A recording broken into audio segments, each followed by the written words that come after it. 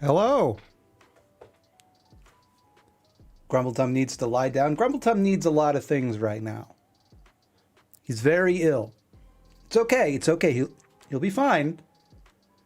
As long as everybody likes, subscribes, and keeps donating to Patreon. No pressure. It's just... Anyway, welcome to Weekends, a celebration of vulnerability. Here, we do what we're afraid to suck at. We celebrate our vulnerable victories.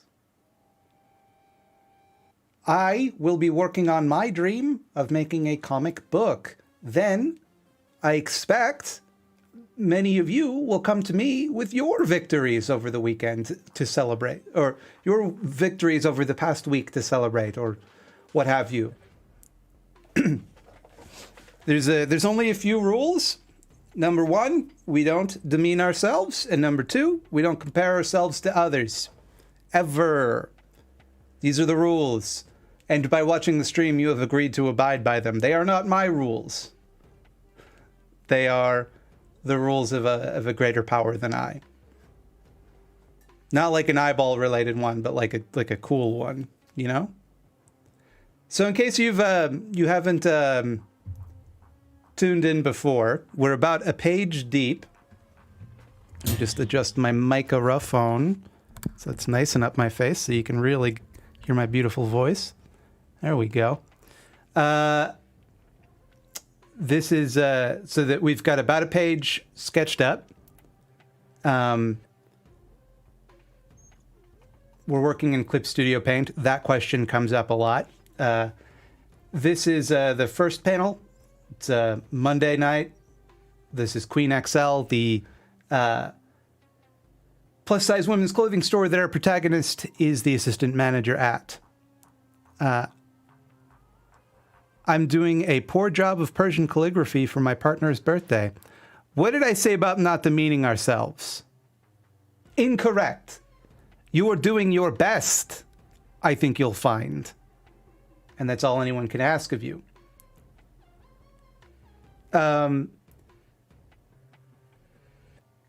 He's mopping, all sad little dopey guy. And then he's walking by, he's carrying some stuff back. You know how, like, at the front of the store, when people, like, they don't want to buy it or they return something and then someone's got to, like, bring it back to restock it. That's what he's doing there. And then the third panel, there's an influencer doing the dump a bucket of mud challenge on the floor of the store. And the fourth panel is him angrily having to mop again. It's the story thus far. When last we worked on this, we were putting together the top panel and just trying to get that sorted.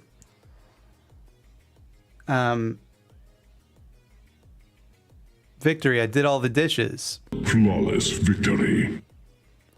Congratulations. Sometimes that can be, you know, just taking care of yourself can be the most difficult thing in the world. He's mopping? No, this person works for a living. He's MOPPIN apostrophe.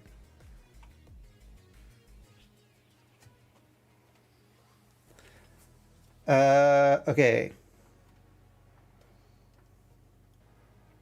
Now, I think we're going to want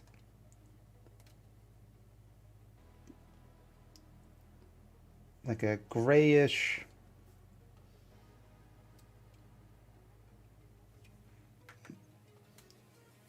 square like this. So the way I like to do backgrounds, I like to do it without line work because it makes the foregrounds like pop out. Yo, Slimy, we raid. Thanks for the raid. Who raid? Hannah Reloaded. Thank you for the raid.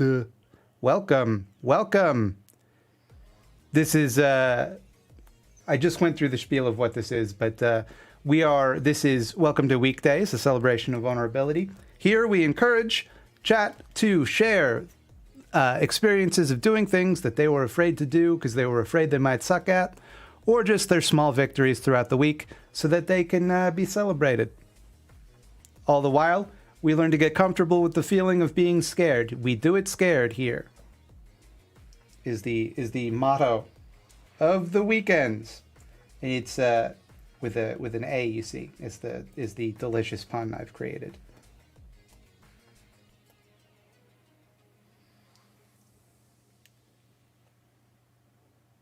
An executive functioning, doing it scared. I finally worked out a budget, and now I'm medicated for ADHD, and now I'm about to clean my fridge. Hell yeah, that is Flawless victory. You know what I like about that? Is it's not simply one victory, that is a number of victories compounding one another. That is amazing. I didn't use meth this week, another week down. Extreme victory. That's incredible. Yeah, I mean, if that is something you have struggled with in the past, each day that you don't indulge or you don't give in to that voice in your head, that is a victory of the highest caliber, in my opinion.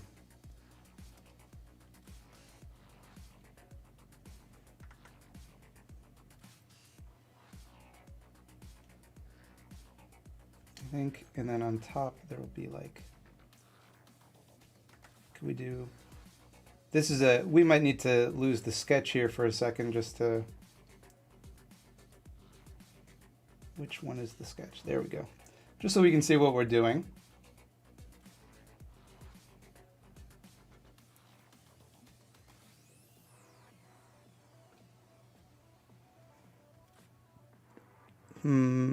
Just thinking this through here. Been clean 3 years and 2 months? Hell yeah.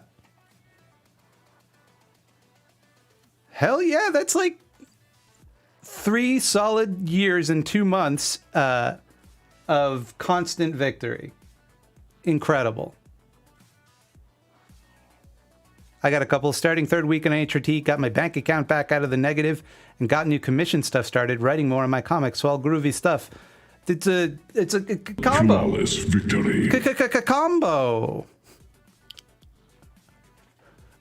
Hell yeah. I'm seeing a lot of victories here today. I finally finalized a monster design I've been fiddling with and going back and forth on for months, if not a whole entire year or more. Sam, and you know the question I'm about to ask, and there's only one answer that's going to satisfy me. When you say a monster design, is this going to be a wet puppet?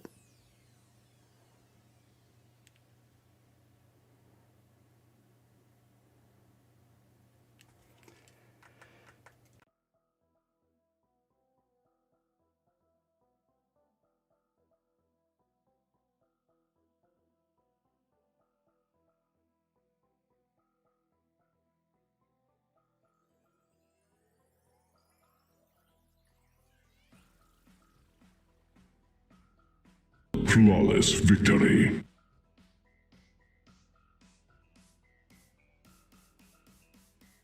Flawless victory.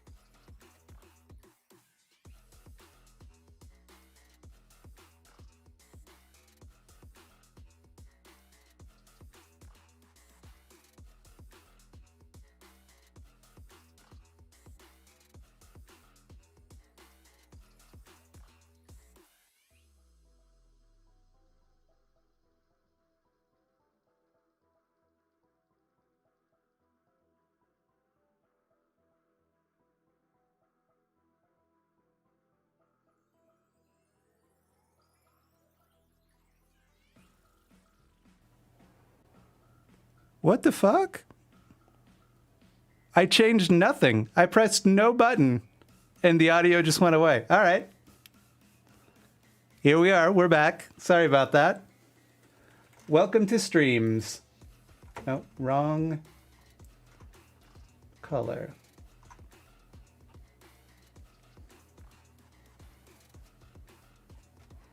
Last 2 victories are muted. We only heard the sound effect. Oh no! They were good ones too. One person was talking about traveling without getting COVID, I think, and another one was talking about a week without self-harm. I think were the last two. Demarino, thank you for the subscription, as well as you, riotous bunny queen. How could a queen take part in a riot? Surely the riot would be against a queen. Riots do not stand a queen or a short king.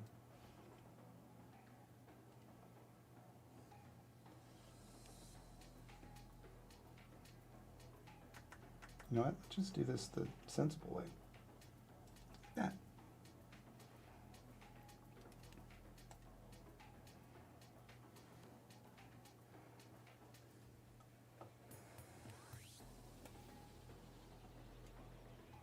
What about drag queens?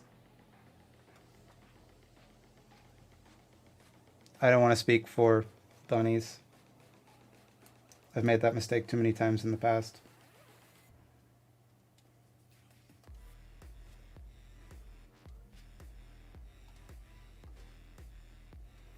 All right.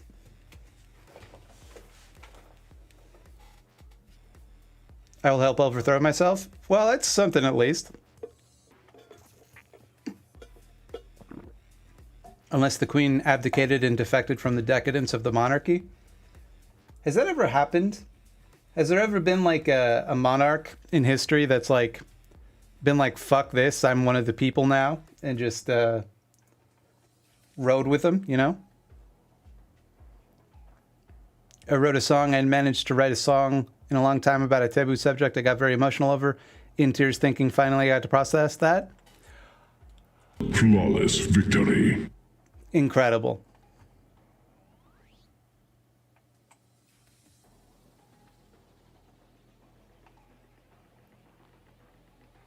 Okay.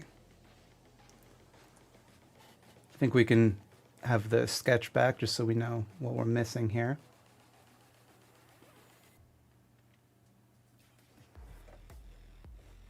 Kings, I know kings have abdicated, obviously. Learning to wrestle at the age of 32? Hell yeah. That's incredible.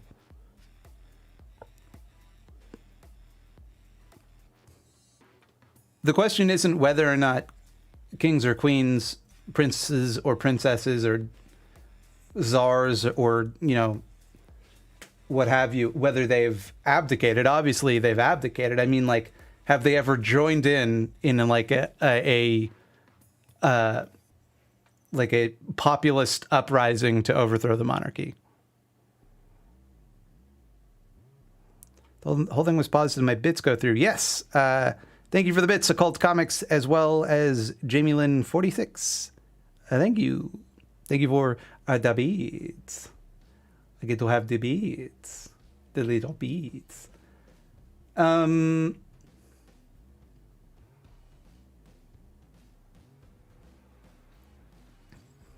Okay.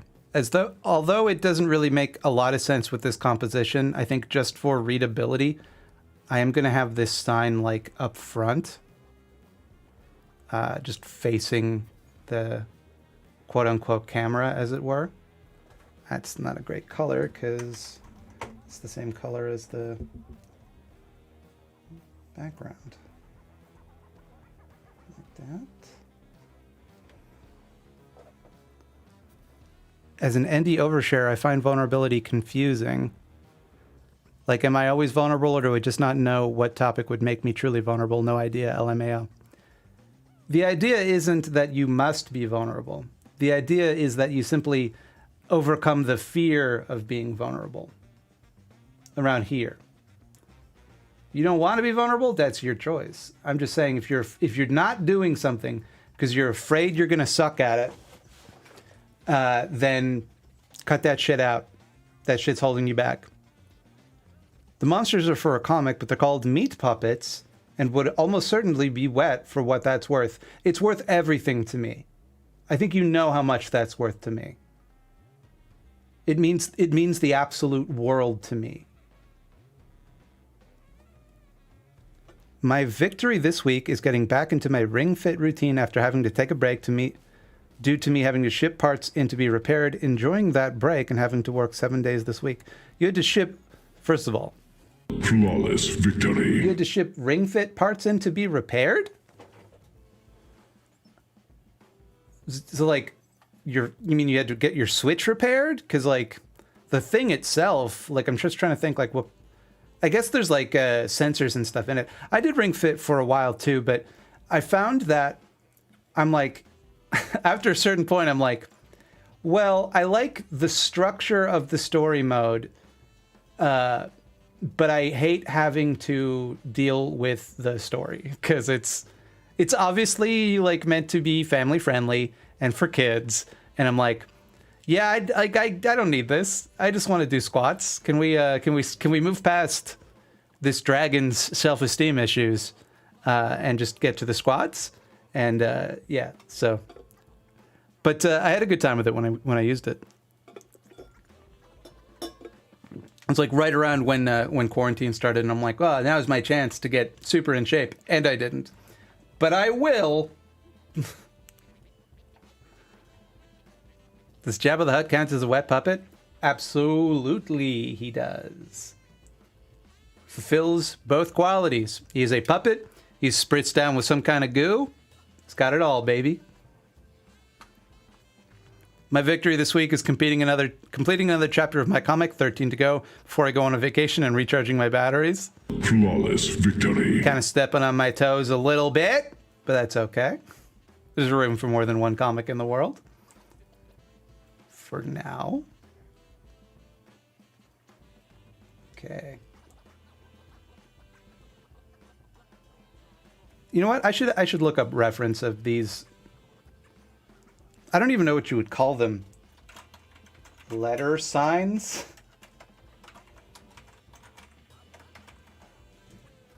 You know the ones? What do you call these? Yeah. Okay. Yeah, that's nothing like what I was drawing.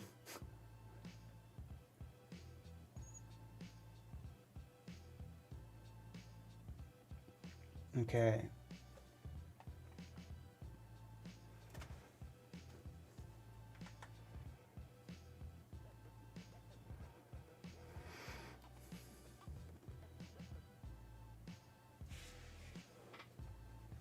Halfway into running a marathon, did 13 miles today? Hell yeah. Flawless victory.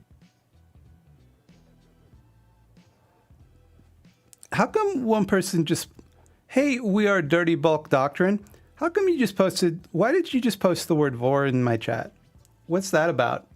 I'm not judging. I just have questions. I have follow-up questions about that particular comment, if you would indulge me.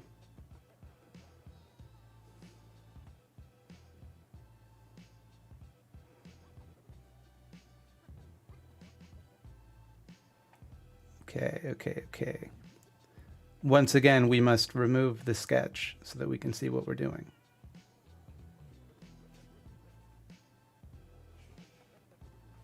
Still no explanation on that one, huh?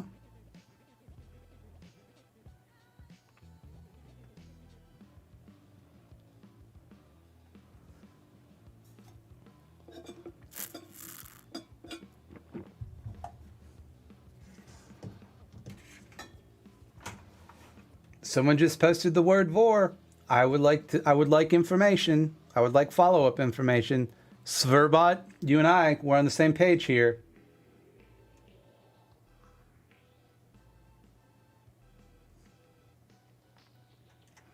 That's too bright. It's too saturated.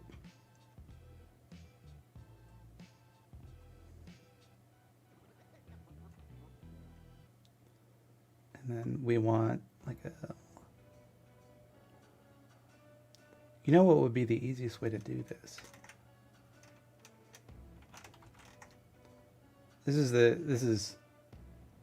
Sorry, I'm having difficulty. This is the type of thing I'm not used to doing, so it's very difficult for me sometimes to communicate what it is that I'm doing. So, I'm just trying to get these shapes equidistant of equal roughly equal size. So I'm copying and pasting and just kind of doing it in alternating colors. And then I'll go in and change that.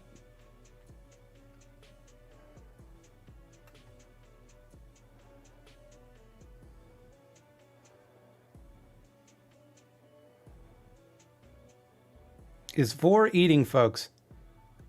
It's like swallowing people, isn't it? Like, I was thinking they were asking you to do vor. Immediately after in the chat, they said, do vor, please.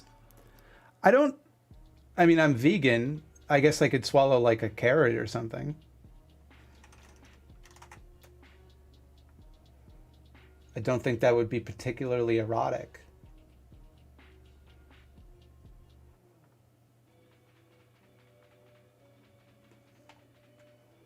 All right.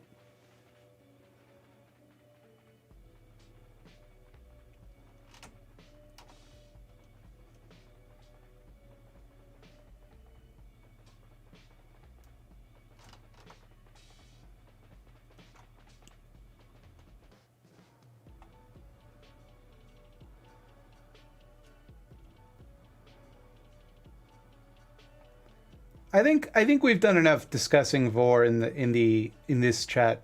If everyone is okay, you know, unless it comes up organically, I think we can maybe just kind of leave vor chat to a minimum.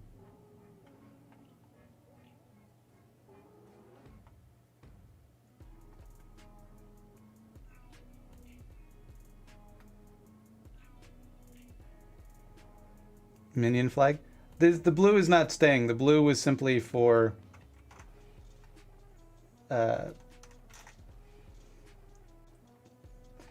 visibility purposes.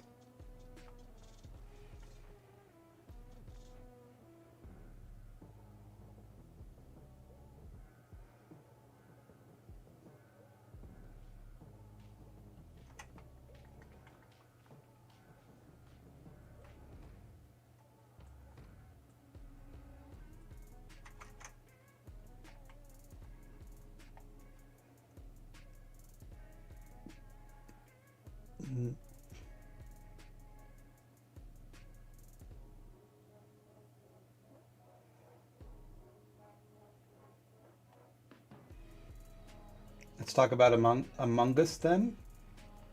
What? Why?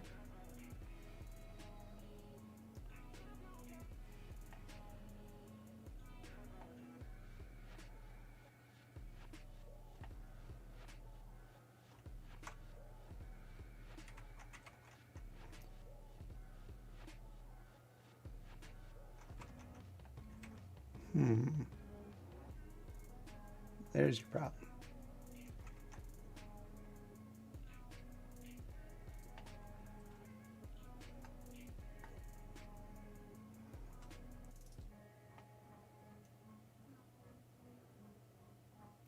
What if Ollie vented? What do you mean? What do you mean, what if Ollie vented?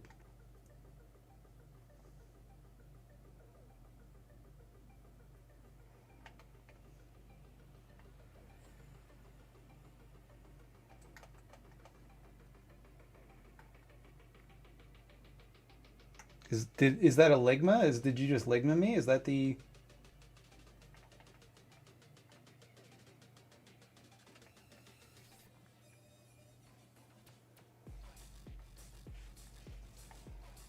Okay.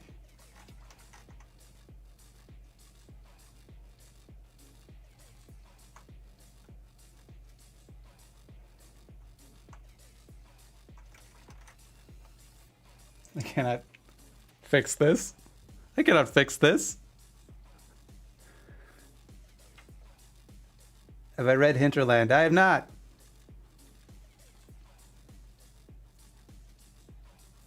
Trying to think what's the easiest way to recreate this.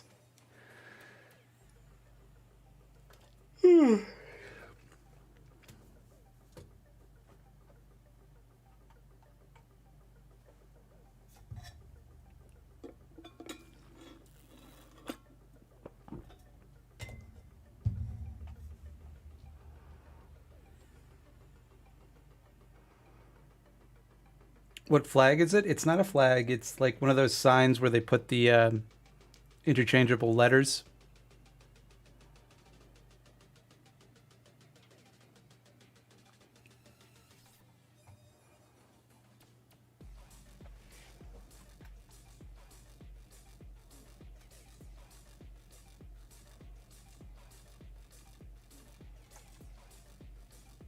Mm.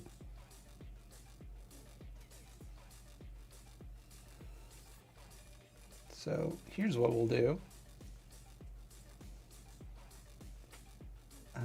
New raster layer.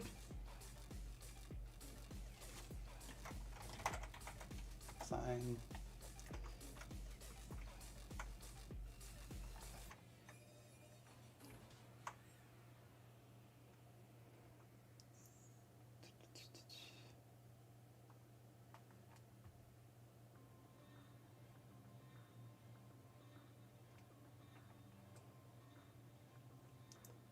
And then we'll lock the transparency so we're not getting any overlappies.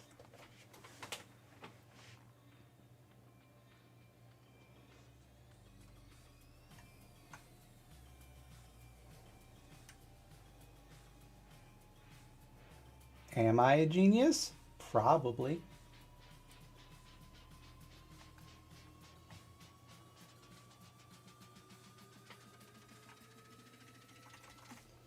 I don't know if that's straight. In fact, I'm certain that it wasn't. What if we don't have to worry about it because we have locked the transparency, so only the pixels we want will be filled.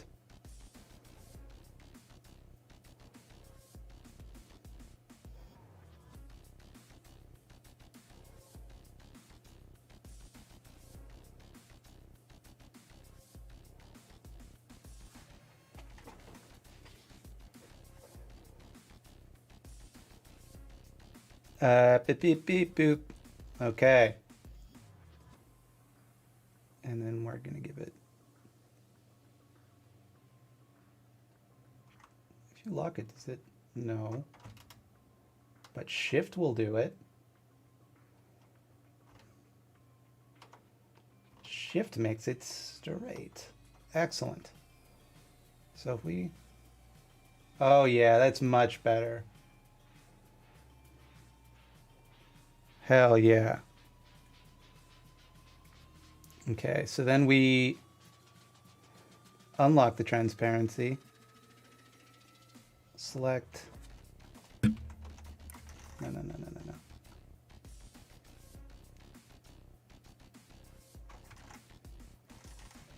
Select all. Select all, but Control Shift I. But that selects none. That makes sense.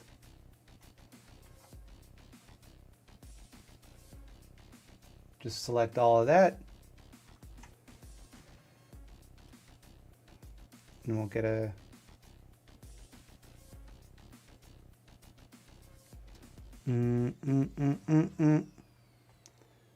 Move this color to darker.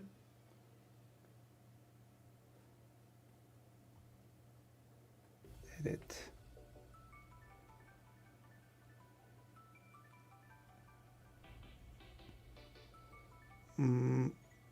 Outline selection. I always, because in Photoshop it's stroke, but here it's outline. That always confuses me. All right.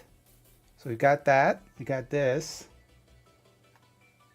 Now we will simply erase it from the previous layer. And then merge the layers.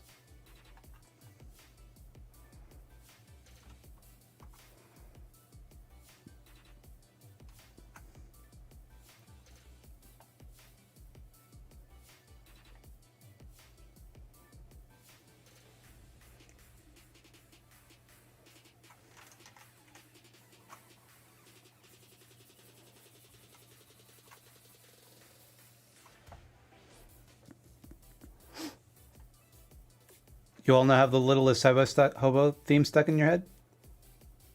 I think I know some of the words, but I do not know the tune.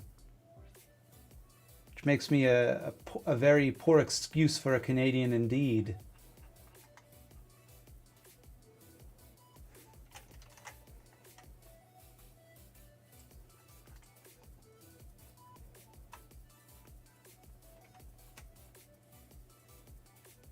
What am I listening to? It's Stream Beats by Harris Heller. They do copyright-free music for streamers to use. So it's very useful. You can get it pretty much anywhere you can get music, aside from like Haunted Music Box. You probably couldn't get it out of that. Okay. And then, whoop, there we go. Look at that. Now we're getting somewhere. How am I on this fine day? I'm wonderful. How are you?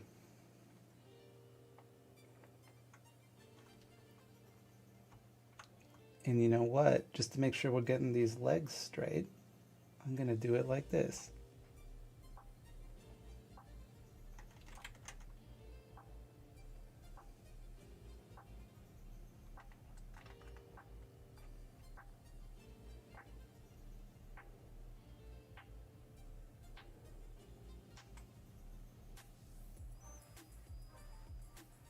I wrote 2 full-length novels in high school, and after giving up on my writing, I'm at 85,000 words in my first novel since then. Flawless victory. Incredible.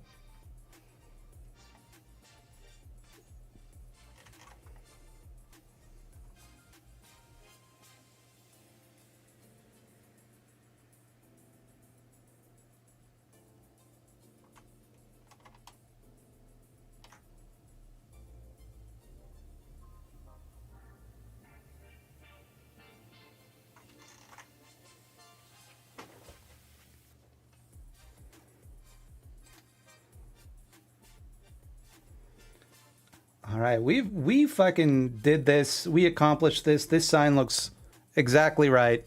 I have to write the text in, but I don't think I'm going to do that right now.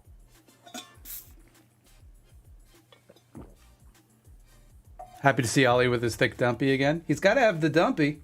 He's got to be a likable character in some regard.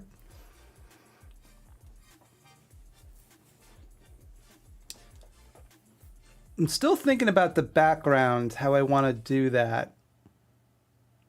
Do I want to cheat and do just like a cityscape background? It's like my safe option, you know?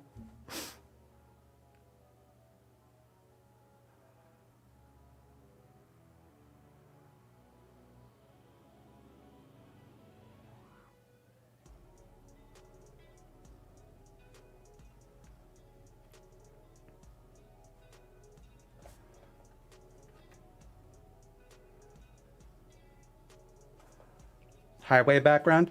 I would have no idea what to even draw for that. How to convey that? I could not tell you.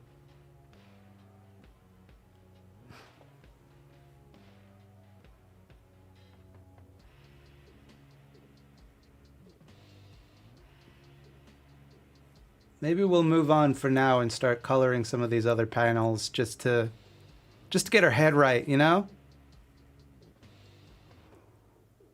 There's only so long I can work on this abstract squares until I start to lose my mind. A giant forest of mushrooms? Not in this panel. I'm sure it'll come up eventually. First of all, where's my pen? Where's my lines? There we go. Get out of here.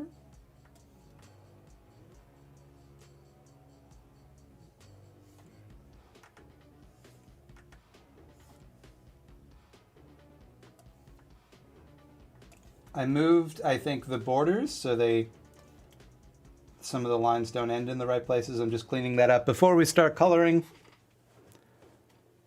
draw a giant demon smoking cool weed with sunglasses and being cool. I'm starting to think some of you are perhaps giving suggestions that aren't helpful. I'm ashamed to say.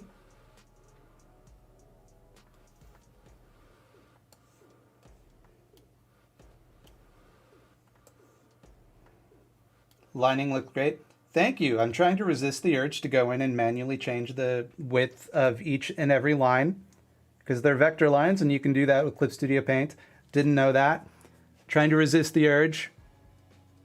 Which tablet do I have? It's the Huon 12?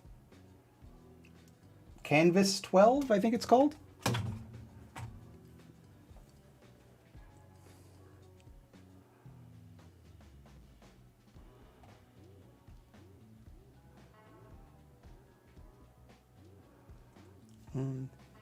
B1 flats.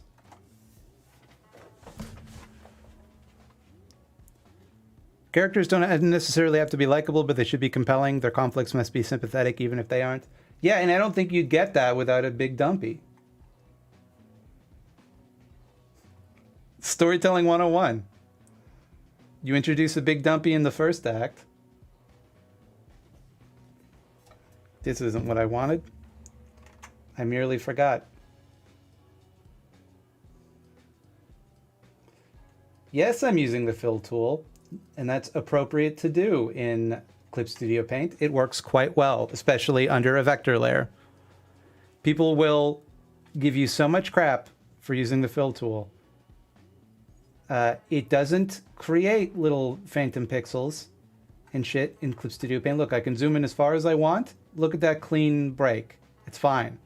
It's fine.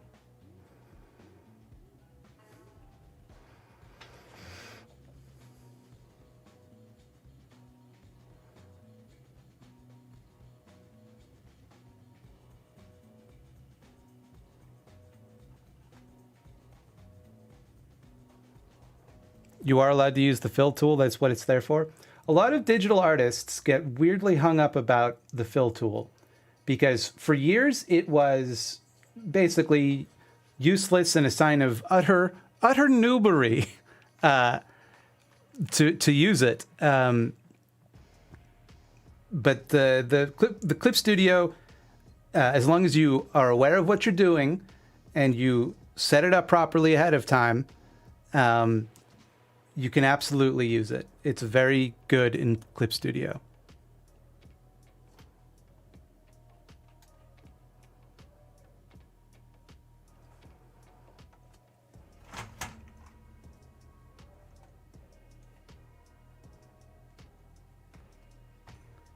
All right. Now, originally when we drew Ollie, we drew him in a green polo. I think it's got to be pink, though, doesn't it? Because it's a women's clothing store, and they would gender it pink, and it would be, I think, the most embarrassing color to wear for him, you know? Like, look at that.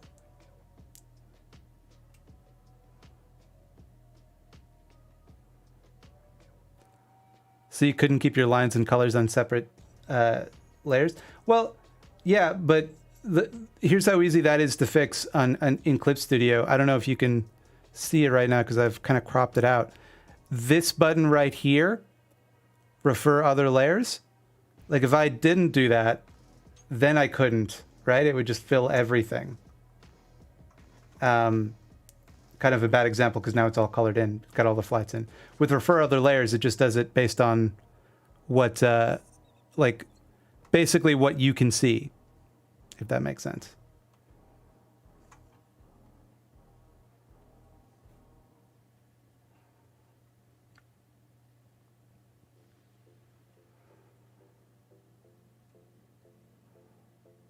I'm still a Photoshop noob. Well, this isn't Photoshop. This is Clip Studio Pro. I assume there's an equivalent feature in Photoshop, but this isn't it.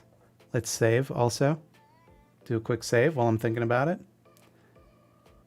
Now, B2. First of all, let's get rid of this sketch so we can see what we're doing. B2, there's a correction we need to make to the drawing here. So we're going to go... Hold on. We have, I keep forgetting, this is a vector layer. I need not do such drastic maneuvers. Get out of here.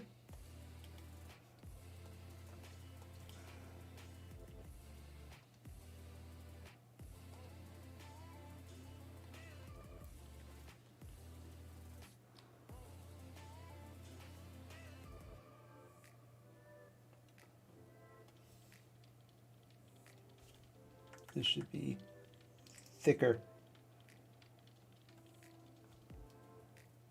With 2 C's. Like this.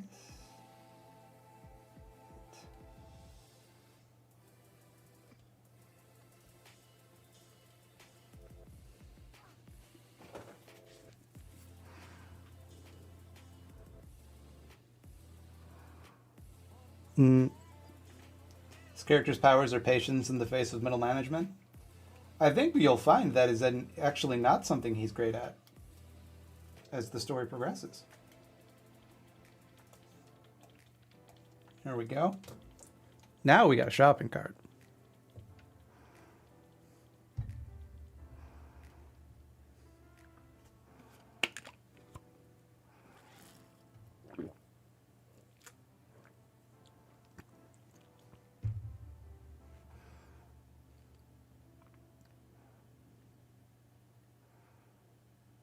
Oop, what have I done?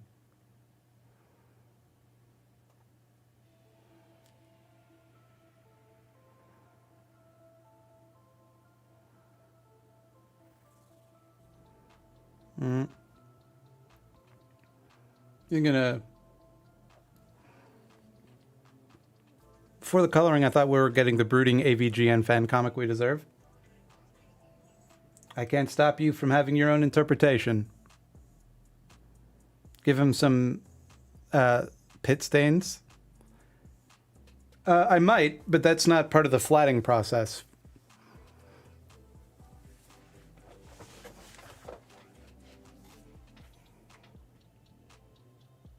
So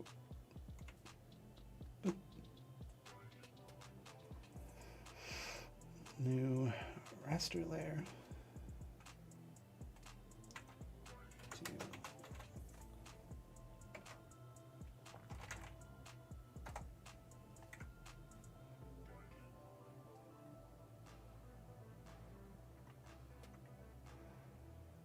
Caleb is mopping the floor, even though that's clearly Ollie.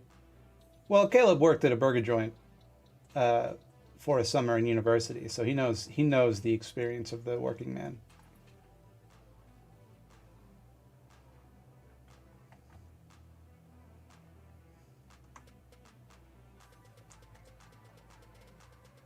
They weren't sitting around talking and being friends. No, they were making burgers.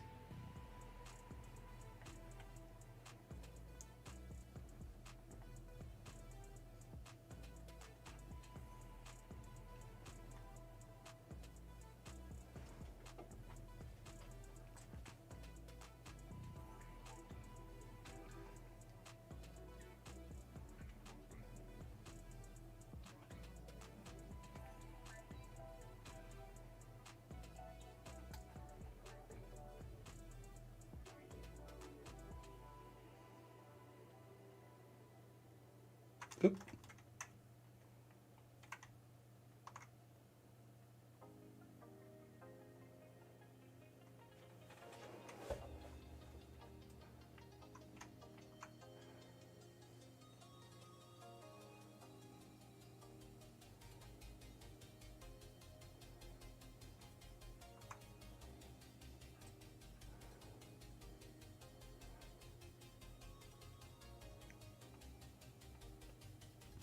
Didn't the dude basically grow up with a silver spoon in his mouth? Who, me or Caleb? In either case, I don't think that's true. I wouldn't speculate on how Caleb was raised. We're absolutely... I just now realized we have to give Ollie a brown belt and black shoes, right? It's simply the only...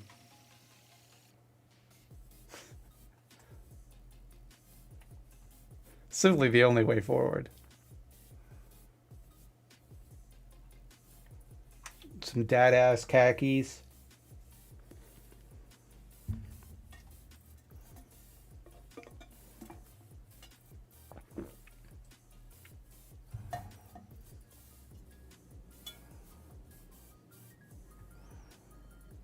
He explained his childhood in one video where he traveled with his rich father to developing countries. Yeah, I don't know. I don't know if that necessarily means anything. I mean, like, yeah, it's like pretty good to be able to travel places, I suppose, and that's not something that the average person might be able to afford, but like his dad might have just had a job where they like made him travel. It doesn't necessarily, I mean, the thing is, I would love to simply deride Caleb for this. That would bring me nothing but joy. But I think there's enough things that we can pick on Caleb for that we don't have to speculate about his childhood, you know?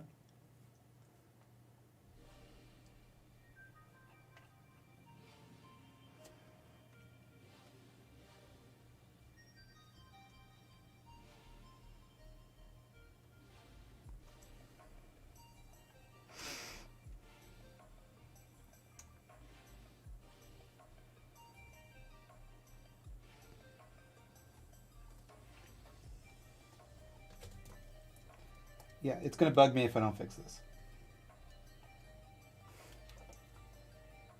This is one of the things that I with when I draw, I can't stand there being like any.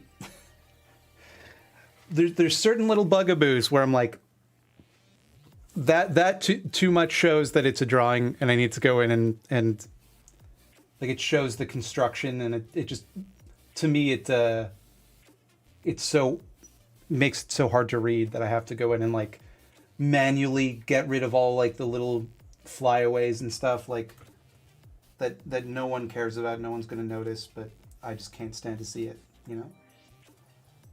Also, let's make these glasses a little thicker, just cause we can.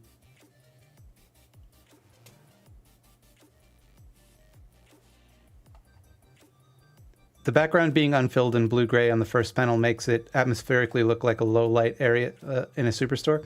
So it is meant to be kind of like a box store type place. It's there will be backgrounds. It's just I'm coloring in the characters first.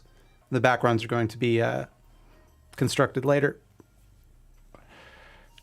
Will the Monstrofia be making an appearance in this reboot? Absolutely. Still, I'm not decided about Chupacabra and Dusty Joe.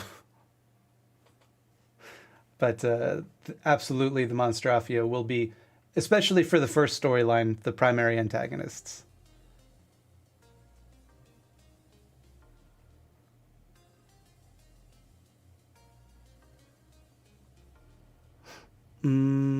Raster layer. Let's see, one, flats.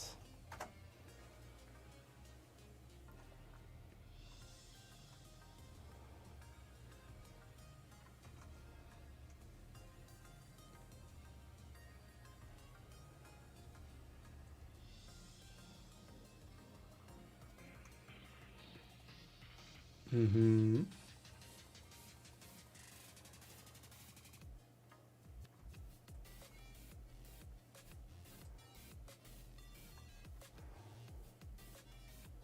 Caleb Moppin when he sees me smoking my fell-on bong. Mothman needs to be someone's furry BF. Mothman's probably not going to be showing up, to be honest. Not for a while, anyway.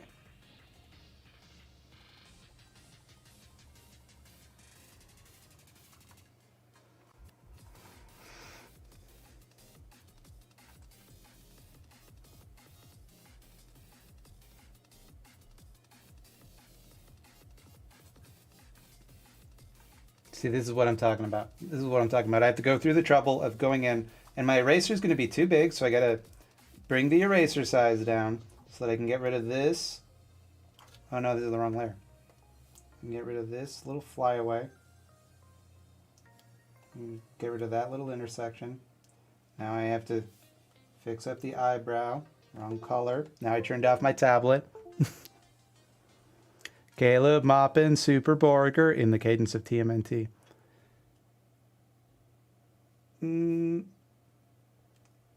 Yeah, I was thinking about it the other day for my video with Sophie on the CPI. Why didn't we call them the Burger King Kids Club? That would have been a good one. We would have got them good. They would have had nothing for that.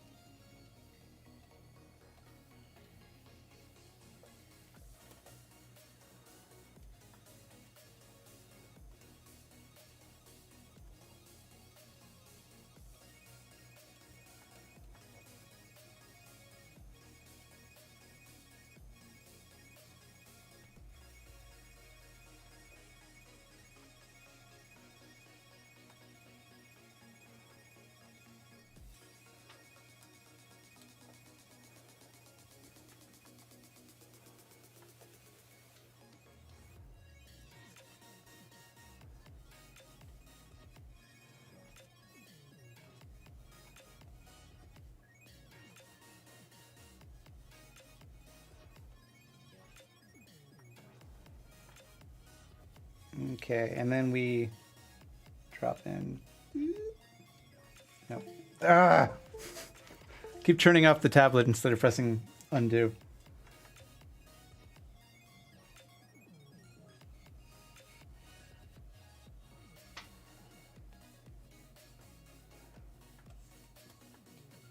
Your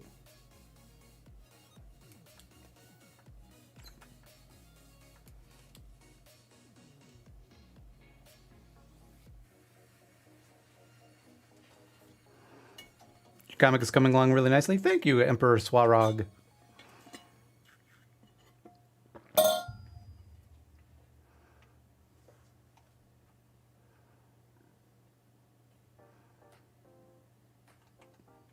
And we gotta go get the color of that belt. We should really set up like a palette or something. Would have made this probably quicker, but I don't 100% know how to do that in Clip Studio.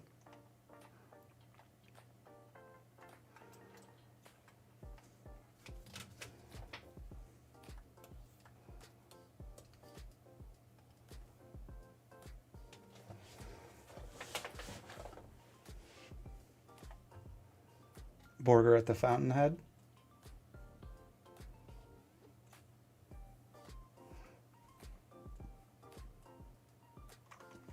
Now that color is a bit too orange.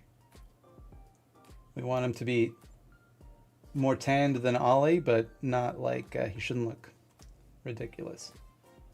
For that ridiculous. There we go.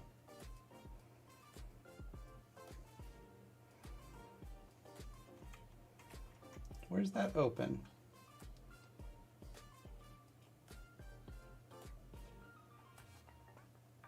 I'm confused. Do I got no close gap going?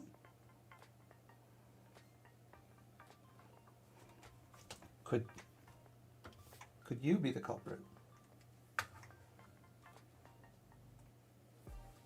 There we go. No. Okay. All right. Okay, interesting.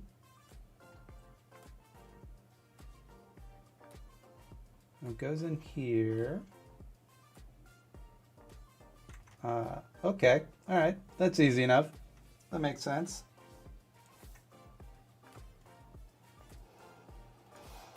There we go.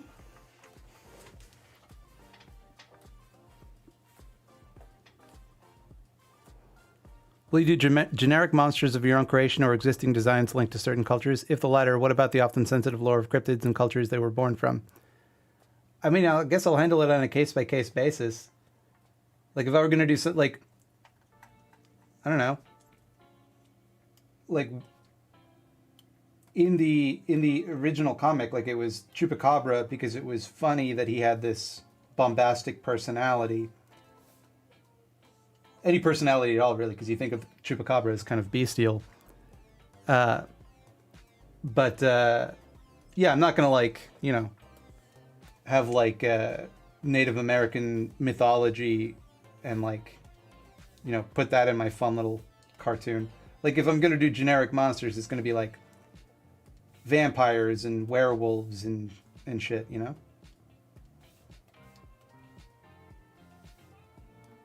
I learned my lesson talking out of both sides of my mouth about a folklore creature that begins with W, begins with the letter W, on Scaredy Cats that I had no business discussing. So I'm not gonna, make that mistake twice. I hope.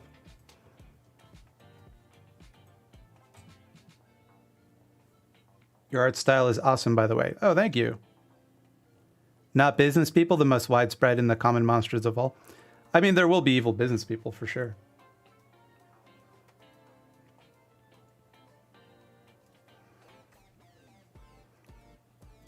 I just need to... so we know what we're coloring here. Boop, boop, boop. And then we're gonna...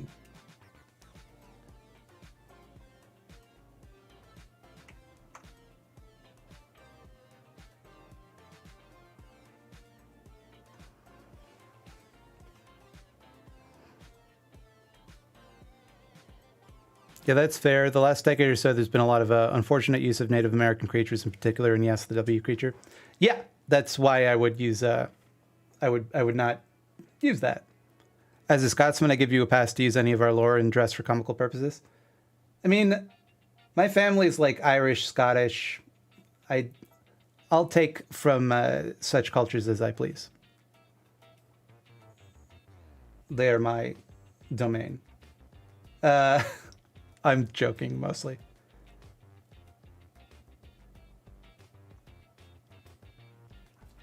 No, I think that's a... I don't know why I'm like that powder blue. That's a little too douchey. I don't think it's... I don't know why. It just read to me that way. I don't think it's... I think you can wear whatever color you want. It doesn't make you no kind of douche, no how.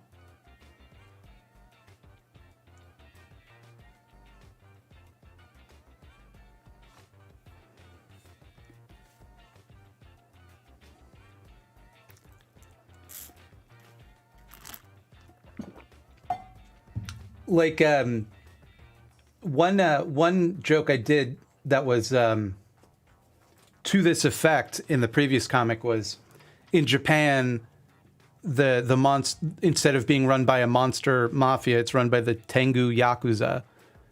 But it's just like there's an appearance of a Tengu, and you don't really learn much about them. And it's just kind of like an offhand joke, and like, there's got to be a little wiggle room there. Like if I was going to make that a recurring character, I would, get in touch with somebody who knew at least something about Tengus and Tengu lore and make sure that I'm not, fucking it up. But like to just have a one-off character like that and just, I don't know. Seems like you gotta accept that, like, there's a world out there, I'm in the wrong layer. Dang it.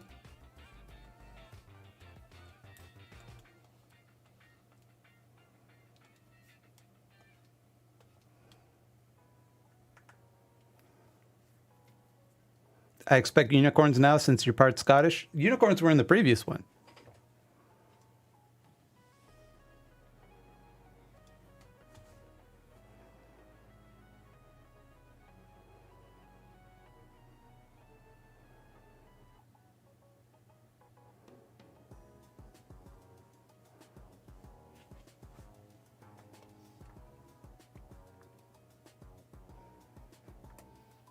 Someone in the chat said, looks like poop. And for a minute, I was like, oh. But then I realized that they're referring to the drawing of the bucket of mud, which, yes, does look like poop. Intentionally. So that's me sharing my vulnerable side right there.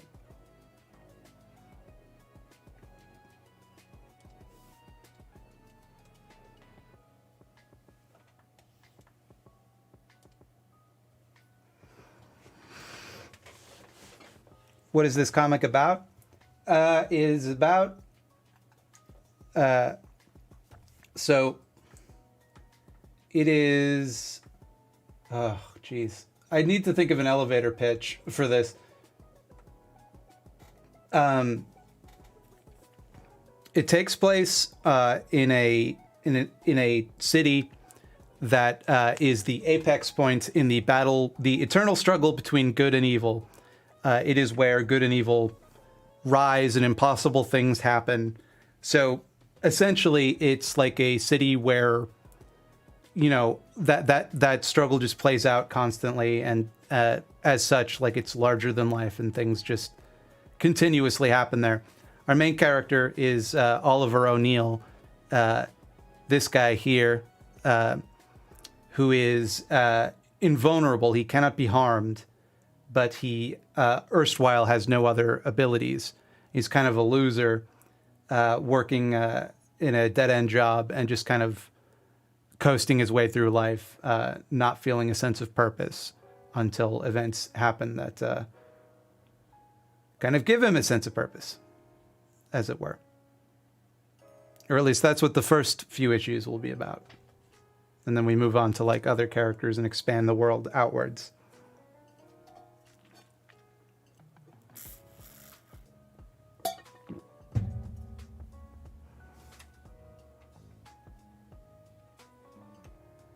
Like, I don't know, how much of the story do people want to know before I've drawn it? You know? Do you kind of want to discover that as I'm going, or do you want me to just lay it out for you right now?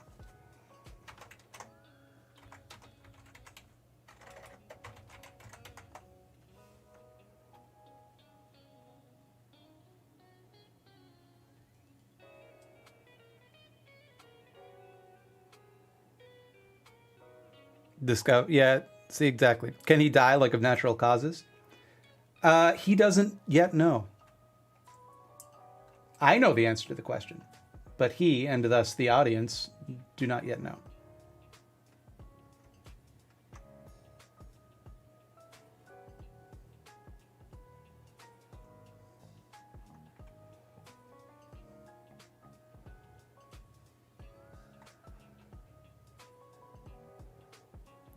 Are you going to be hosting these somewhere long term? The plan is to eventually put them up on some sort of pay-what-you-can website.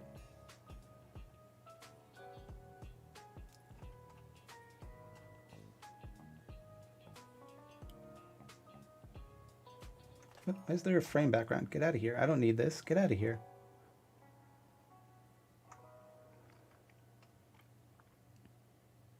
Where to find previous Thought Slime comics? There are none. I did a stream a few weeks ago now that went over like the original version of this that I did in university. But those are not emblematic of what this will become, because they're from when I was much younger and had some less than cool ideas about the world.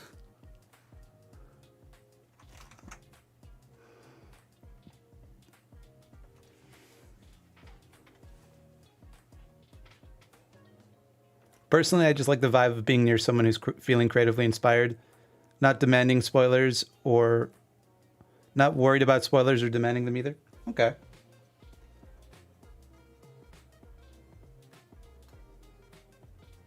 I mean, there is like, to be honest, it's very like just flattering in and of itself that like people want to know, you know?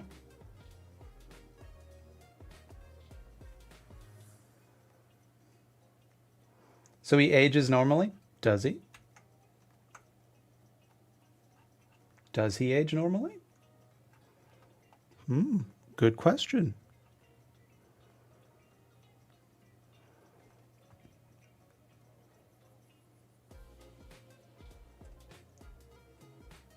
I hope he has a middle name that starts with O. He does. It's Oscar. It's his father's name.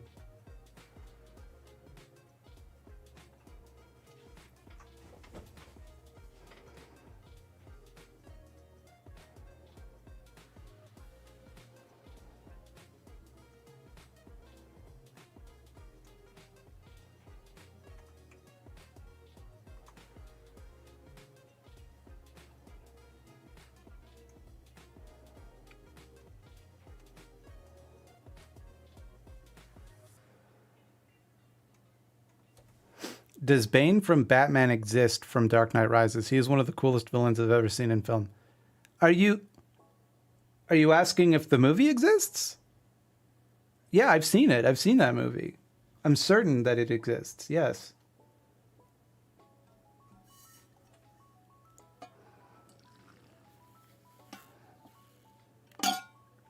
Like in real life? I don't think he's real in real life.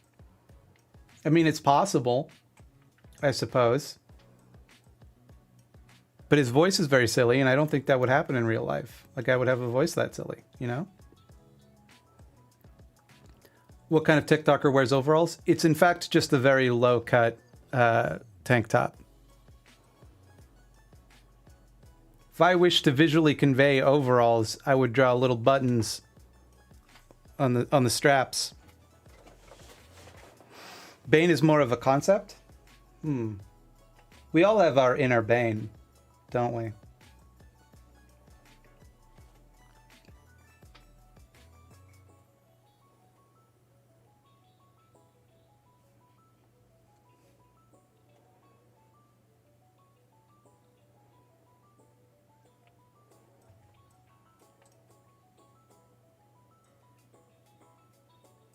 The Harley Quinn show puts that Bane voice in goofy situations. James Adomian's Bane is incredible. It's the funniest part of the show. Of an incredibly funny show, no less.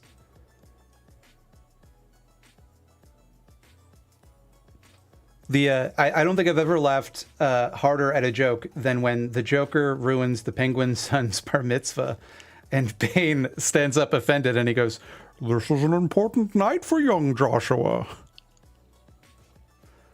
I think that is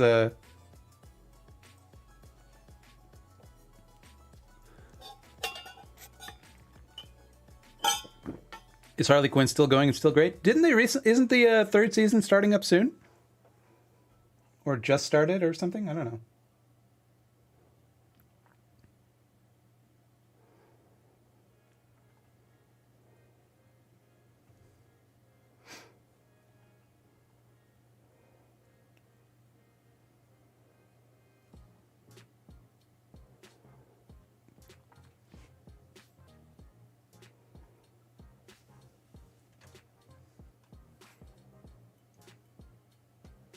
Season 3 is airing now. I still need to catch up on season 2, to be honest.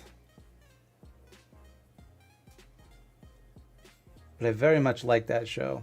Very good show.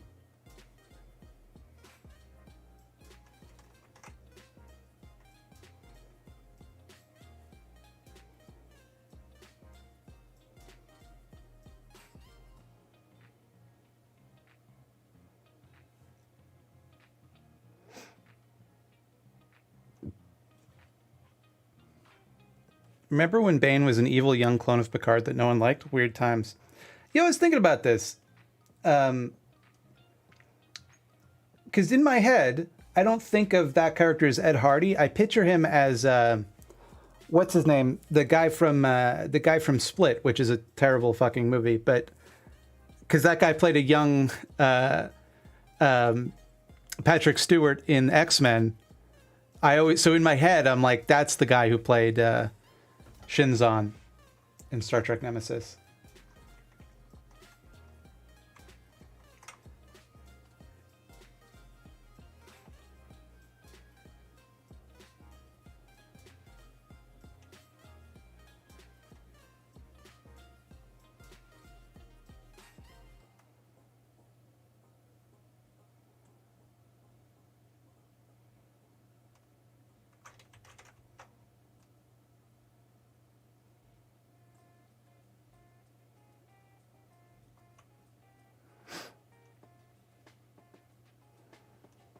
Is it okay if we post Imgur links to art we just did? Unfortunately, links are disabled in this stream so that we don't get... I don't know if you've noticed this, but then they might be here later, but sometimes there's some dang spam bots that like to show up and cause trouble.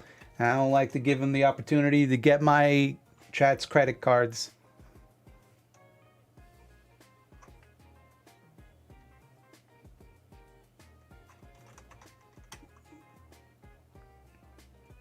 Do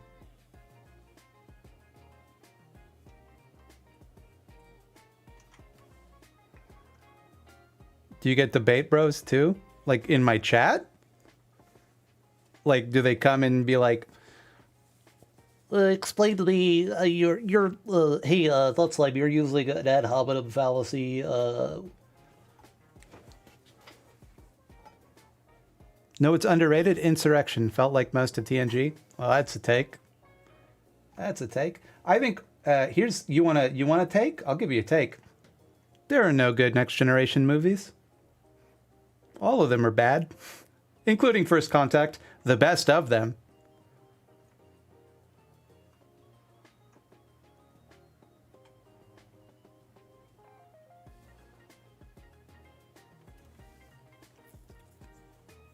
Really? First Contact is the best of the Star Trek Next Generation movies, still, fundamentally.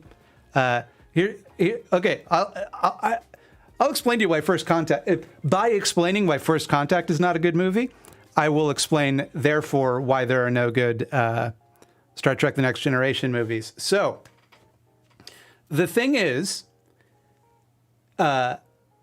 in First Contact, Captain Picard, the wizened diplomat who always seeks out a solution to a problem that does not involve violence, is like he's lashing out. He wants violence, and that's great because it's like it's about how he is dealing with the trauma of being assimilated into the Borg. Right? That's what it's supposed to be. And indeed, if that were the case, you would expect there to be some sort of non-violent, brainy solution, but instead Data just blows up the Borg because he decides he doesn't want to be a human anymore out of nowhere. He goes along with this plan until half of his face is skin, and then he decides, nah, I guess I'll blow up the Borg. Okay. Simultaneously, you get the Borg Queen. The Borg Queen is, in my opinion, the thing that made the Borg a completely uninteresting villain.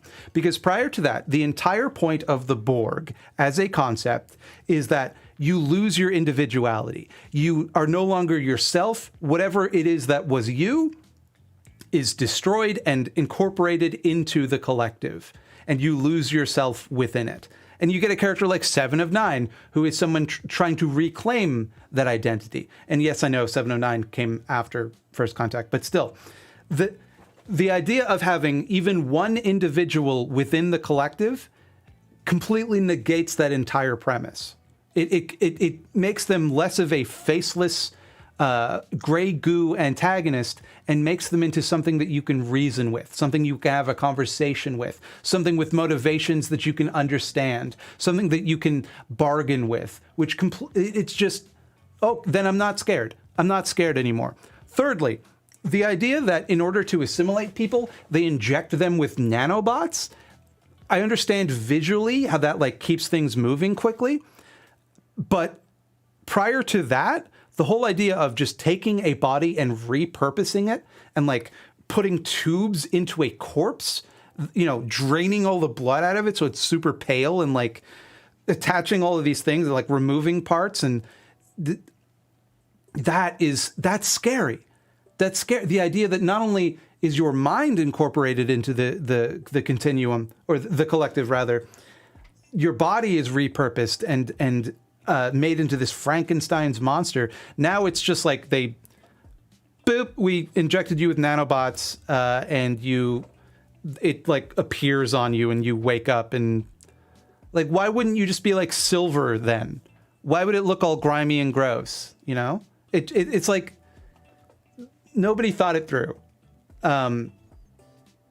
Yeah, not a good movie.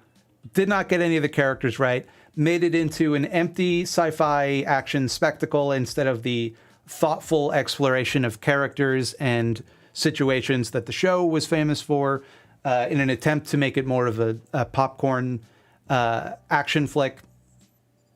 And yeah, it sucked.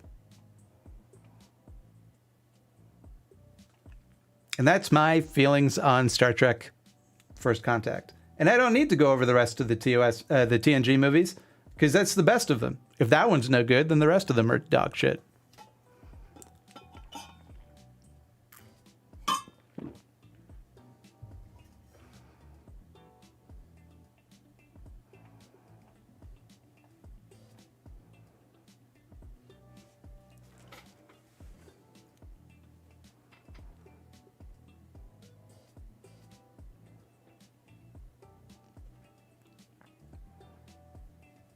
What's the best TOS movie? To be honest, I've only ever seen, and I've only seen it quite recently, in fact, the first TOS movie. And that was boring in excess of the amount that I anticipated it being boring. Everybody talks about how, oh, it's such a slow, boring movie. And I was like, sick. I'm in the mood for a slow, boring movie. And then it was like 10 minutes of just watching the Enterprise leave space dock. And I get it because at that point it's like you're not used to that. You're not used to seeing a spaceship rendered in that level of detail on the big screen. So it was probably very exciting at the time. Now it's just like okay, I get it. Cool spaceship. Can we move on, please? Can we move on? See what's going on out there in space. And also, I don't really understand how the point of this movie, the Star Trek the motion picture, it's meant to be that like Kirk has to learn to let go of his past, and that's the message, right? Is that like him holding on to these memories and this time in his life, the glory days, is holding him back, and then at the end he's captain of the Enterprise again, and he gets to go on more Enterprise adventures, and it's like, no, you're not. You're supposed to give that up.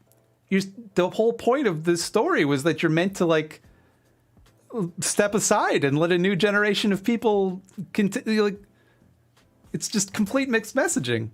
I don't know. Maybe it's meant to be bleak, but that doesn't feel very Star Trek.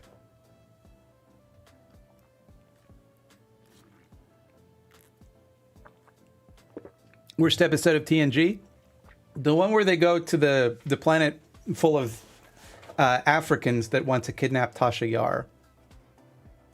That's the worst one, in my opinion. It's just like a planet that happens to be an Africa planet, and they're like, yeah, well, we're gonna kidnap this lady, and because we're a backward civilization. And it's like, hey, Star Trek, you all right, man?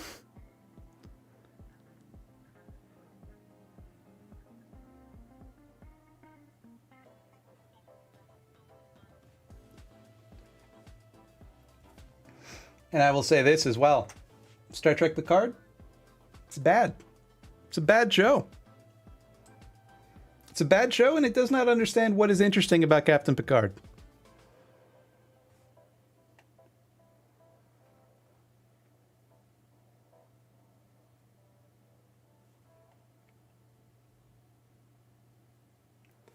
Okay, here's what we're going to do with this. I am going to just put in the cityscape background to see how we feel about it. And then we can get rid of it if we don't like it, which I might not.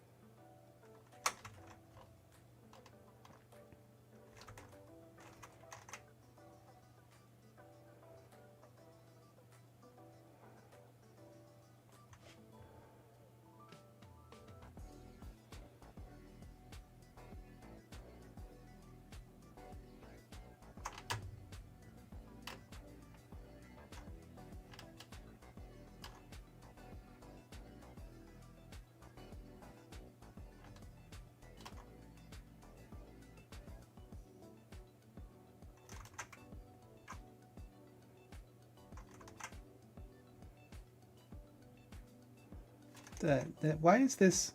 Hey, you. Color margin 17. Okay, alright. I'm a DS9 man myself. I like all sorts of Star Trek. All right? Let the record show. I love all sorts of Star Treks. I just think Star Trek is at its best when it's kind of boring and plotting. when it's character based. When you get to know the characters and their habits, and it's more about, you know, the weird sci-fi problems.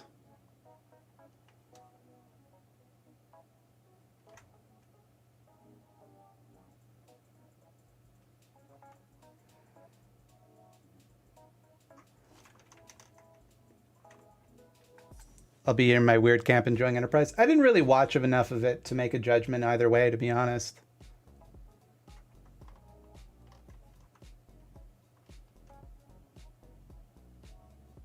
I heard it got really good at the end, but I didn't see it.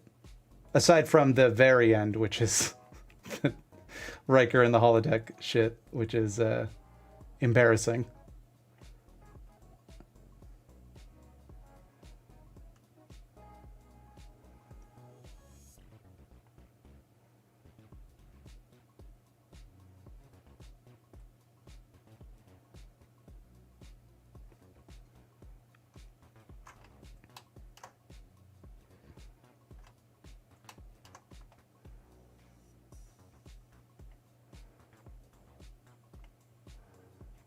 Thoughts on Strange New Worlds? I fucking love Strange New Worlds. I think it's the best Star Trek I've seen in years. But I didn't really watch Discovery.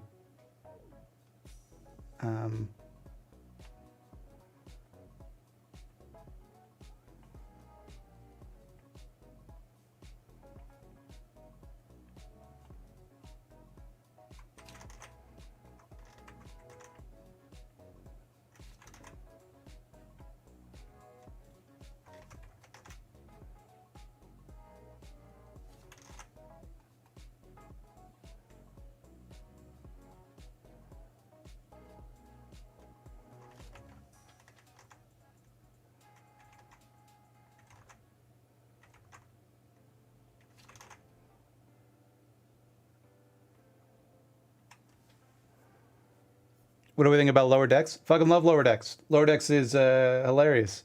I think it started off a little rough, but it definitely found its footing. You might already know this, but Andrew Robinson originally played Garrick as Bai. If you watch the first couple of episodes, he was absolutely flirting with Bashir, and then the producers were like, "Sorry, no gays." Oh, that obviously. I mean, they're very clearly in love with one another, or at least attracted to one another. I think no first episode's about it. He queer codes that character like fuck. Like, I regret to inform you, I do in fact quite like this background. And I think there's very real chemistry between them, to be honest.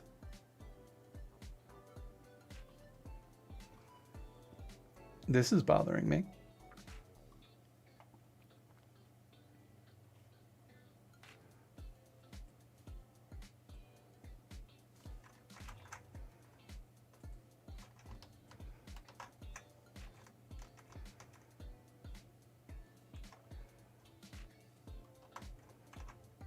How do I fix this?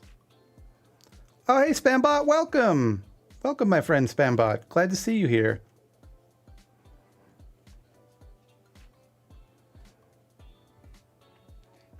How do I fix this? I know there's a way to do it. If I boop. No.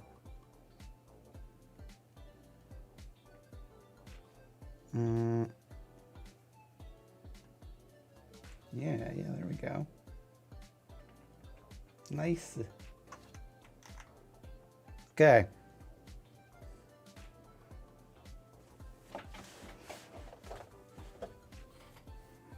Both the actors who played Garrick and Bashir did a reading of a script or novel post DS9 where Bashir and Garrick are partners.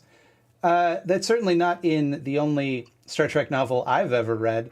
and would recommend A Stitch in Time, written by Andrew Robinson, the actor who played Garrick, that goes into Garrick's backstory.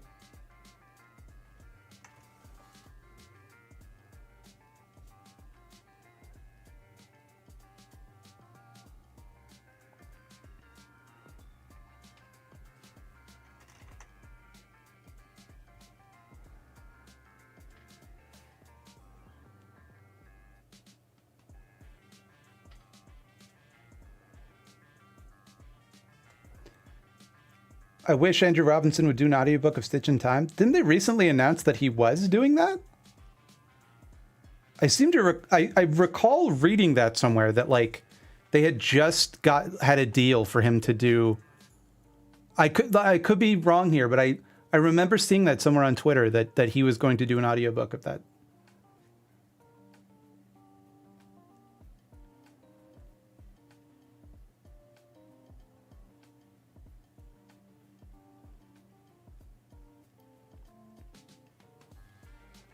Knowing the actor who played Gul Dukat was a legit creep to the actor who played Kira makes rewatching some episodes hard.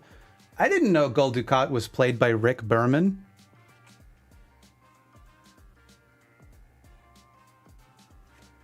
Star Trek heads will like that one. I hope they super canonize it in Lower Decks Season 3 when they visit DS9.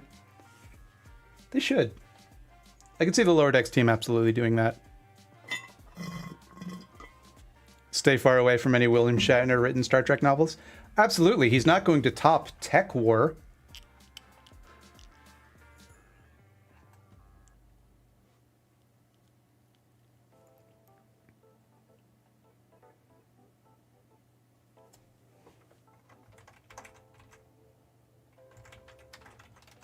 Okay, we need to get the right font here. We need a boring font. Boring sans serif font.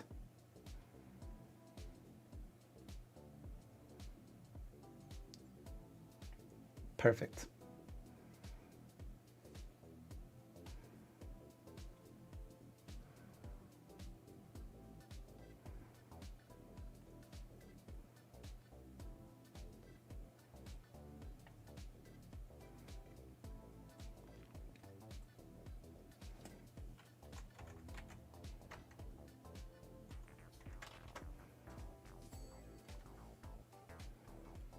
Is Tech War weird if Kirk didn't die of fan fiction?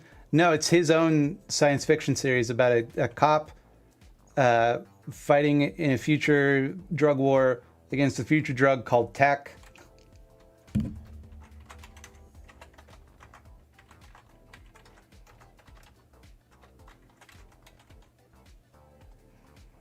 Oh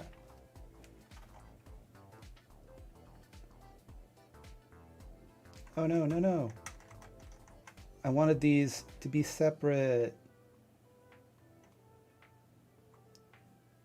Hey, get this out of here.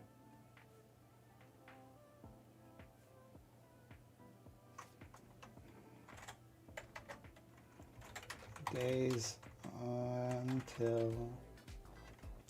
Why did the... Okay, help me out here. Are there 1 or 2 L's in until? It feels like there's only one. There's got to be only one, right? Surely? I don't know if this ever happens to anyone else. This is a very ADHD problem. I used to really beat myself up about this.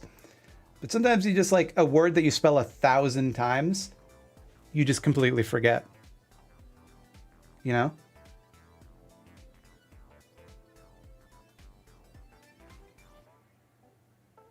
One. That's what I thought.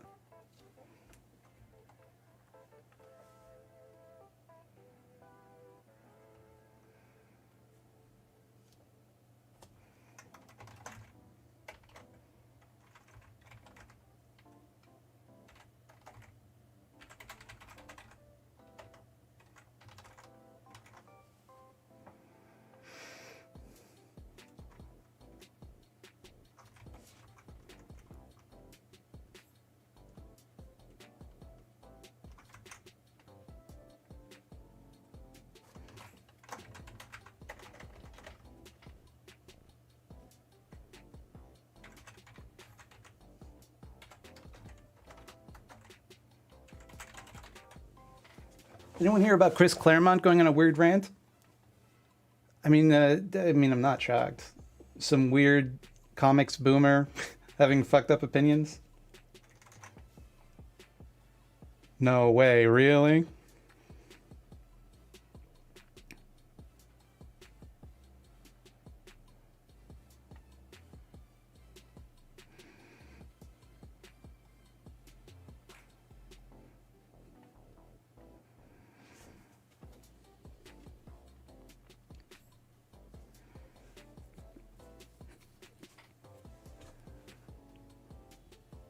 I can't verbally spell to save my life because letters don't sound like the right things out loud, even when I see the word in my head. I have this problem too. If someone asks me to like spell it like out loud, I cannot. I can do it on paper, but like actually saying the letters, I really struggle with doing that. That is something really hard for me. Apparently, that's a thing. I don't know if it's the case for you, but for me, I think it's part of having NVLD, nonverbal learning disorder.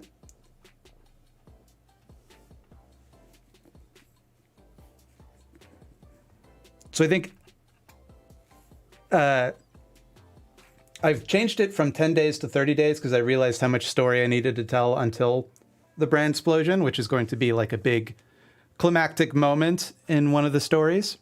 Not this one, but the upcoming thing. It's like a ticking clock of, something's going to happen when that happens.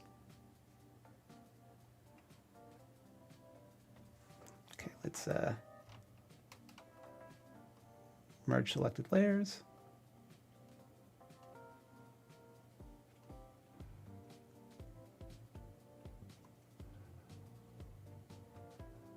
Try spelling in sign language. Well, sign language would still be verbal, so I don't think it would actually help, to be honest. And also, I don't know sign language. I should probably learn. I think most people should probably learn sign language. Because why not? But, yeah.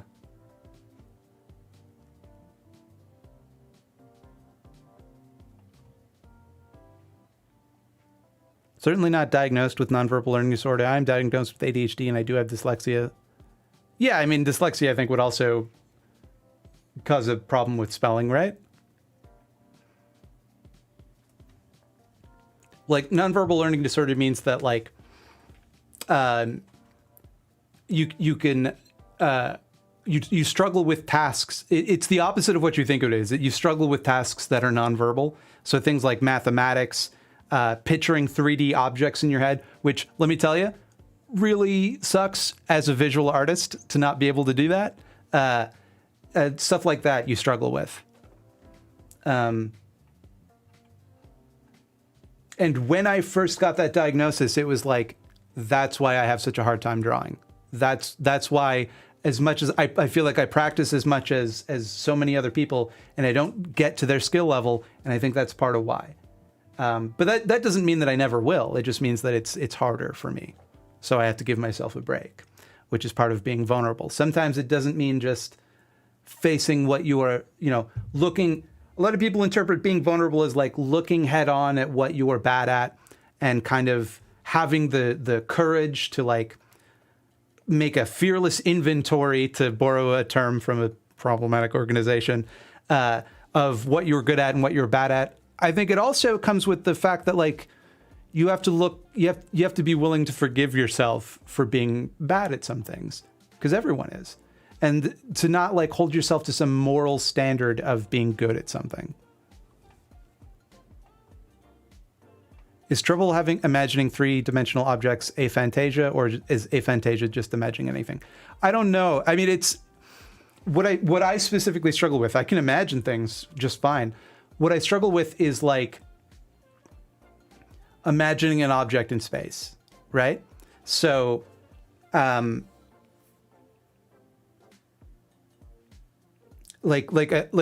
picturing a cube rotating and like being able to draw it from every angle, or picture it from every angle. I really struggle with that. Sign language is verbal though.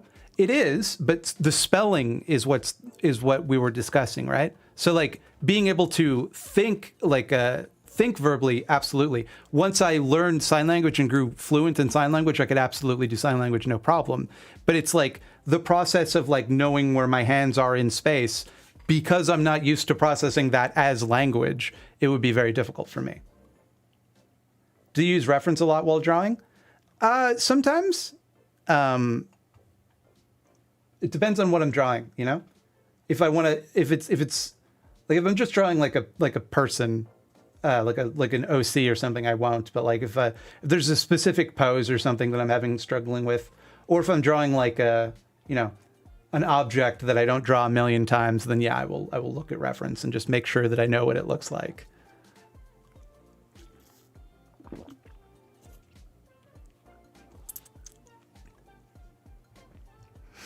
But like one of the things the neurologist that diagnosed me with this, she said, let me just make a guess about you and see if I'm right. She said, "You've never learned to drive, have you?"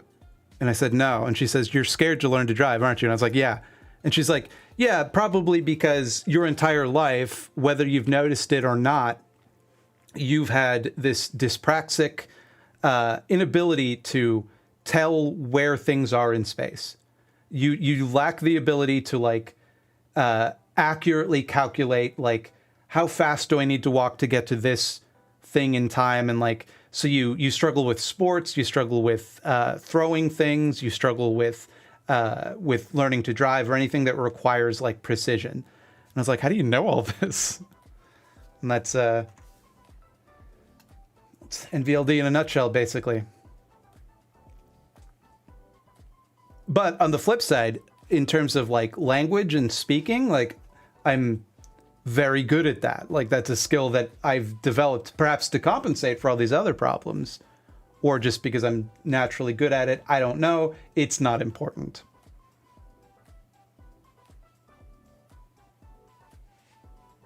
I learned so much about myself from you talking about yourself like this. Well, I mean, don't go diagnosing yourself based on listening to some stranger on the internet talk about their experience. But like, I think, that's what it was for me. That's my whole situation. I mean, self-diagnosis is perfectly valid. You don't need somebody to tell you nothing. I ain't one of those creeps, but like, in the process of self-diagnosing, if this is the first time you've ever heard of this, maybe it's, consider whether you I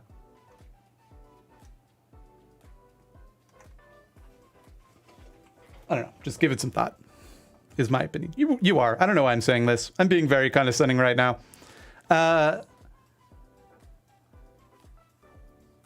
With dyslexia, I often use physical landmarks while reading, holding up my left hand usually now, or making an L with my left finger and thumb.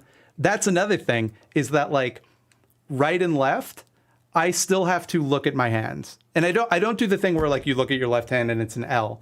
But like when I'm trying to figure out which way is right and left, I hold up my hands and go, this is my left hand, so this way is left. In my head, I do it very quickly in my head now because I'm, but like if someone just said like head left, you can watch me go like, okay.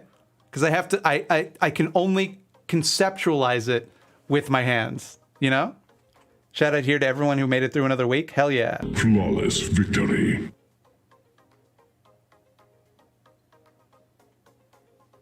Clip Art Studio support 3D models, simplistic ones. Yeah, you can absolutely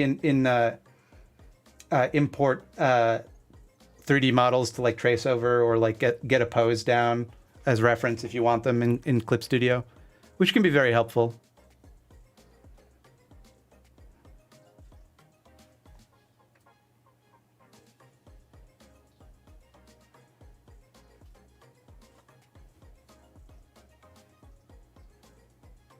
I'm going to use the washroom. I will be right back.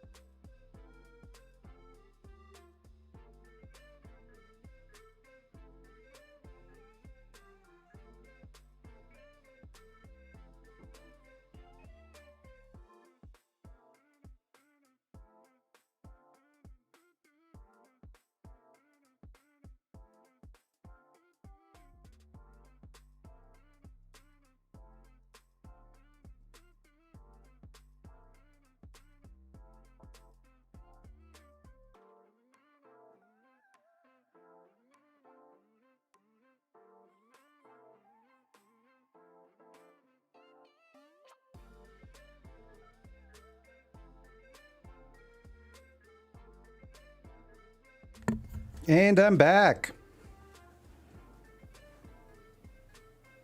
Have I ever talked about Batman of the Future, aka Batman Beyond? I've probably talked about Batman Beyond a great deal. I think it's quite good.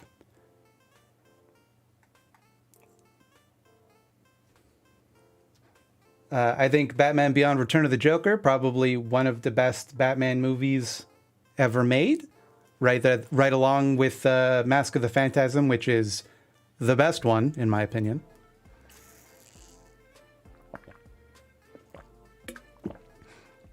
Has Mildred ever talked about the Batman villain Anarchy? I would not consider Anarchy necessarily always a villain.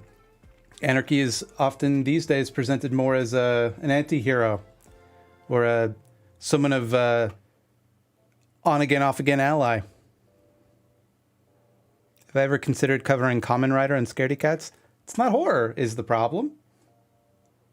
You know, something I toy with sometimes, if I really just did not give a shit about analytics and just followed my heart, there's a part of me that likes the idea of in October doing non-horror media on Scaredy Cats.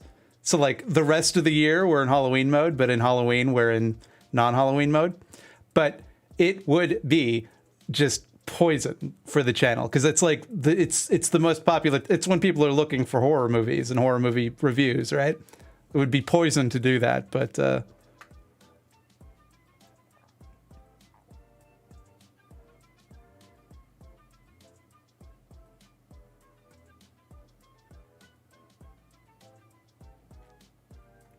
Mask of the Phantasm is like definitive Batman. To me, the moment I always think back to in that movie is when he puts the mask on for the first time and Alfred looks at him and he goes, "Good Lord." Just like what, like just horrified at seeing him. Like that's, I think about that a lot.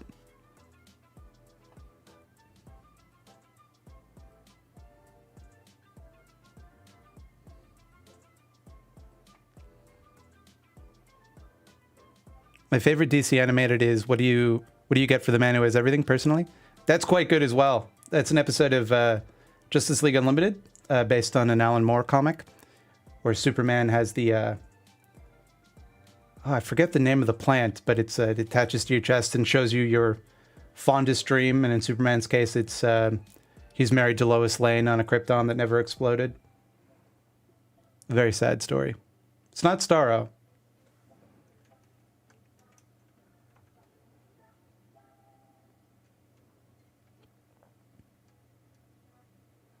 You could do November Horror Recovery Month. Maybe. Black Mercy, the Black Mercy, thank you. Yeah, that could be fun. I don't know.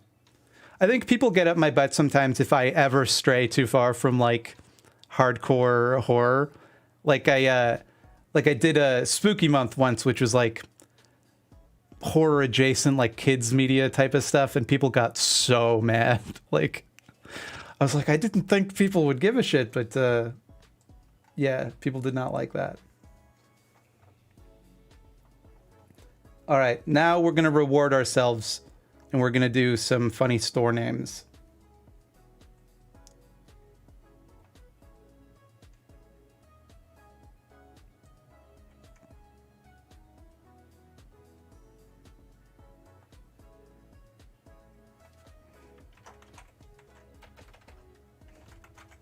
Scompies.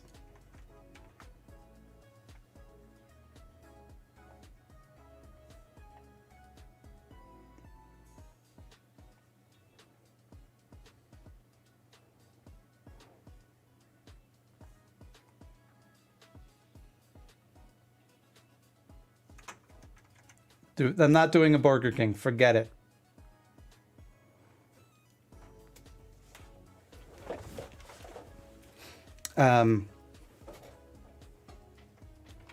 Dave's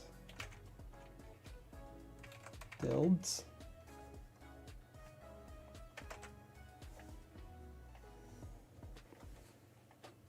Price cost, where the cost is the price. Can I use that? May I use that? Another Hungry Hedgehog? That's really funny. Price cost is such a funny name for a store. If you don't want me to use that, I won't, but I would like to. Yeah, sure. Thank you.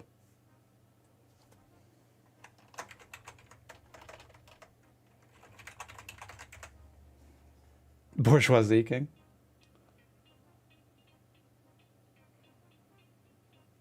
Your most recent video altered the fabric of time and space, and I liked it too. Well, I thought so as well, but it turns out I was just high out of my tits on eyeball piss. Spoilers. Egg Store. Egg Store is also quite good.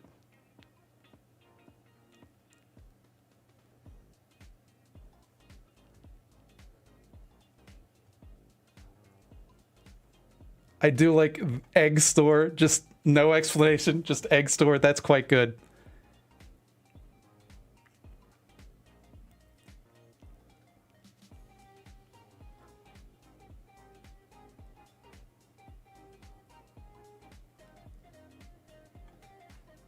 Can Dragon of Cauldron, may I use Egg Store?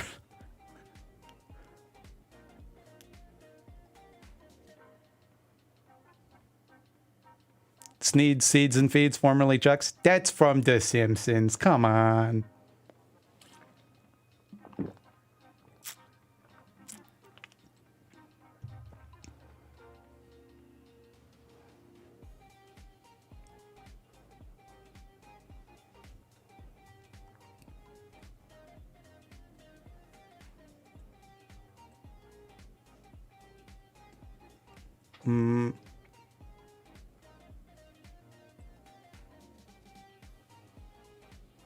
Absolutely, I'm putting that on my resume.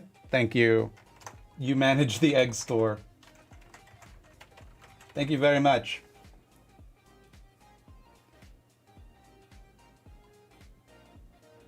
Now one more, and this one I'm gonna think of just so I'm not news and beef is also quite good. Well, how is it everybody is so keyed into my sense of humor? How is it? How have I trained you so well to understand precisely what I find funny?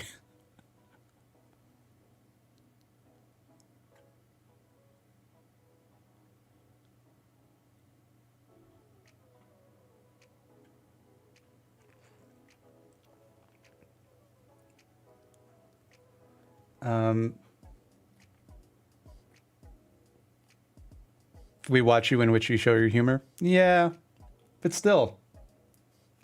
Do I even need to make videos anymore? Is it just that everybody could make them for me? You've curated an audience.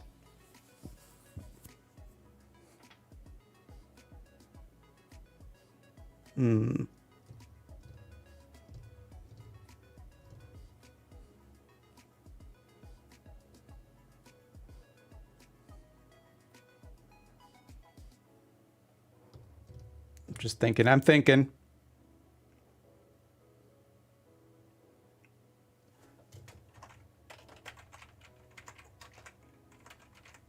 Diaper Depot.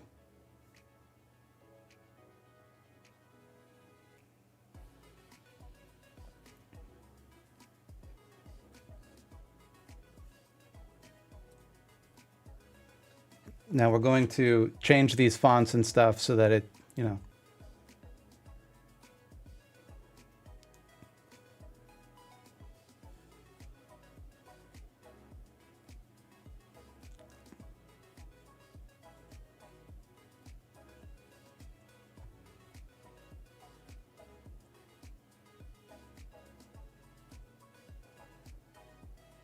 Would you want an experiment to let a fan make one video for you? You know, it's an interesting idea, but I think the problem I would run into then is like, how would you compensate someone for that? Like, this is a problem in the space that I struggle with a great deal.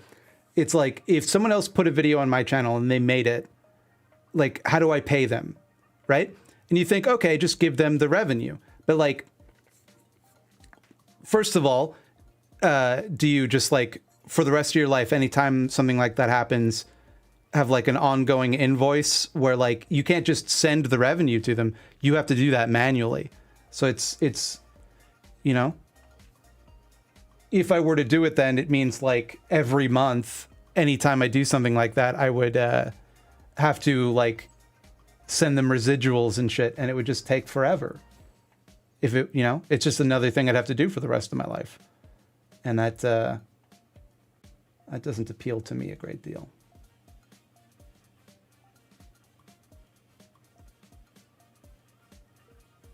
Pay them an exposure? Yeah, see, that's what we're not doing.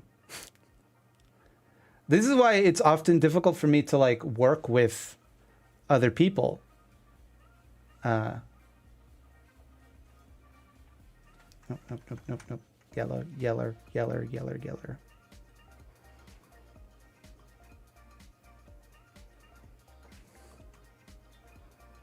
What about Damani? Yeah, that's true.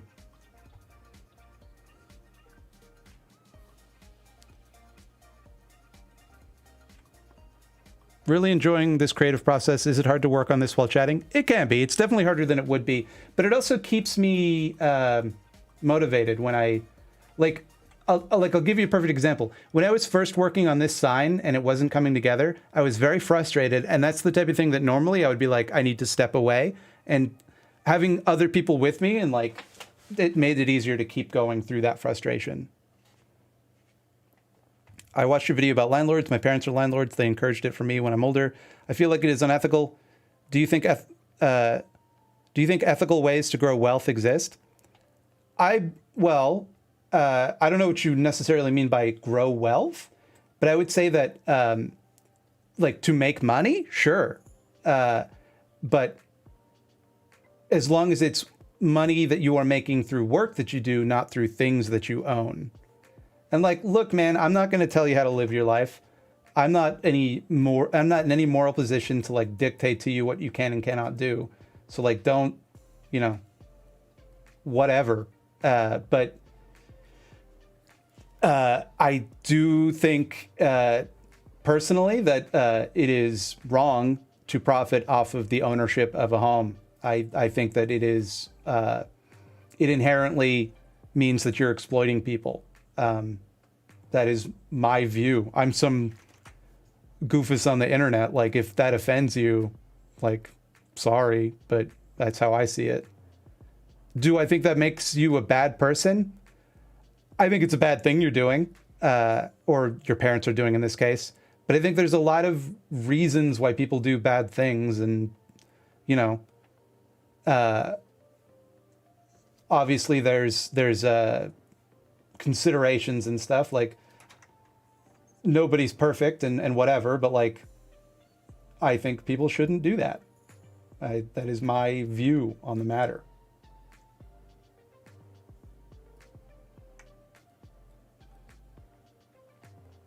My fiance wanted to be landlords like her horrible grandparents, even she hates. I showed her your vid on landlords and she was like, whoa, yeah, let's not be that. Yeah, it's like,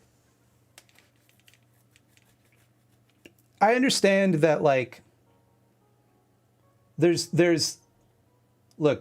nuance in the world, right? So I'm not going to like judge anyone for whatever they do to survive, you know?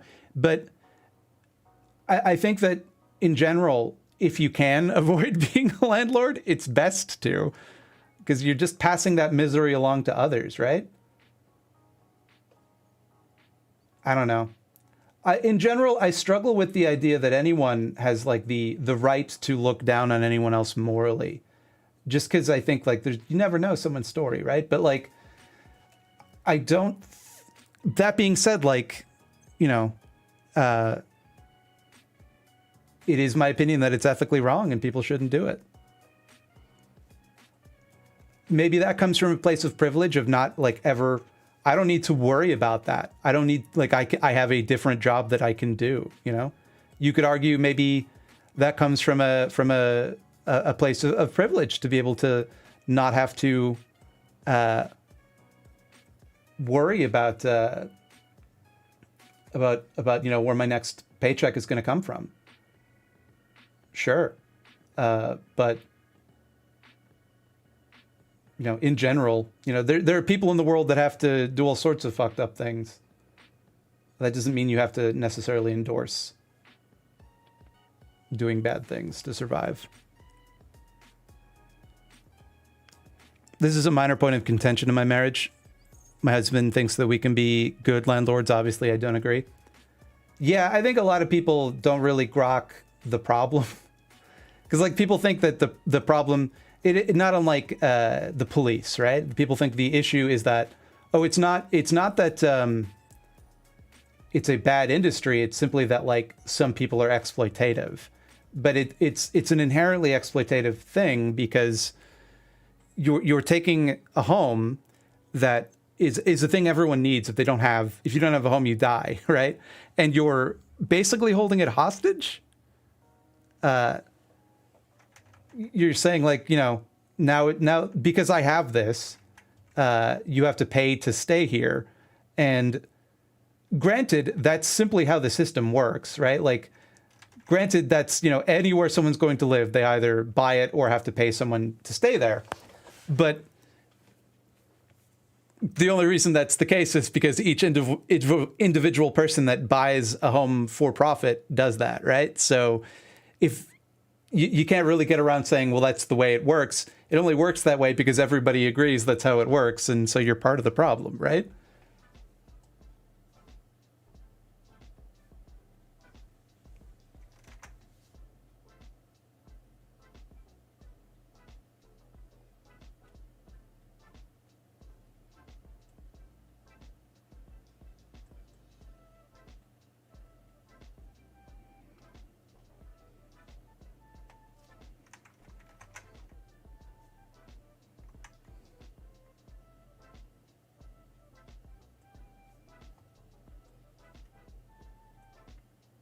You're clear on landlords in general.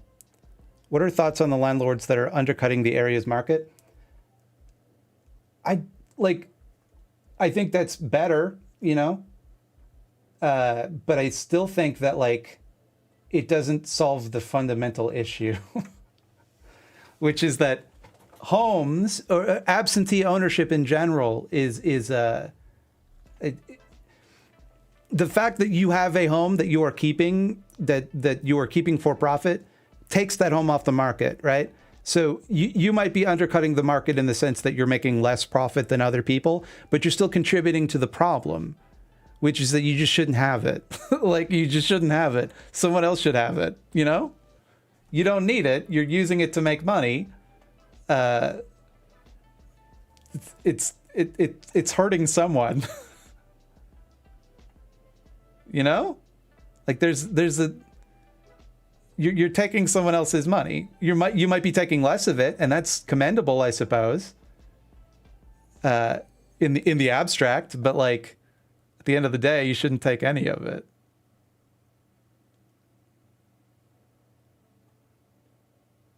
And again, there are degrees to these types of things, right? Like, I lived in a home that was a room in a person's house that they rented out for like a ridiculously low cost, you know? Am I going to sit in judgment of those people for doing that? No. But like, that doesn't mean that you can just like buy up a bunch of rental properties and then because you're charging less than the typical amount that you could be charging to like feel like you are not inherently kind of driving up the cost of living in that area, you know, simply by doing it.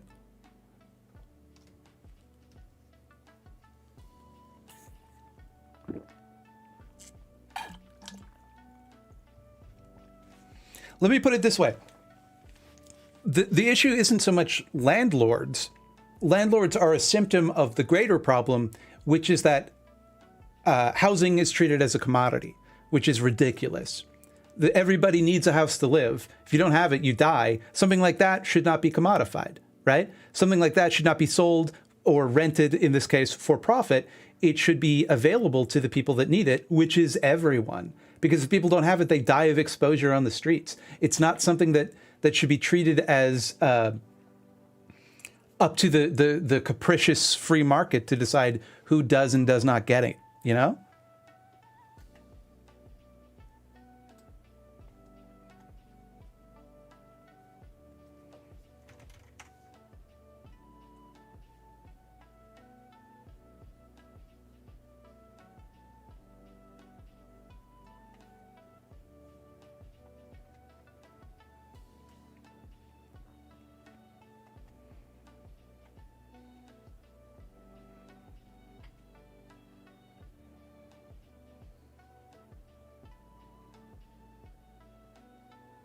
There's a difference between charging for services rendered / property management and exploiting a fundamental need.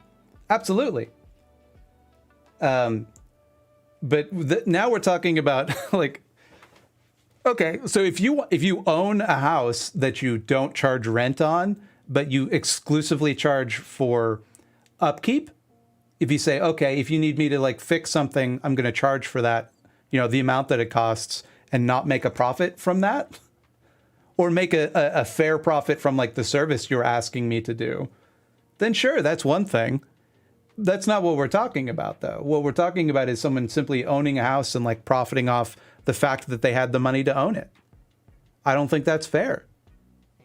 I don't think you should profit off of being rich. I think it's kind of like when I say that I'm against capitalism, what capitalism is like some people have capital, which is the stuff that makes stuff, or the stuff they own something that by virtue of owning it creates money or value. And since they have that, they get more money, right? I think that's the issue. That's the problem, the fundamental problem with our economy as I see it, right? So does that make sense? Like is this too busy now, by the way, this top?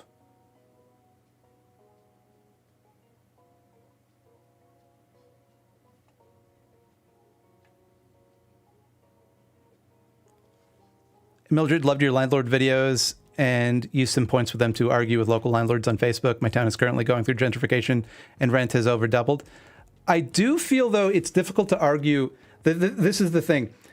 It's difficult to argue somebody out of something they're paid not to understand. So like on the one hand, it's like, yeah, you make an interesting moral point. I shouldn't do this. But on the other hand, I can make thousands of dollars a month. So like, where do you think they're going to land?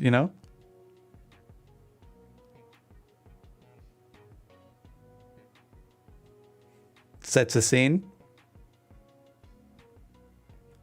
The top portion draws attention to the right of the panel. It should draw attention to the center of the panel. Top portion. What do you mean by top portion?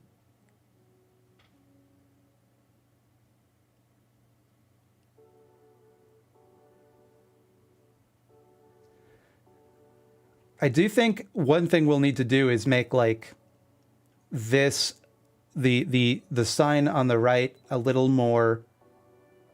less saturated, just because it is like your eye goes straight there.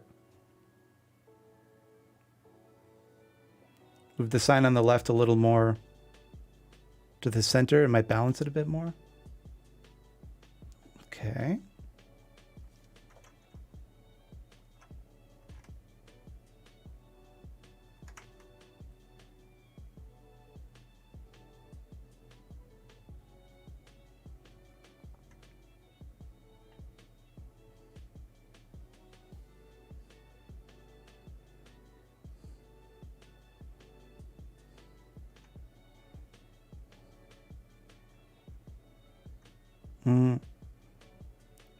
Have I ever thought of covering the plague dogs on Scaredy Cats? I'm not familiar with this. With the plague... Oh, the plague dogs. It's the one about the dogs being experimented on. It's like the rotoscoped cartoon by the people that did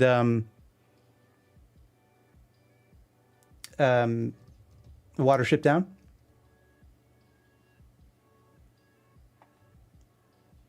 I don't really think of that as horror. Like, it definitely has horror elements, but I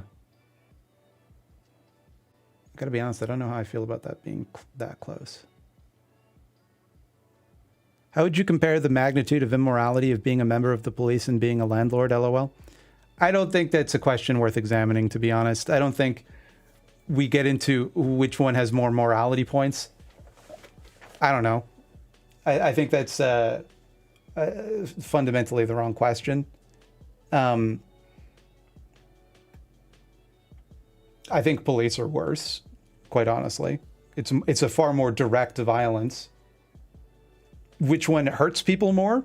Honestly, probably landlords. Like more people deal with a landlord on a monthly basis than a police officer.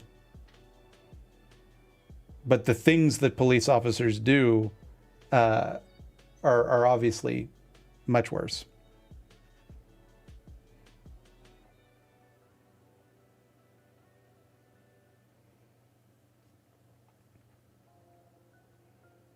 I think another thing to keep in mind is there's going to be like a balloon here that says like Monday, which I think will balance the composition of this a little bit.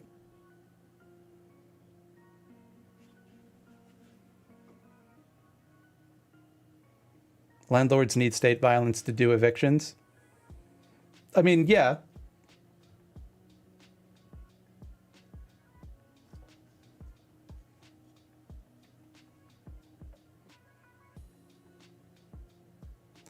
You want to draw the eye from the top left to the bottom right in English comics, and the top left is currently empty, which leaves the viewer a little directionless.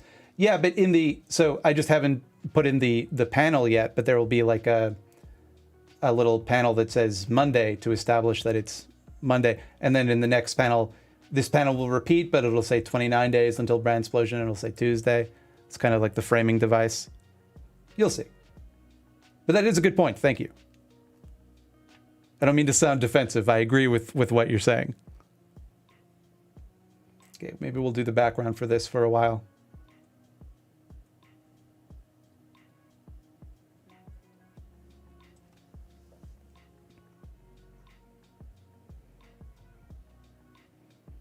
Okay, it should all be beige, I think. Just the most boring, unhappy color.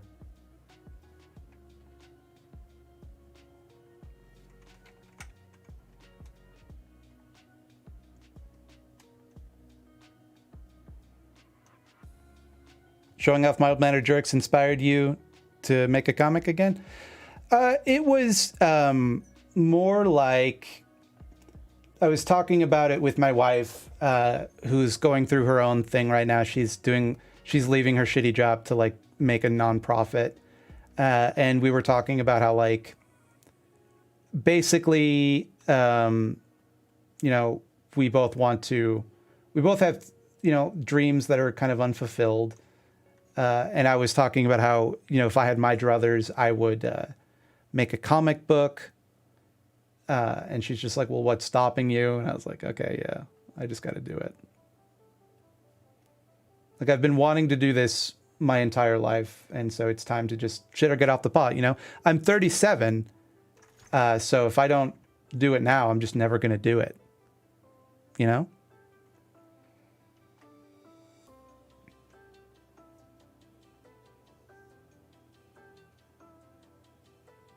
For me, the answer to what's stopping you is executive dysfunction. Yeah, but I'm never not going to have executive dysfunction, you know?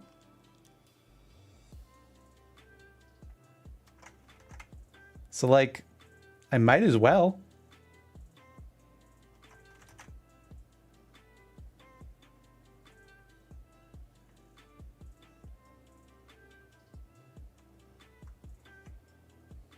You look younger than me? If I'm looking at your image, that's not true. You look much younger than me, to be honest. Oh,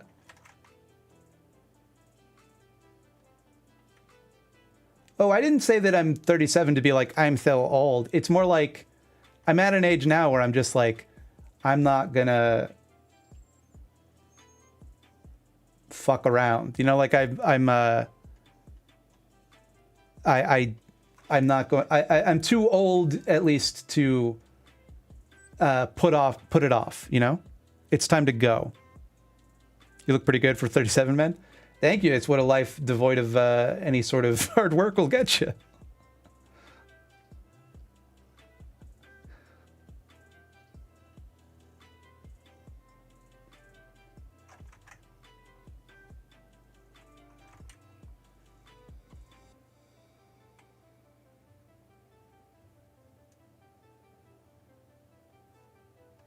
I'm 32 and going gray. Nothing wrong with that.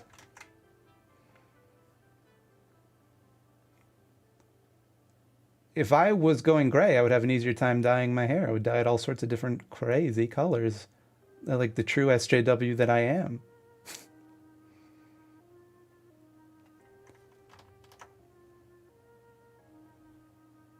Oh, no, no, no.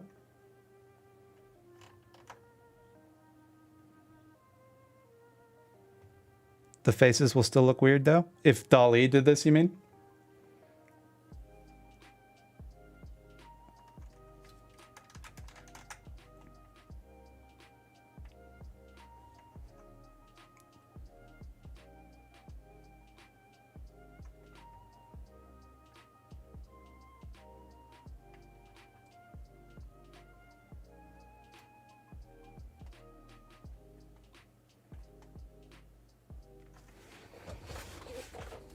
Rainbow hair thoughts line when? Whenever I go gray.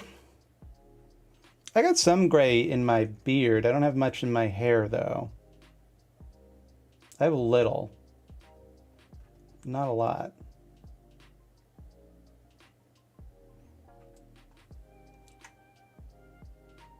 I'm trying to grow out my hair a little bit, which is why I shaved it all off.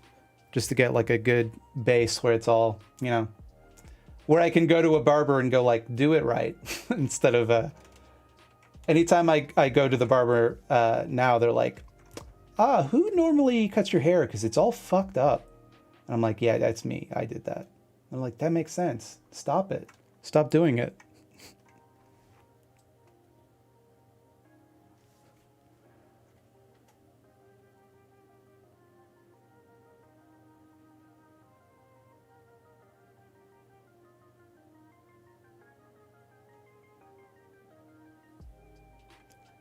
Since you said to celebrate our victories and all that jazz, I finally started learning how to make a video game, and I'm trying to make an anarchist beat 'em up for the original Game Boy. Hell yeah, that sounds amazing. Flawless victory. So like a ROM that you could distribute, or like it visually looks like it's on the original Game Boy? Or is it like literally it's a ROM that you can put into a Game Boy emulator and like play?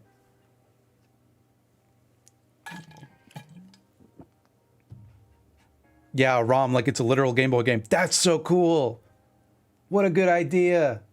That's so fun. Secretly, I was hoping that was the answer, but I was trying to keep my face neutral so that if it wasn't, and I suspected you were doing the other thing, which would be easier, then I wouldn't betray my disappointment. But you're doing the cooler thing, so that rules.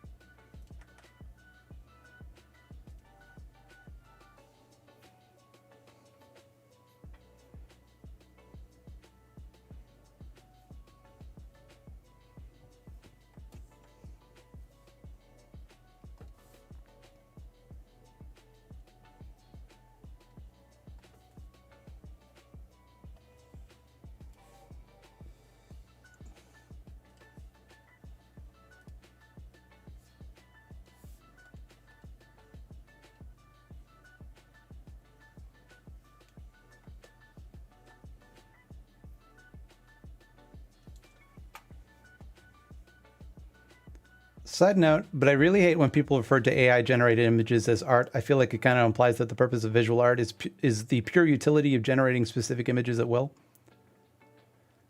Yeah, I mean, we could get into a whole thing about what is art, but I don't know. People, I think, really overestimate what it is that those programs are capable of.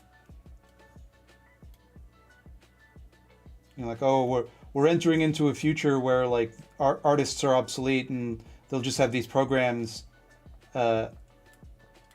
making all the visual art, and you know there'd be no need for visual artists anymore. And it's like they'll never really get to that until they're like sapient, in my opinion, because there's so many little decisions that artists make that a computer is just not capable of.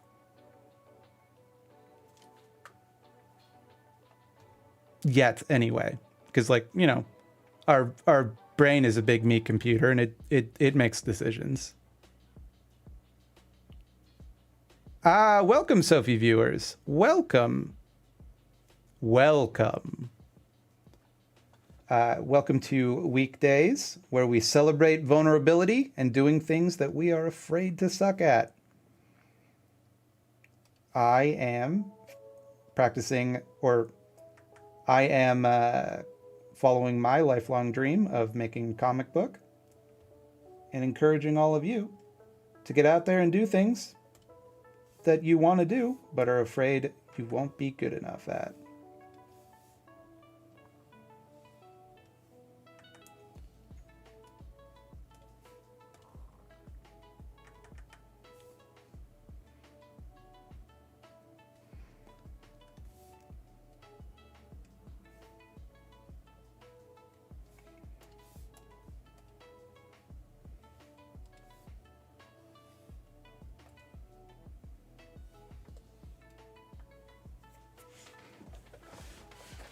I want to play jazz. I'm definitely not good enough at music for that. Factually, LOL. Incorrect. Incorrect. We don't do that here. We have 2 rules. Number 1, we do not demean ourselves. Number 2, we do not compare ourselves to others. You are good enough to do it. The question is, can you do it right now? Probably not. You're going to have to suck at it for a while. Then you'll be good at it. Oh, that was loud. It hurts your ears. Well, hey, you know what? You don't want to hear the buzzer. Don't demean yourselves. It's a punishment. I'm here. I wanted to feel bad for people to demean themselves. You think I'm going to reward you for that? Talent is not necessary to be good at stuff. Talent does not exist. Talent is a myth. There's no such thing as talent. You know, no one is born good at anything. Some people have aptitudes for certain things, but everybody who gets good at something had to start sucking at it first. Okay? The idea that because you lack some natural quality, you are never going to be good at something is holding you back. If you want to be good at something, anything in the world, the first step is to suck at it. So it is therefore incumbent on you to go out there and suck at whatever you want to be good at. It is mandatory. You cannot escape it. You must. It is your obligation to suck at the things you want to be good at. And if when you do, that is a victory that we celebrate here. Bob Ross once said, talent is pursued interest. Exactly. The people who are the best at things are the people who are the most interested in those things.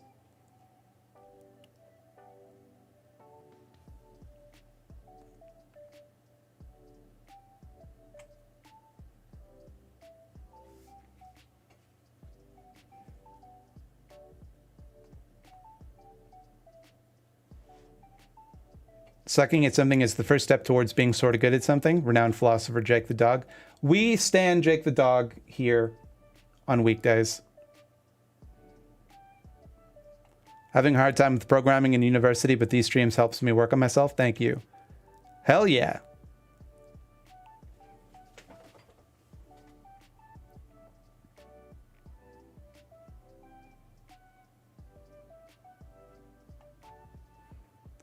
He's right. A lot of people with natural aptitude just finished their sucking phase as children when they were less self-conscious. Exactly.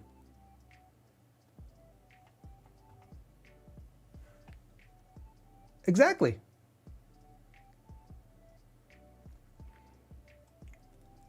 When people say talent, what they mean is either aptitude, which is, you know, a factor for sure. There's some people who are naturally going to pick up skills faster. Or they mean some like magical quality that some people possess and some people either have or never will. And the latter, I'm telling you right now, is bullshit. No matter how natural an aptitude someone has for something, a person who is more interested than them, a person who tries harder than them, a person who keeps sucking every day will eventually get better than them. Every time.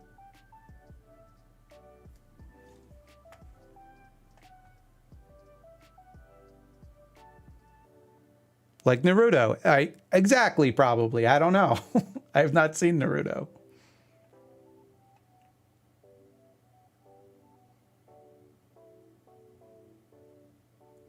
Very good point. Are there treats? Tell me there's treats. I don't know who you're talking to. Tale of Two Rabbit. Everybody go subscribe to Tale of Twin Rabbit, by the way. But sucking at what you want to win at is so scary. Maybe if I keep surrounding myself with these good vibes, it'll be less intimidating, though. We have a saying around here, the motto of Weekdays. Do it scared. You're scared? You're scared to suck? Great. Good. That means you give a shit. That means you care about the thing you're making. That means you're gonna get better. So go out and do it scared.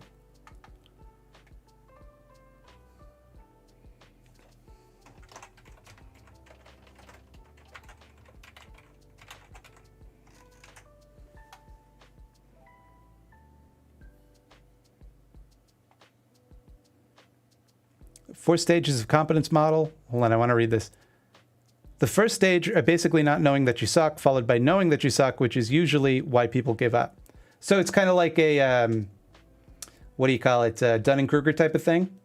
Like once you get to the stage where you know enough that you know nothing, you kind of, you're like, oh, fuck this, actually.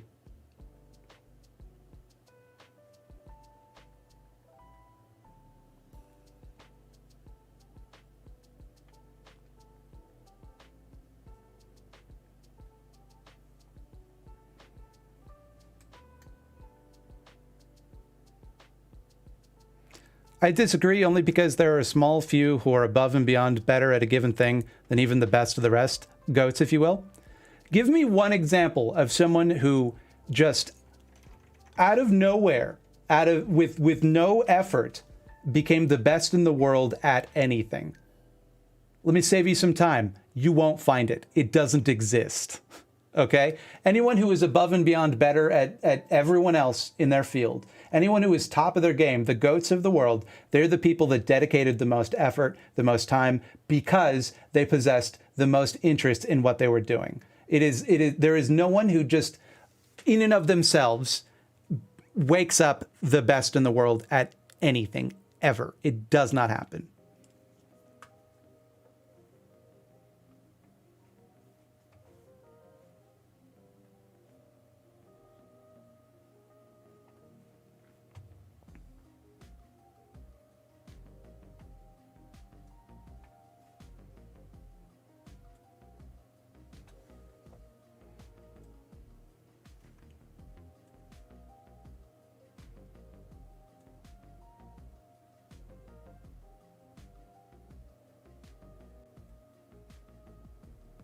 The mind of the master is closer to the mind of the beginner. Yeah, like beginner's mind is like it's a concept in Buddhism, isn't it? Now, like what I am not saying is that therefore anyone who is good at something works harder.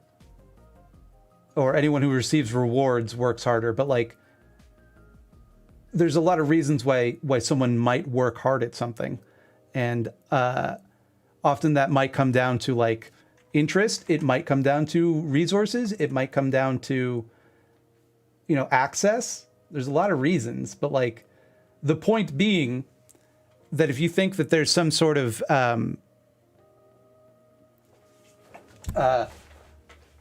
magical, like ethereal quality called talent that is missing, that you just will never possess, you're it's a lie. It's a lie that is holding you down. And what's more, that lie didn't come out of nowhere.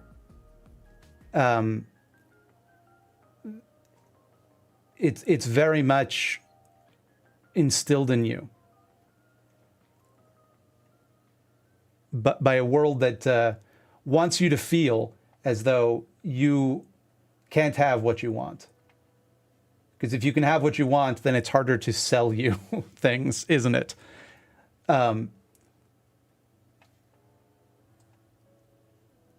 Yeah. Did Hendrix work harder or play more than Eric Clapton on the guitar? Probably not. What are you basing that on, though?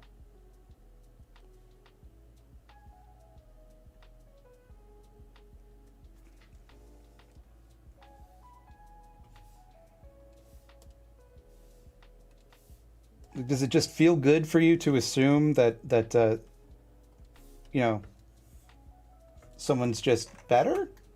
How do you know? By the way, in case you're wondering, the word clearance is kind of to the left of the sign here because there's going to be an arrow pointing down at the rack.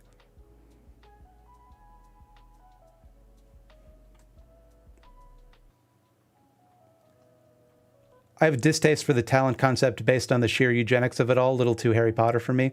I would agree with that. I would agree that it assigns this genetic determinism, this idea that like some people possess like a magic quality that makes them better is, I think, wishful thinking. And it's like, it's Jordan Peterson shit, isn't it? It's like, you know. Oh, well, we must account for the fact that, like, intelligence differences are real, they're heritable. People don't want to talk about this, but it's true. It's like, is it though? And you'll notice that everyone who believes in this idea that like there are immutable traits that some people possess that make them inherently superior always put themselves on the superior side of the equation. They're never the people who feel like speaking as one of the inferior nobodies, there are definitely people out there who are super special. Oh boy, geez, I wish I was one of them. Sadly, I'm not. No, it's always the people that think that they're the big special boys that push this shit.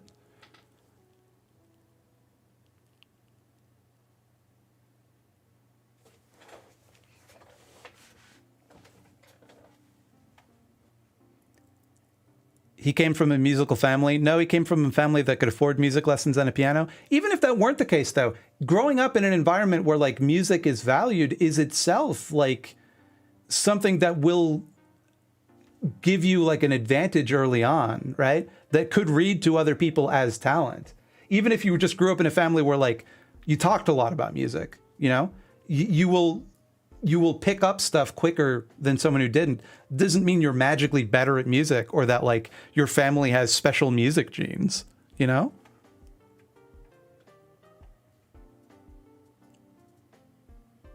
It sounds like an extension of meritocracy as well.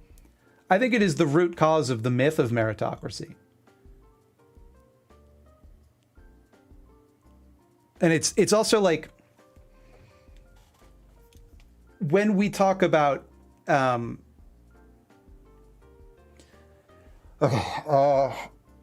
trying not to get too up my own butt about this, but like my last video dealt in this subject a great deal, in this idea that like you are not really allowed to pursue the things that would make you the best version of yourself.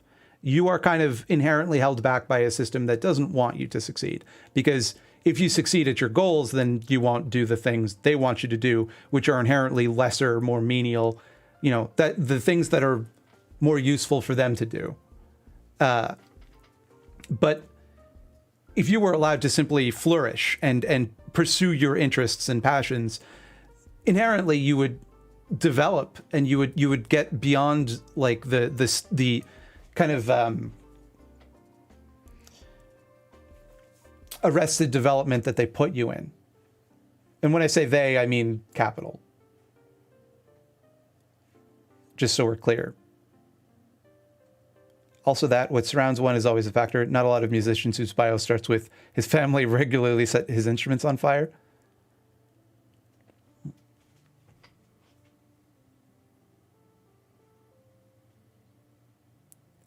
I think a lot of people read this as saying like a don't use this as an excuse not to work hard because you got to work hard to keep up. And like, that's not what I'm saying at all.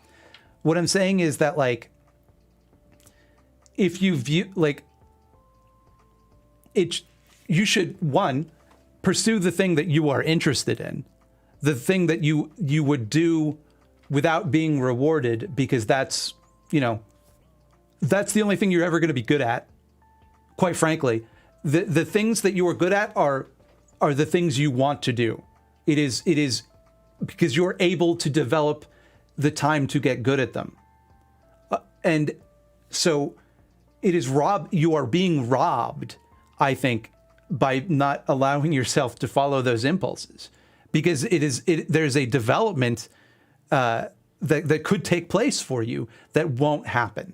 You'll never get to be the person that you should have been if you don't allow yourself to pursue it, to get out there and like get over the fear of it not being good enough. What does good enough mean?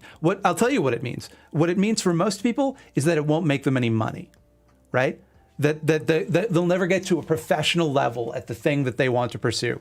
So inherently, that comes along with that is the people that get to pursue those things. The people that get to develop themselves are the people that don't have to worry about money. The people that have enough money that they can be fine simply following their interests and passions. And you end up in a society where anyone who is poor is not allowed to become the type of person that they wanted to be.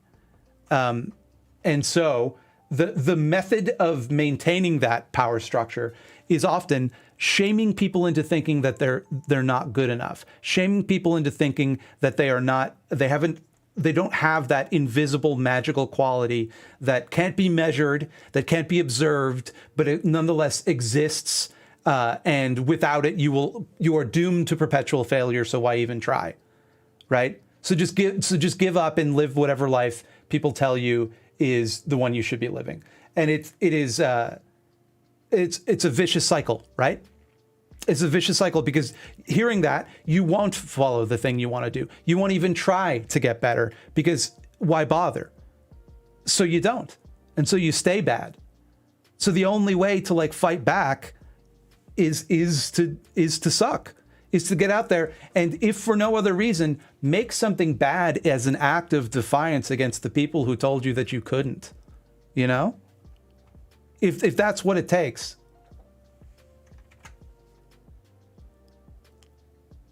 Stretch and hydration check. Absolutely. I will stretch out the hammies.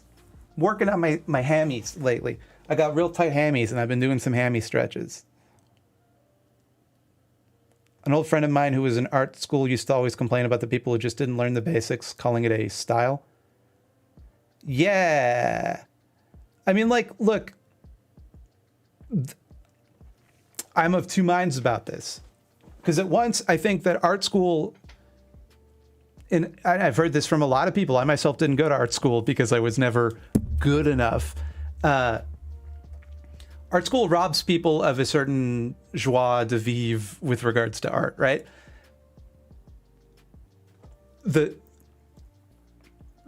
is certainly value in learning the fundamentals. And I think it helps you get better at the technical aspects of art, which is important and something that if you want to improve on, you should pursue. But I think the idea that because you make art that has technical flaws, it is without value, is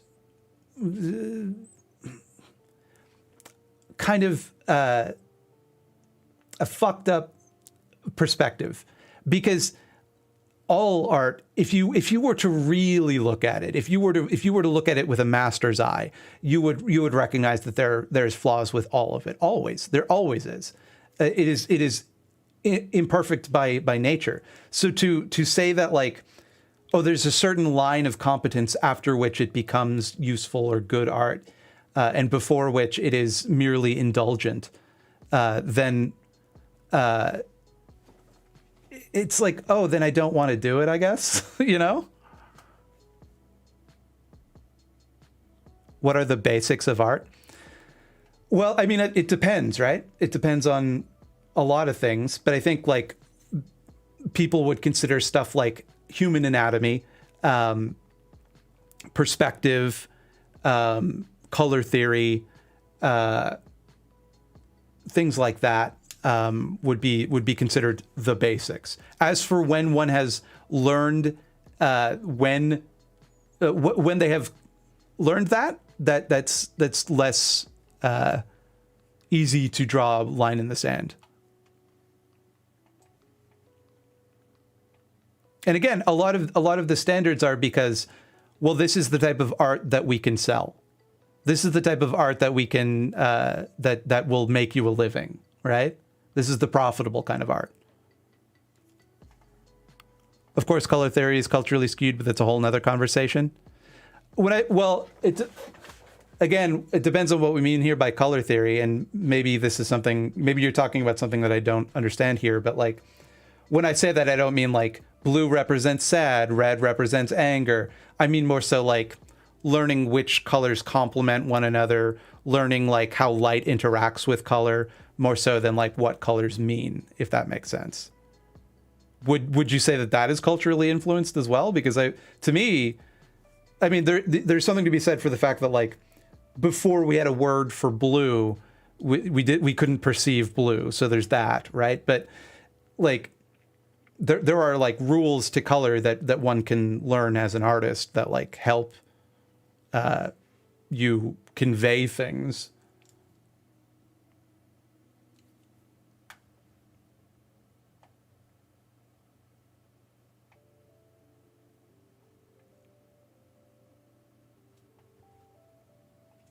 Or maybe you're talking about something I don't understand. There are cultures who recognize shades of green, other cultures who don't even recognize as being separate. Oh, absolutely. There are absolutely like, cultures that see color better, I guess. But I think it would be interesting to take like paintings to those cultures and see like, what does this look like to you? In which case, what complements those greens would be radically different?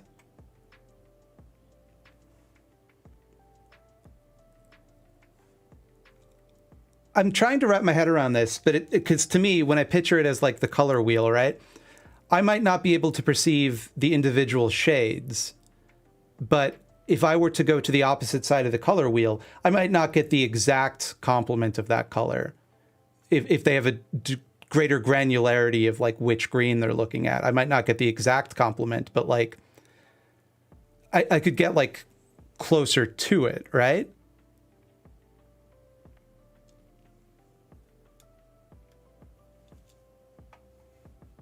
I'm really trying to understand here.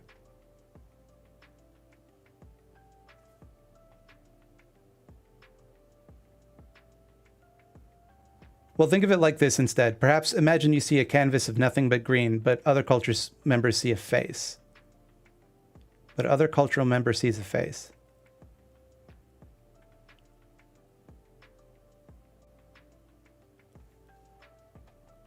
I'm a bit lost, to be honest. This might be above my head.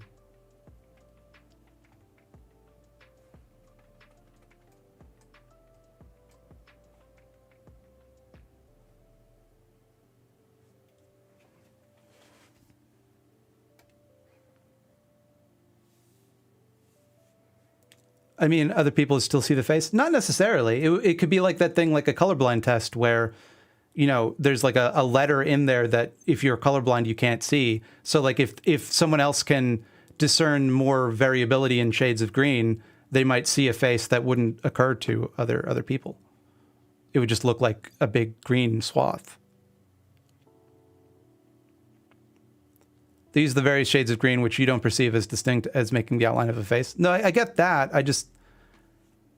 I'm confused about how it relates to like color theory. Like I understand that they're definitely that there are the way we perceive color is absolutely culturally defined. Absolutely. But that I feel like it affects like the degree which we can discern color, but I guess I'm having trouble understanding how it would affect the underlying like well, in that case they would see those various shades of green as complementing each other, whereas usually you just see one single green color. Yes, I guess yes, of course that like, but I guess I think we're talking at cross purposes here. Because like they would see those shades of green, and I would not even interpret them as different shades, right? But like on the color wheel, if we just bring up a color wheel here, like green is complemented by purple, right? So like if I couldn't discern between these two shades, which I can barely, right? I would still like a purple that didn't exactly match that as the opposite of it would still, roughly speaking, be you know, is I can't explain it. I can't explain it. I don't know what I'm talking about.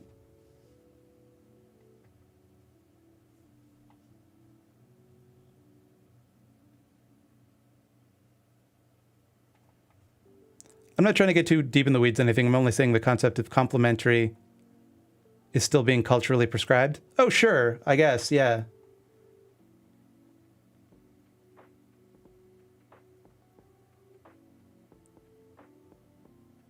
I guess. So like whether two colors are complementary is culturally prescribed, but like the idea of a complementary color itself, I guess, is kind of what I'm getting at, right? Like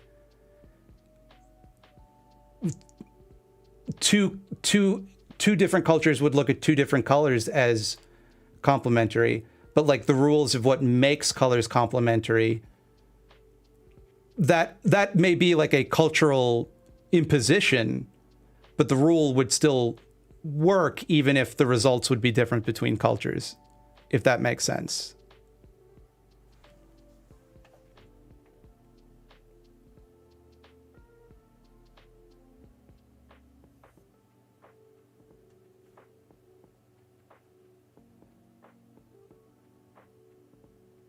It's a human eyeball type thing, not a culture thing. That's not necessarily true, though, is it? Because, you know, famously, before we had the word blue, we could not perceive the color blue. Like the word blue is introduced into the human language, and suddenly we're able to see blue.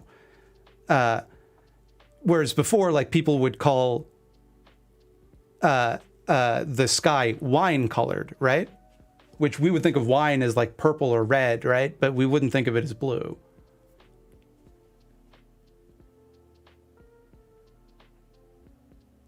It gets us into my rule is true, everybody else's rules are made up.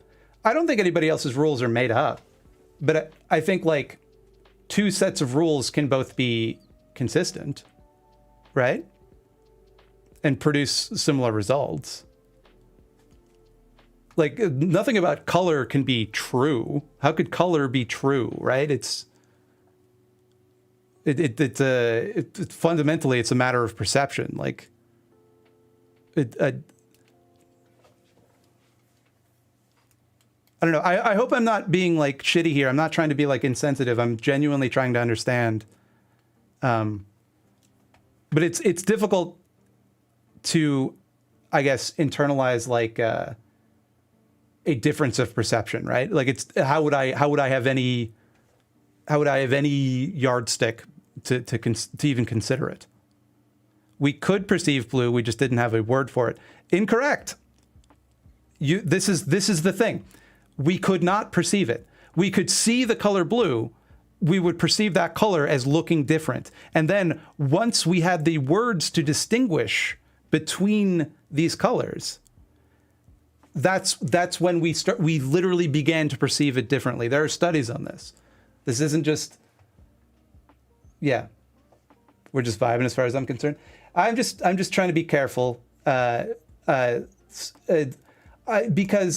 because generally, anytime I open my big white mouth, I tend to say some whack shit. So I just try to be careful to like check in and make sure I'm not being an asshole.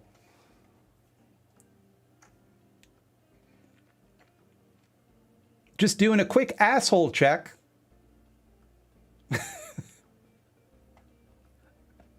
Just doing a quick asshole inventory.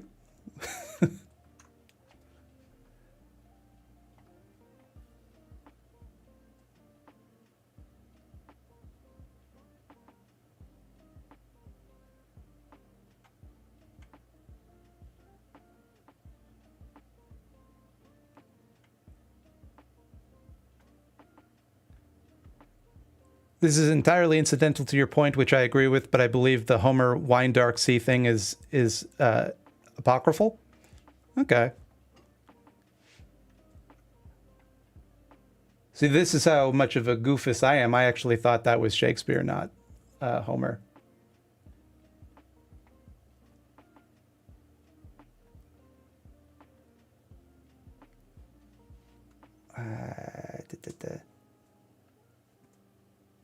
Yeah, this is B2BG. It was Homer and the ancient Greeks, Mildred. Fuck the Greeks. Fuck them.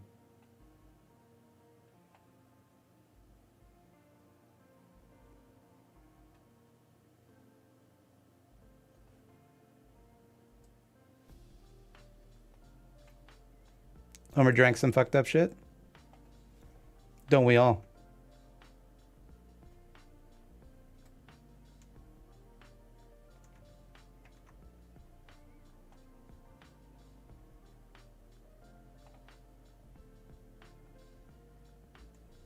Is it true that bees see a bunch of different colors than humans? Are there any bees in chat that can confirm this?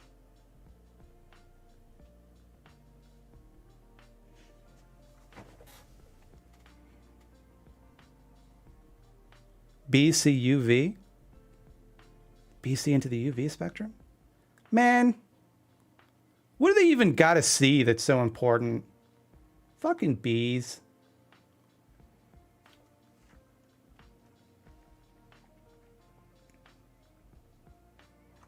Flora? I look at flowers. This is fucked up. There's the shrimp that sees like 100 times the colors that we do. They don't even look at anything good.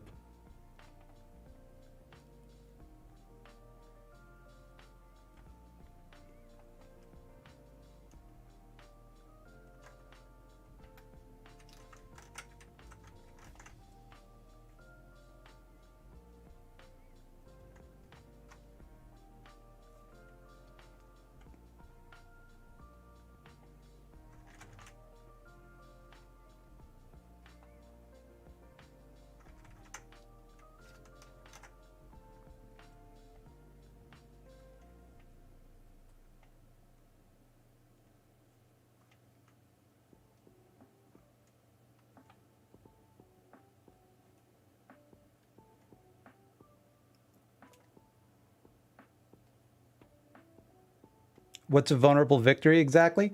Vulnerable victory is a victory wherein you do something you are afraid to suck at. A vulnerable victory is when you take the bull by the horns. You say, I'm scared to do this. I'm going to do it anyway.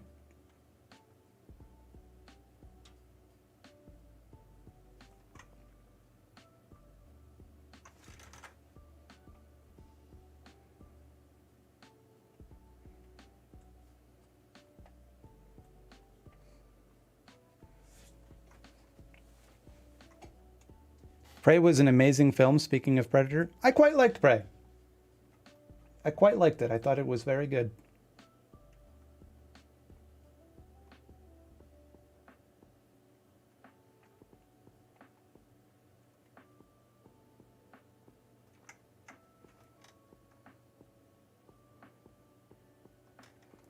Don't know if I want the angle to be this steep. I'm having a lot of trouble seeing my cursor today.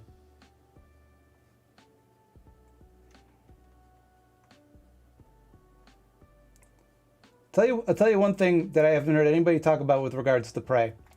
There's a scene where the protagonist tells a story about seeing a beaver in a trap chewing its own leg off, and then she escapes the trap and she's like, I'm smarter than a beaver. And everybody's like, what a fun joke. But you know what I don't like about that? Is the actor she's speaking to, his last name is Beavers. And he had to sit there and listen to this shit.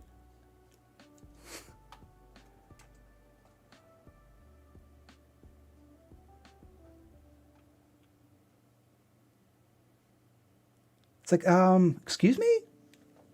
What do you say about beavers?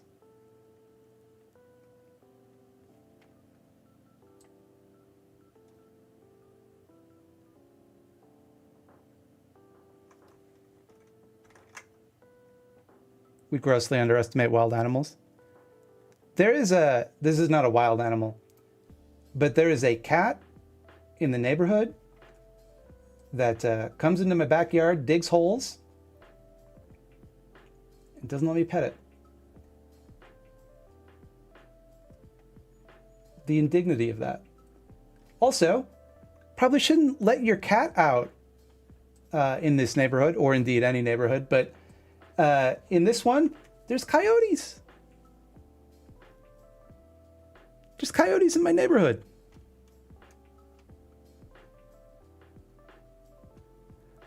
Sorry to interrupt the flow, but what was specifically the diagnosis you have that you were talking about earlier? Because I think I have it. It's called nonverbal learning disorder, or NVLD. It is a controversial medical condition. It is not yet recognized in the DSM-5, but there is a great deal of clinical evidence to suggest it.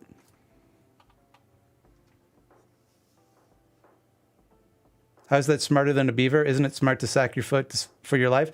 Because you have to see the movie, but she's in a trap, and she has an axe, and it looks like she's about to cut off her hand to escape, but instead she does a trick where she gets the trap to open and set her free without taking off her hand. So she's like, I'm smarter than a beaver.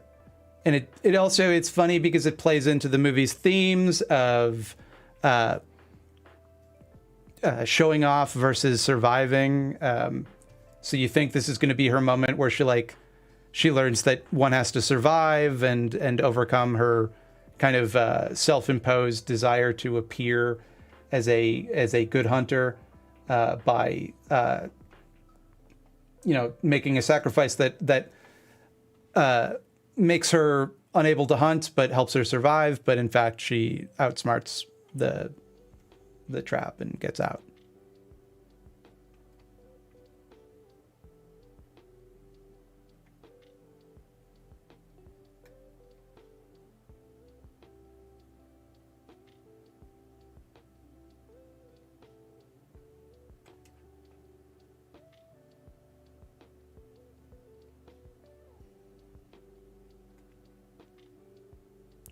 Wait.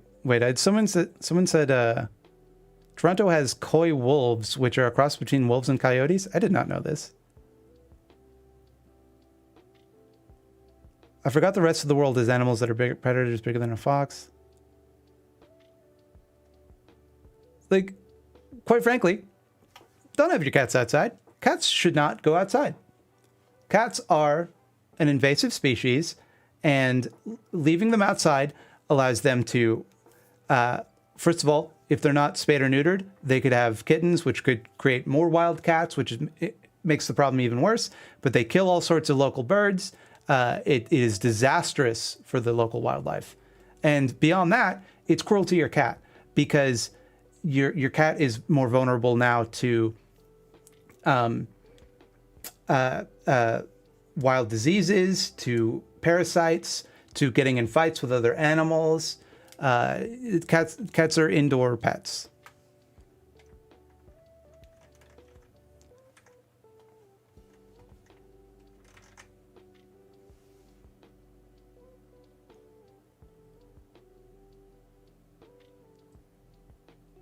Wait, Batman versus Predator was a thing? There was a comic that was Batman versus Predator, and it was pretty good, actually.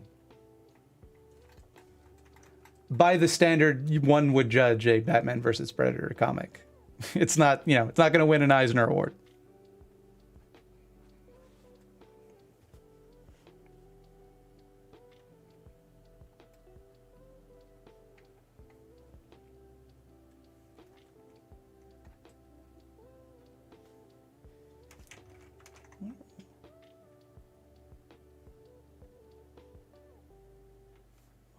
Why then? Okay. Did the Predator win? Batman won. Spoiler alert.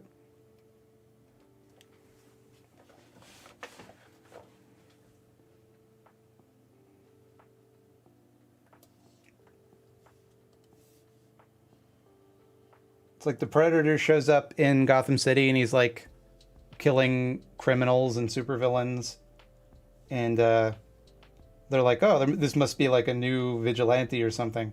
And Batman's like, his methods are out of control. I gotta stop him. And then it turns out, no, it's this Predator guy causing all these problems. And so Batman fights Predator, and Batman is investigating illegal boxing. That makes sense. Careful, Mildred. UK people love letting their cats wander and will fight anyone who says otherwise. Okay, let them fight me.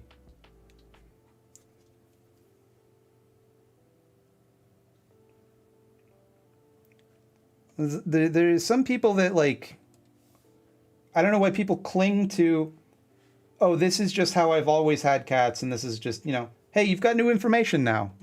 You know? Do a different thing with new information. That's kind of just what you do. I do not have the money to see this film yet. Predator? Prey, rather? Son, I watched it on Disney Plus. I've been doing a lot of exercising for the past little while, and by exercising, see, I almost demeaned myself. I got close. I'm in profoundly not great shape. So what I do for exercise is I have a treadmill that I walk on. For some reason, walking at the same speed on a treadmill that I would in outside, way harder. I don't know why. It's way more exercise to do on a treadmill. But I like to go on for like a couple of hours a day. I like to walk on the treadmill. It just makes me, it helps me build up my cardiovascular strength to move on to more challenging things. But anyway, the point of this was that I've been watching more things, watching more traditional media. So it's just like, yeah.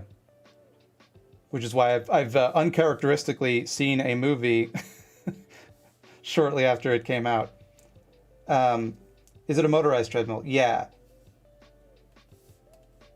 So I do like half an hour at 3 miles an hour, and then I bump it down to 2.5 miles an hour, and I do like an hour and a half at that so far. And like, I know that's not a lot.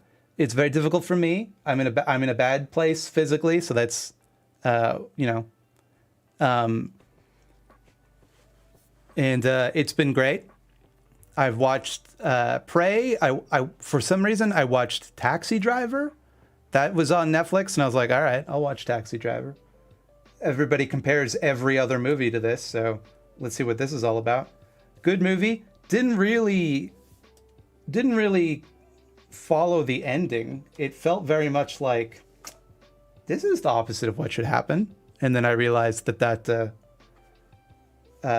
discomfort is the point.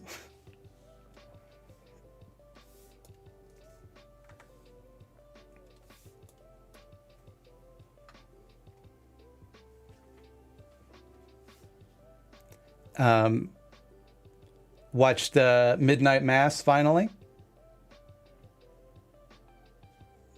That was great. Great show.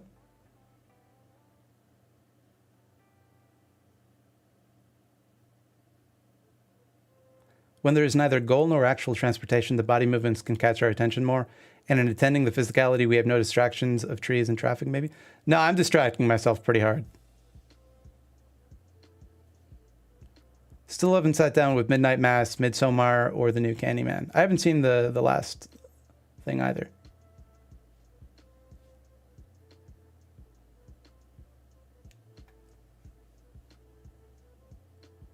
You weren't a fan of Midnight Mass? I think for me, it struck a lot of chords in me because it was like the idea, as a person who grew up in a profoundly Catholic environment, who also grew up on an island that became poor as the result of a fishing moratorium. There was a lot for me to latch on to in that one.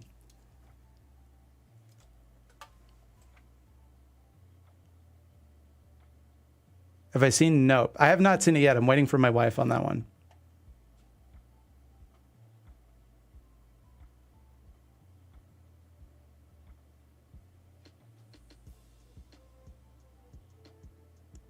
If Travis Bickle was arrested and imprisoned or killed, then the message we're left on would be, these people ultimately get caught or killed, not these people are right under your nose. But I mean, the rest of the movie is him right under your nose. You know? It's more so that like he gets treated like a hero, and it feels like he gets everything he wants. Then it's like, you know, it's arbitrary, right? Like had he gone through with his plan, then people would treat him like a murderer. But it's only, you know, a twist of fate that he gets treated like a hero for doing the exact same thing. Because it's to people that deserve it, you know?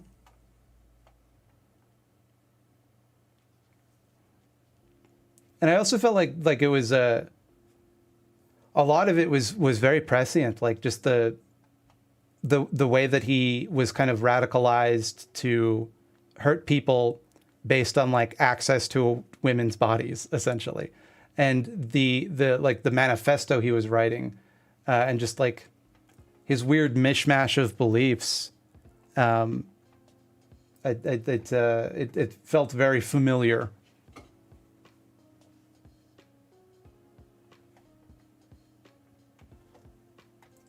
What have I moved this? Okay, I did.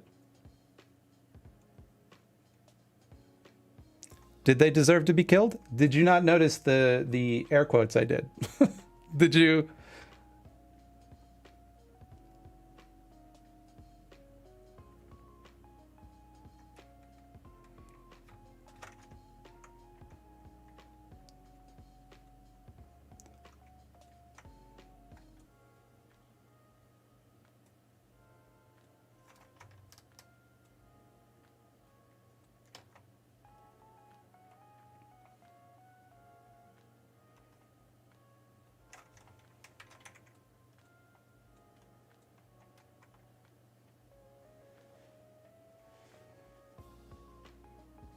Sorry, I didn't visually impaired. I did air quotes.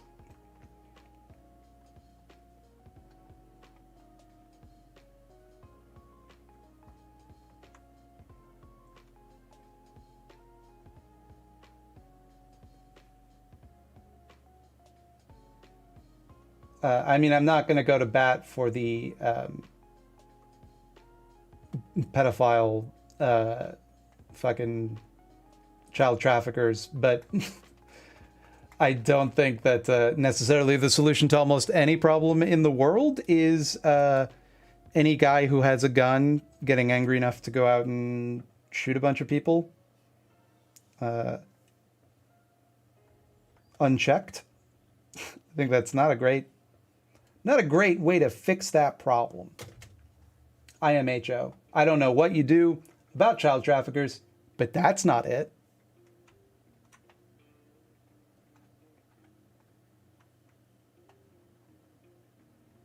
Strange sentence dead, but after? Yeah.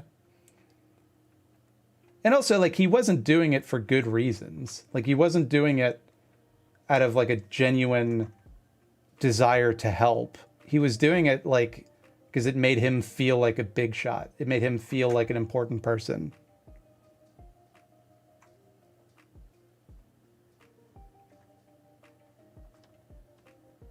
Like, he wanted to hurt people. And that gave him like a righteous excuse, air quotes.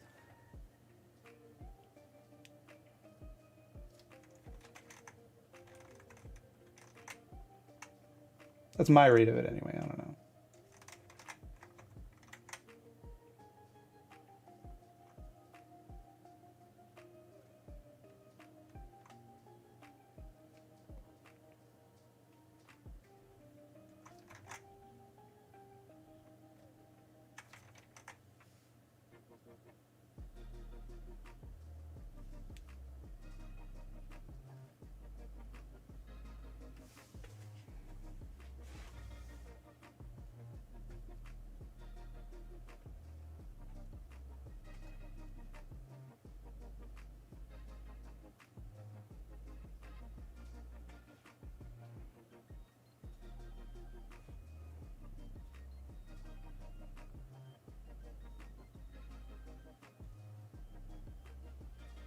Given Hinckley's 1981 assassination on Reagan's life and the impact that might have had on the 1984 election, I don't know about that.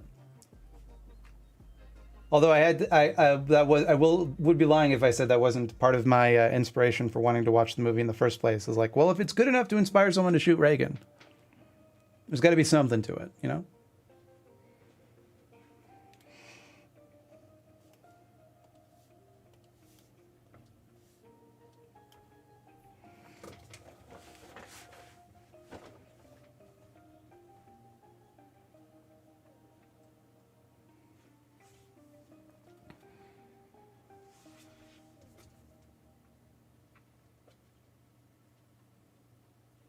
But like, he wasn't going to kill them that day. Like his plan was to assassinate the senator or whatever, or the guy running for president, and who he knew nothing about, he didn't know a single policy that the man had.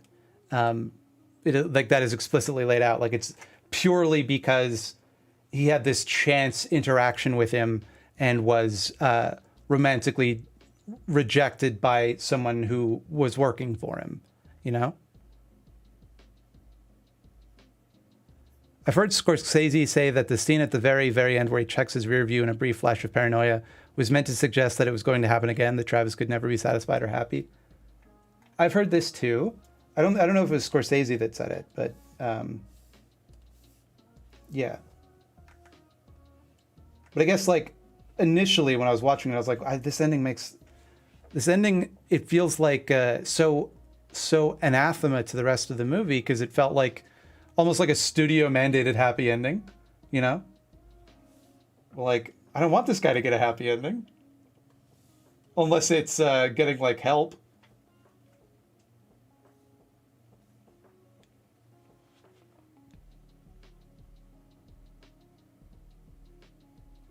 Are the guy's shirt and his pants in complete colors? Do you mean complementary colors? I don't think. Khaki and pink?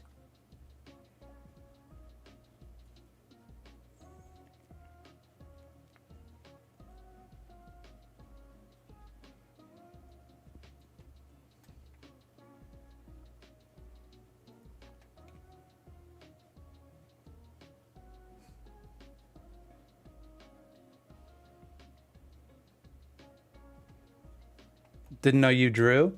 I draw all of this always surprises me how many people say this. I draw all the patron drawings at the end of my videos. Scorsese doesn't seem like this type who would put up with the studio interference. Yeah, but that's why I was like confused at first. I'm like, why? What is this? This doesn't feel like it should end this way. But I I get it. I get it now, I suppose. Which is that like the type of violence that a character like Travis Bickle would impose is like arbitrarily celebrated or condemned based on like who it's done to and when, and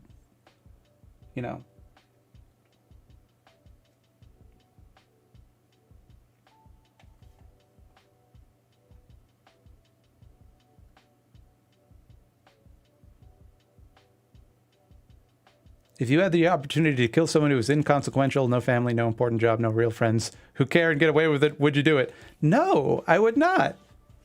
Why would I? That would be, in my opinion, a bad thing to do. Very anti-murder around here.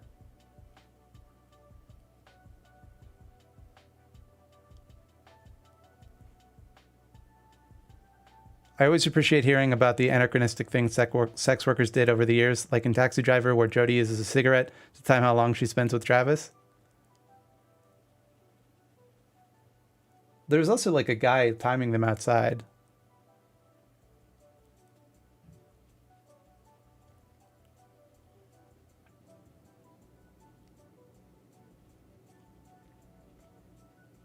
What are your thoughts about standardized testing?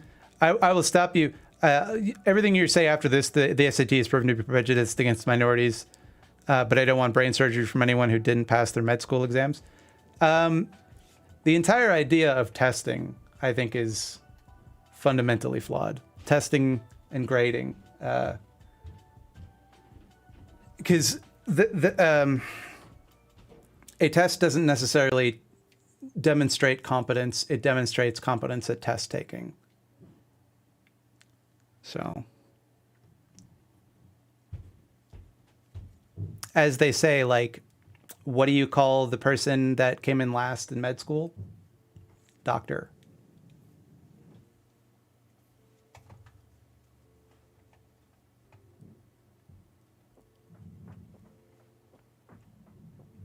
Standardized tests, I think, are a particularly bad example of this type of thing.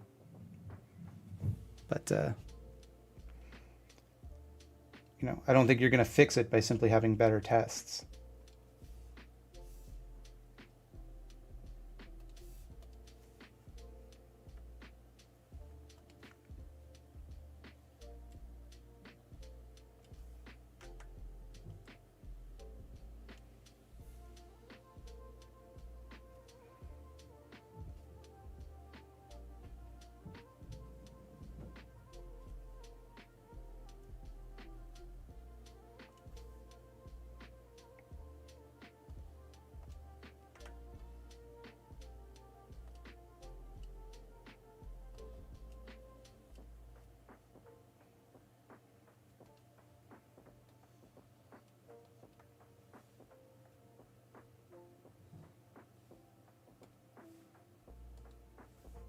Oh no, I see, I'm on the wrong layer again.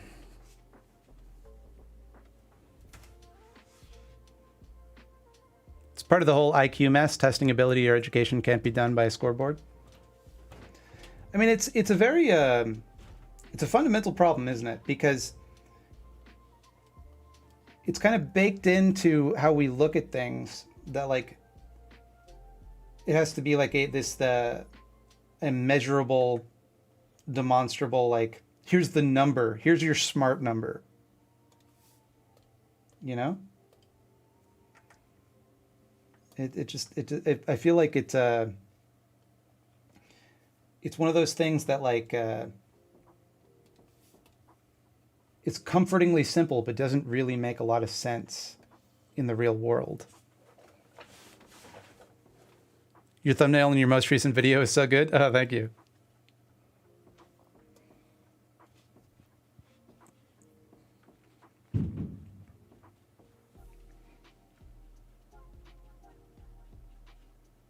You know what it makes me think of is, like, power level in Dragon Ball, you know? It's like, what exactly is that measuring?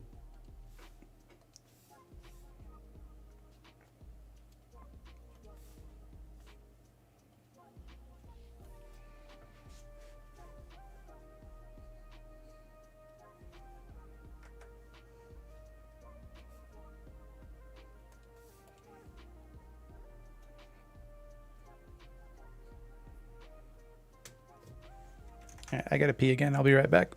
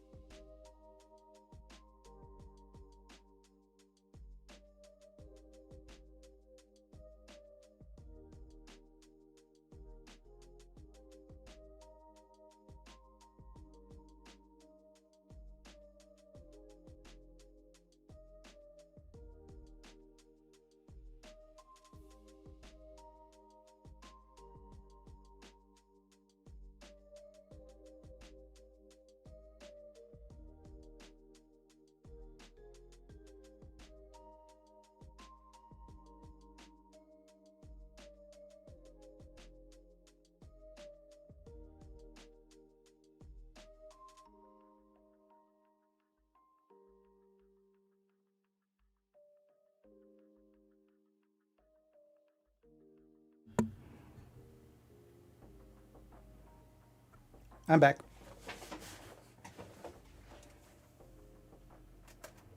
An intelligence test try to measure general, not specific to an area, problem-solving skills.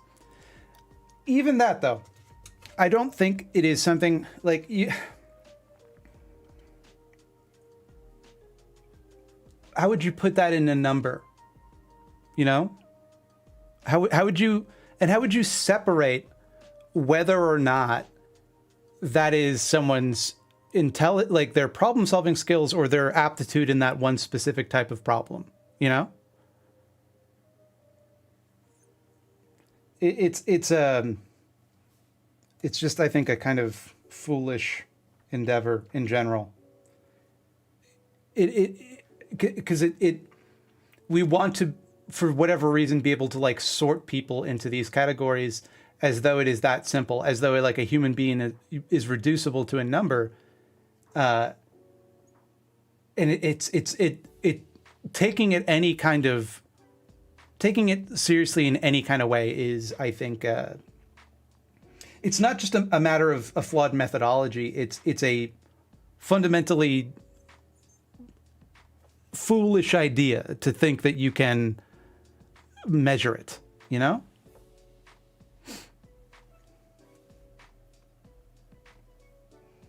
Like, people think that the problem with IQ tests is that they're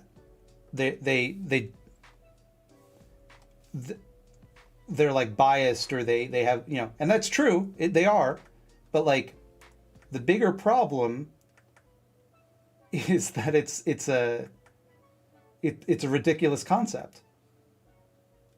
It just people don't work that way.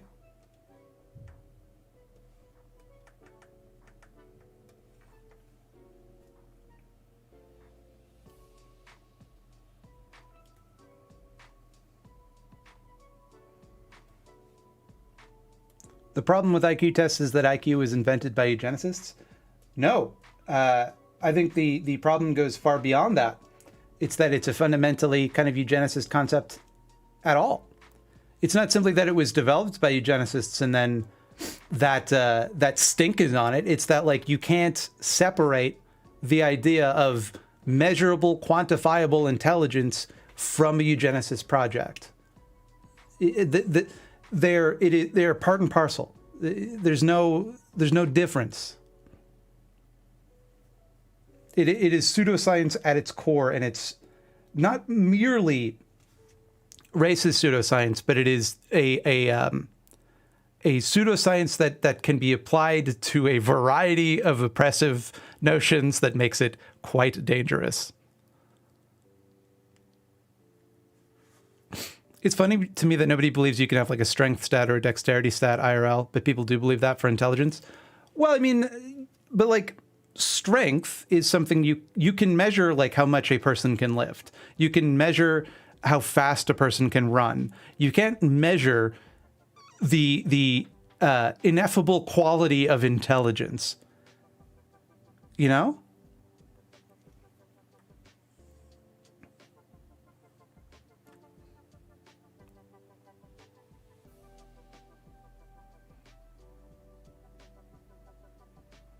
And again, also, can you measure whether someone has an aptitude for a problem or if they simply just don't care enough to solve that problem?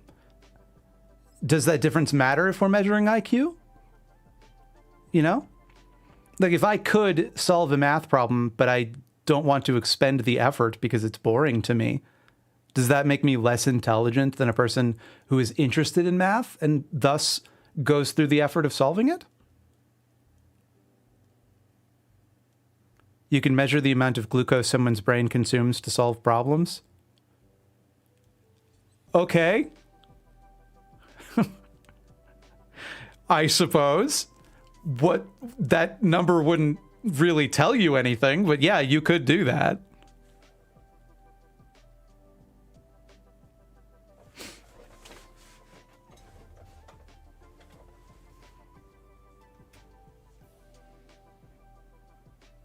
What if someone whose brain like takes up more glucose solves the problem quicker or more elegantly, you know? Do you have a higher IQ at night or during the day when you've slept well? Does your IQ go up? Do you become more intelligent? You know, it's nonsense. It's fairy tales. It's I think if you like think about it even for a second, it's clearly nonsense. But people like to believe in it because it gives this idea that they that they're superior. You know, that the people who believe in IQ are the people with high IQ tests, you know?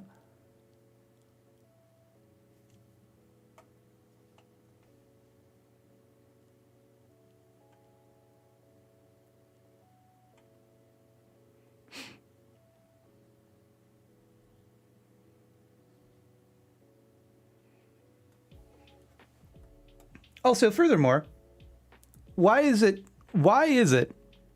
and this will really, I think, put it in perspective. The idea that like IQ is fixed, like nothing else in the human body works like that. Nothing else. Your neuroplasticity doesn't work like that. Muscles don't work like that. Everything else has the capacity to grow and get better. But for some reason, this one special super thing that we promise we've developed this way to measure, but you can't see it, and it just so happens to conform to my personal biases. But nonetheless is objective science. That is, for whatever reason, fixed. And once you measure it, it's locked in. That's what you are. It's nonsense. It is utter... It's loop-de-loops and flibberty-gibbets. It's...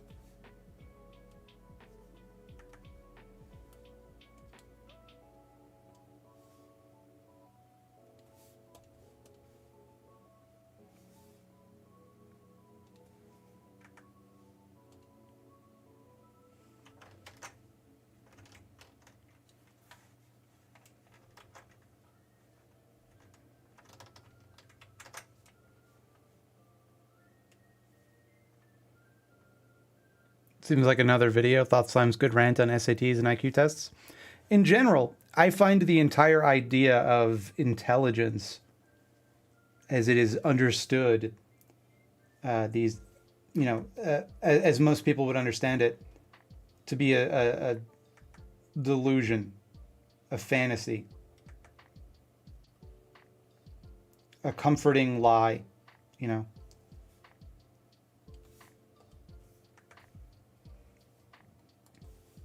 People want to believe that there's like this mysterious quality that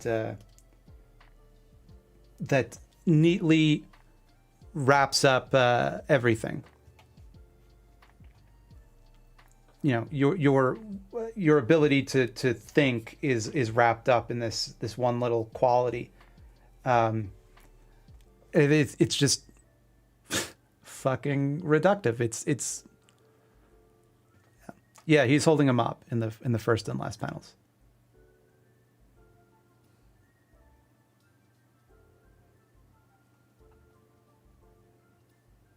Have I ever watched Rise of the Teenage Mutant Ninja Turtles? People really hate TMNT. People hate TMNT. People love turtles. They have TORTLE power.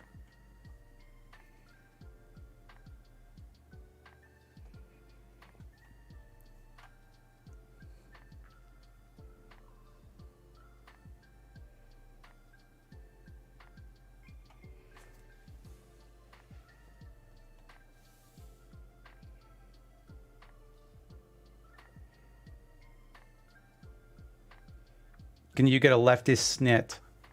You mean regular snit? It's funny that you said turtle. Very human. I don't recall saying turtle. I'll take your word for it.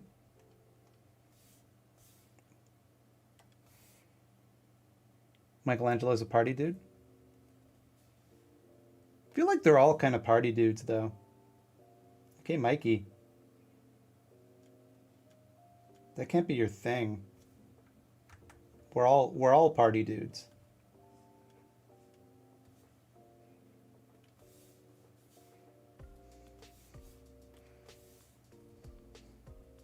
Wonder where Snit is now. A friend of mine went to university, or he went to some kind of program, and one of his professors was the guy who portrayed Snit.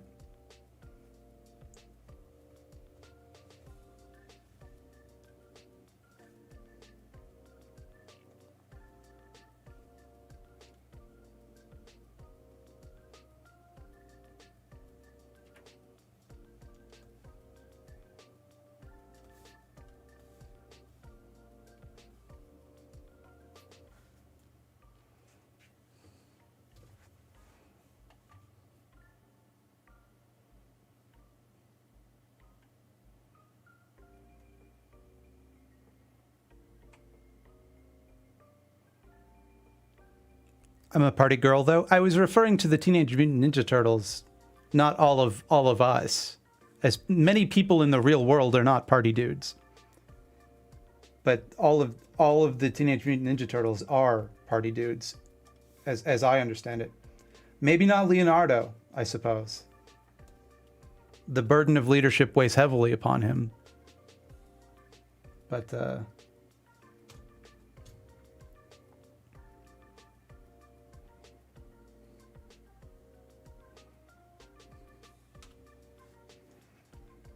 feel like the rest of them certainly party dudes.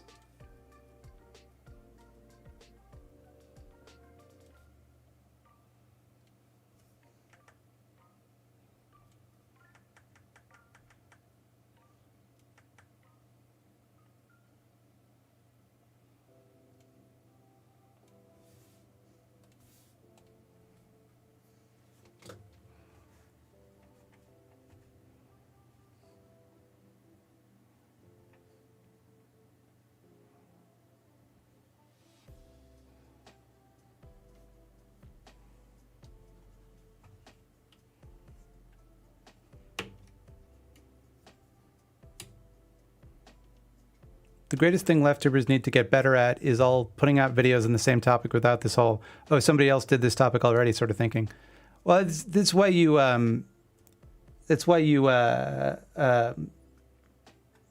you cite other people, right? Like you go, as this person talked about in this video, and now I would like to expand upon that point, you know? But also, like, it's good to be repetitive. It's good to be repetitive. Sometimes you have to keep in mind that it's good to be repetitive. People find ideas more convincing when they hear them multiple times, so it's good to be repetitive.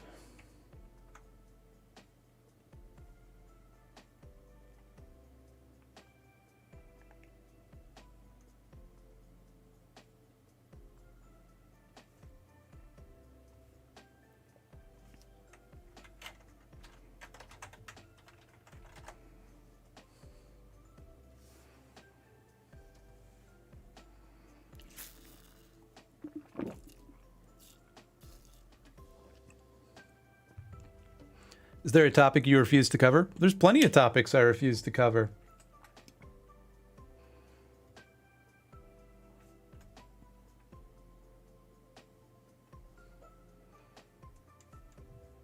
There's a lot of topics that I don't feel I need to cover as well.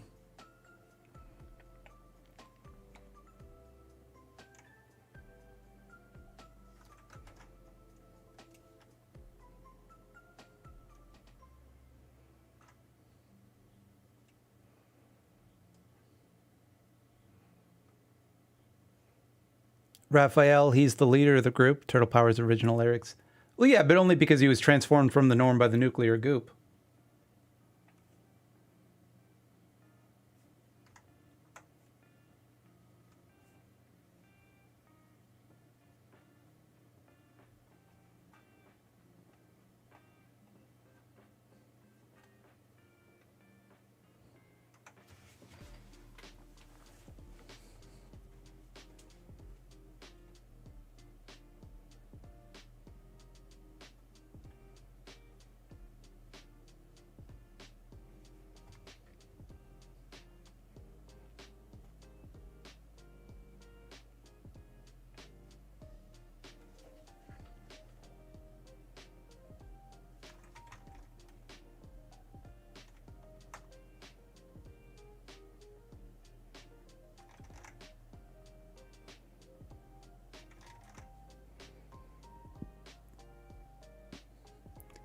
a video on the politics of the Power Rangers franchise.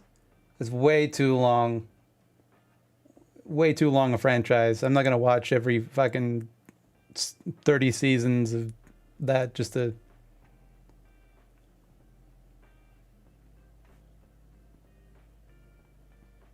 That's a job. That sounds like a job for Linkara.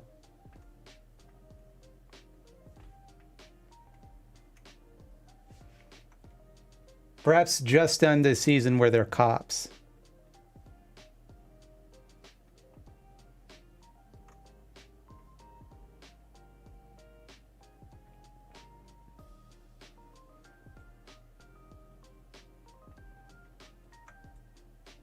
For some reason, mods are checking a question I wanted to ask. Did it have swears? Sorry, full of questions. What's your opinion on Clive Barker's initial plan for the Hellraiser franchise, i.e., Julia being the main antagonist, not Pinhead? Yeah, that sounds good. I don't know. Depends on how they did it, I suppose.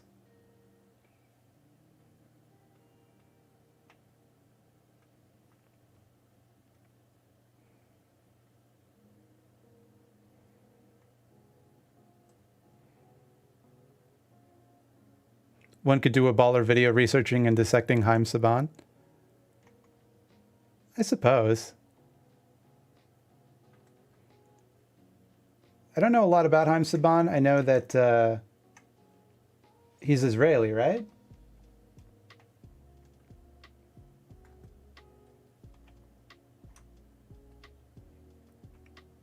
Gotta be honest, that alone kills a lot of my enthusiasm to undertake such a project.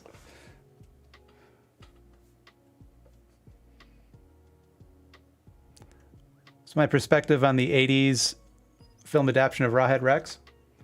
You know, I'm familiar with it. Never actually watched it. Mildred, when's the next signature Slimy coming out? Whenever someone buys one. They're drawn on demand.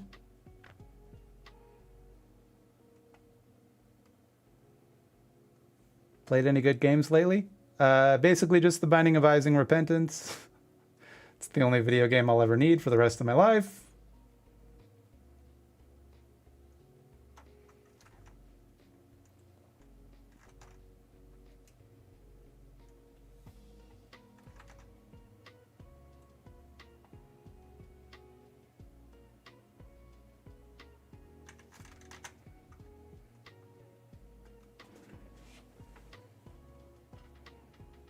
Have I seen Cult of the Lamb? I've heard about it. I have not played it. Desperately trying to figure out the art style of this comic at the moment. It still looks cool, though. What do you mean trying to figure it out?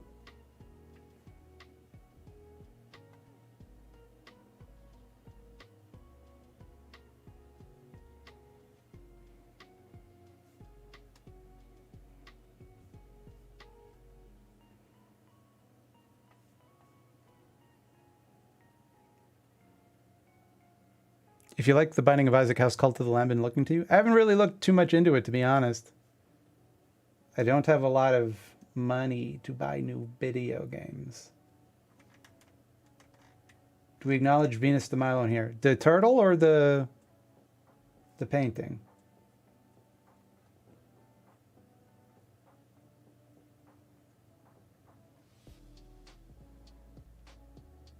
Have I watched any of the Netflix Sandman adaptation? If so, what did you think?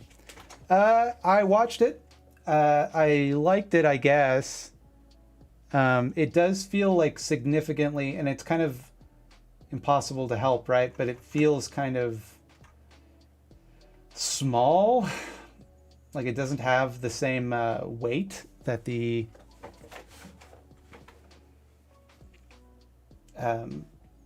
comic had with everything. Like it doesn't feel like a cosmic odyssey through like the realms of imagination. It feels more like a fantasy show where like it's this guy who's kind of like the visual representation of dreams, but it's not like really getting into what dreams mean on a, you know, like less thoughtful, I guess. I don't know.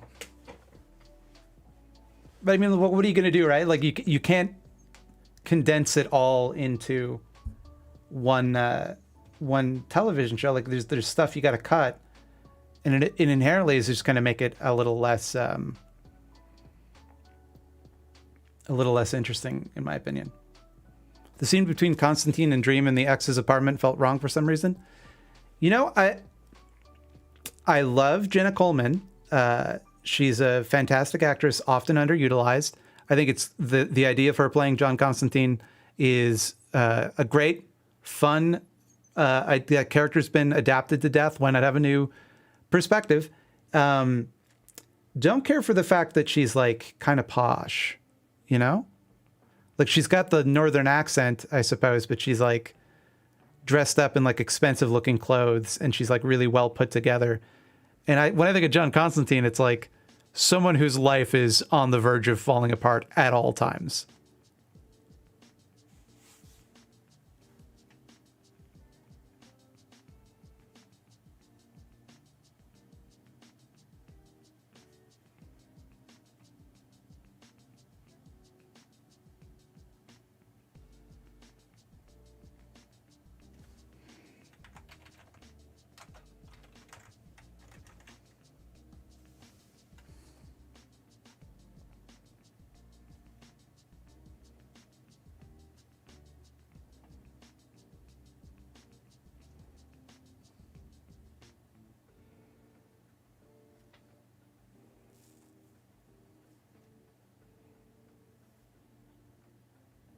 Also, getting rid of his smoking habit. Can adaptations of his character stop doing that because it's very annoying?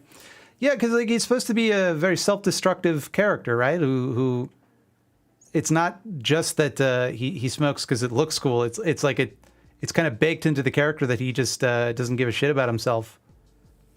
As a kind of a self-loathing over the pain he's caused so many people.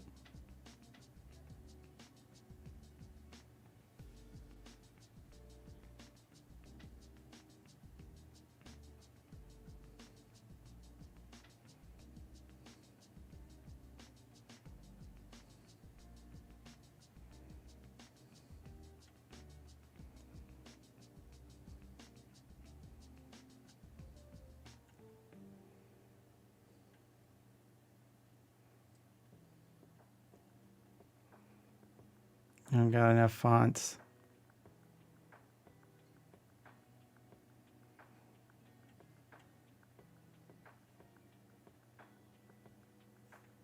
That'll do.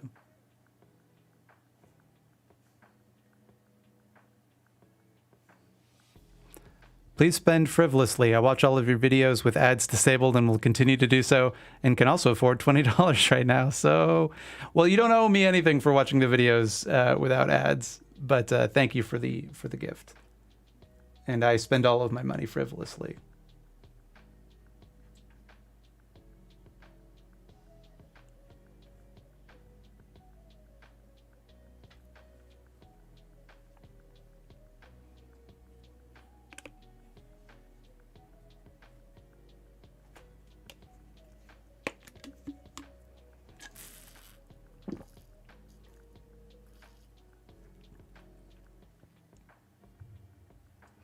Smoking might up the age rating.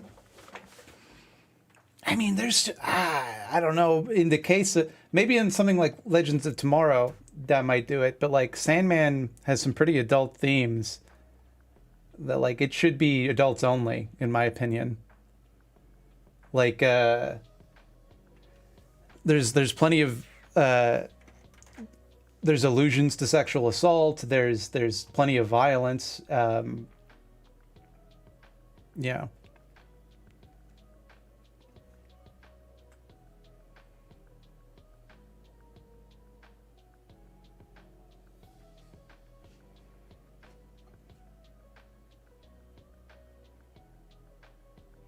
How much does skipping ads hurt or help YouTube creators like yourself? I don't know. Who cares? Is my honest answer. As someone who makes a great deal of money off of YouTube ads, I gotta tell you, I can't be bothered. Don't worry about it.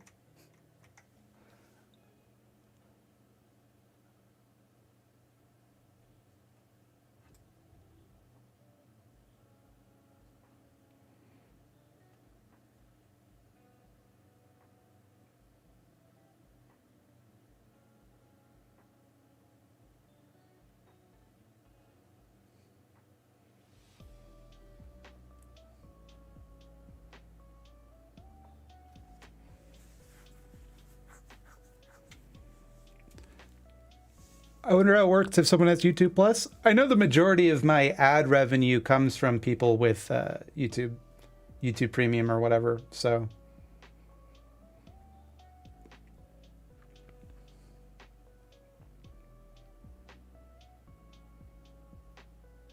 is this a funny comic or a serious comic?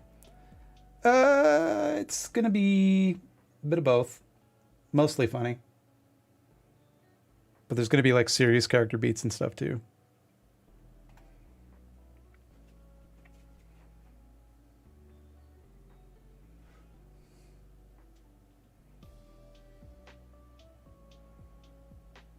Does that mean if I rewatch old videos, you get more of the monies? Potentially. But watch videos if you want to watch them. Don't watch them to pay me.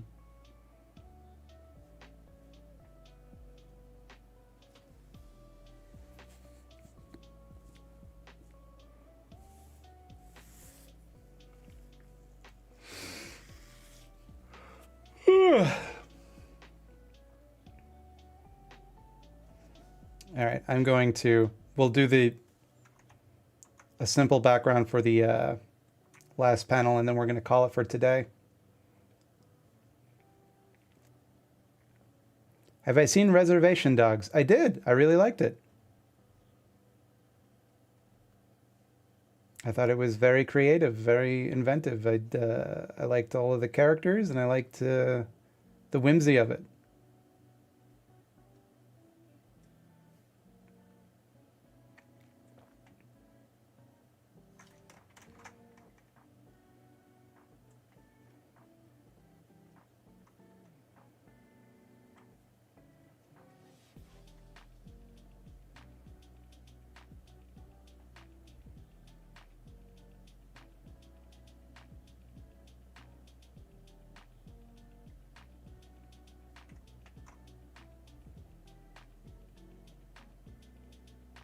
Trying to explain Wim Hof sitting on a fountain to someone the other day really made clear how well YouTubers explain their topics.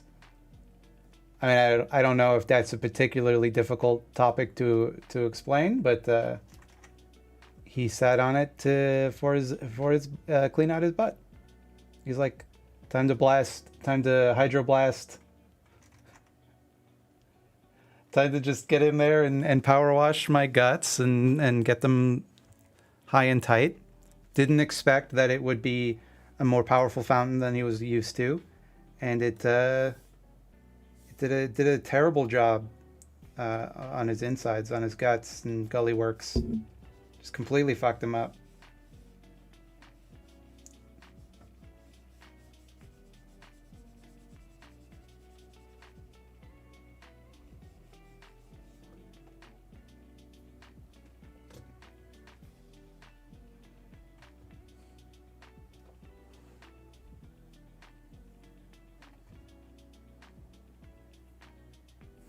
Do I actually make good money off of ad revenue? I assumed you were basically patron only with how YouTube feels on political stuff.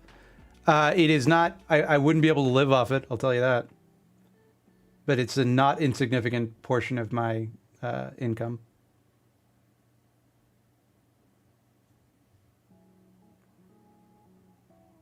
Is it okay for me to defer to your videos when I cover a topic and have a hard time verbalizing something like in a, here's a YouTuber who can explain this concept less angrily than I can sort of way? Sure, but like, don't just take my word for things also, you know?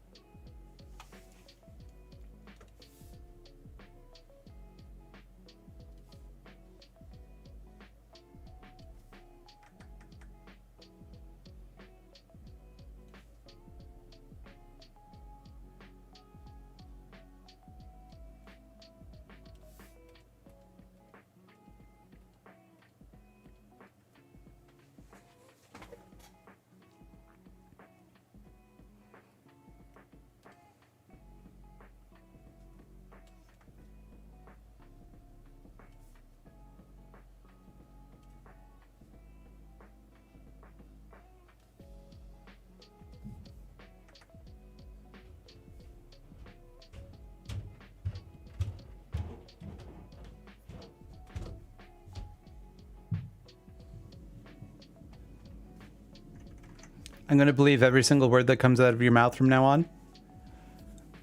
I am telling a lie. I just killed you. I just caused your brain to freeze up. You've exploded now. Have I ever read the Hanna-Barbera's reboot comics? I assume you mean the Hanna-Barbera reboot comics and not Hanna-Barbera making a comic book about reboot, which is what I was initially excited about. No, I haven't. I know that there was some like based Flintstone comic going around for a while.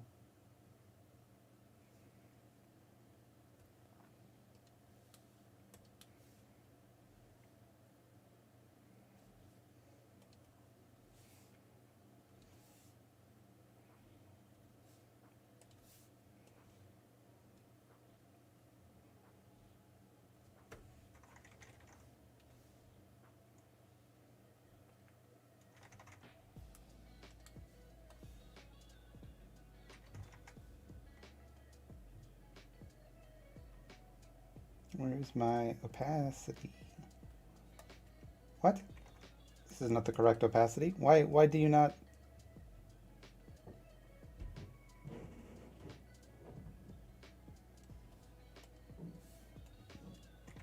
Okay, there we go.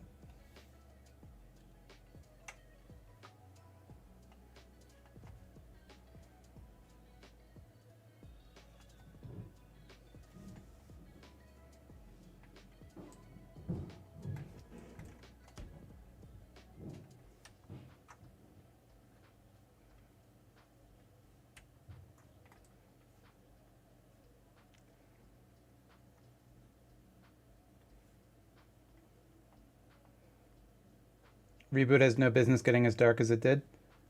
Beg to differ.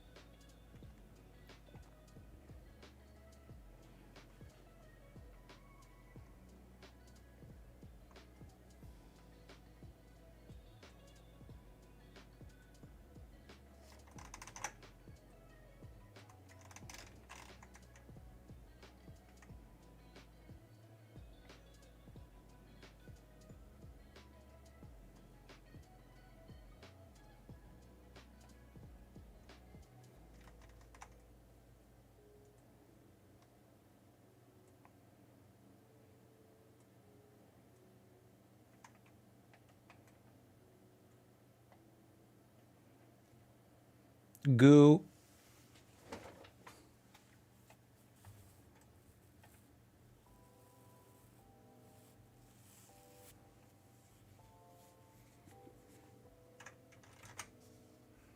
All right.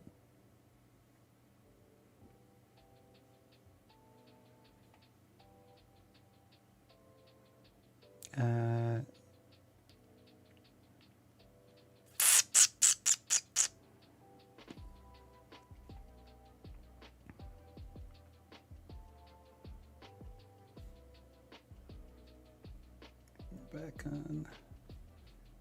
Da-da-da.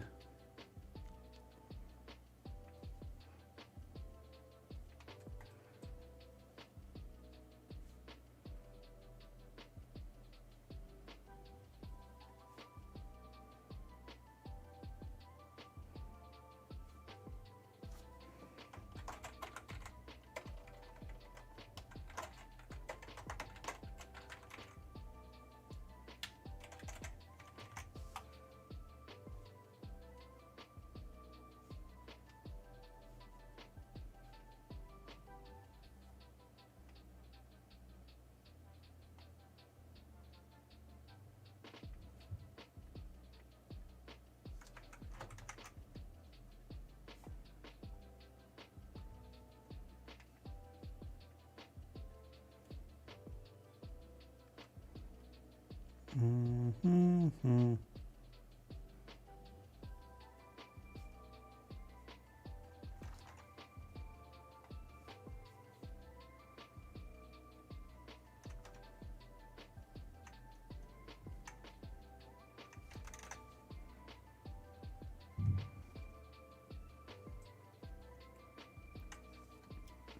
Feels like this should be bigger.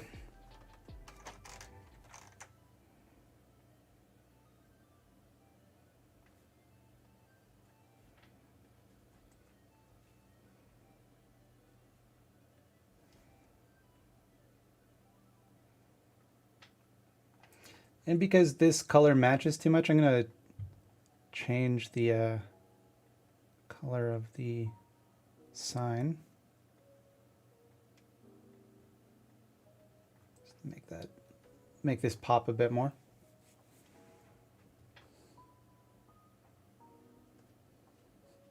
Secretly a front for Dave's Dilfs. It's a dildo store. It's Dave's Dilds.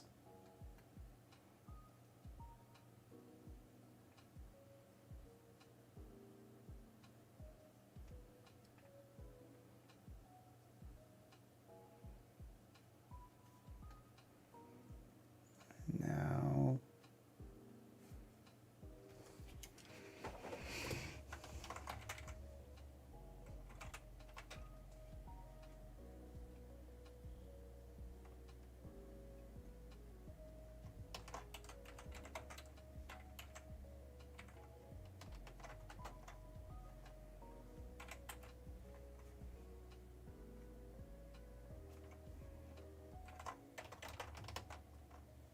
why?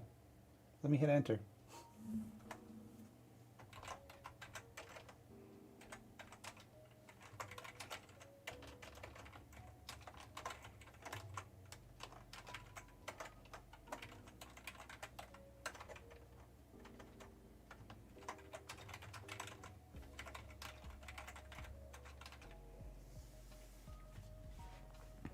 Dave's Dilds, you mean Buster?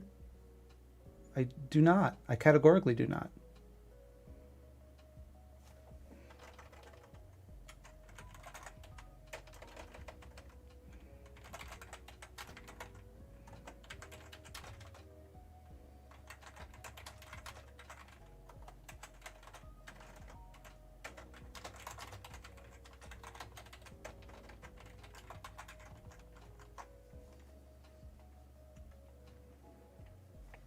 Have I seen Turning Red?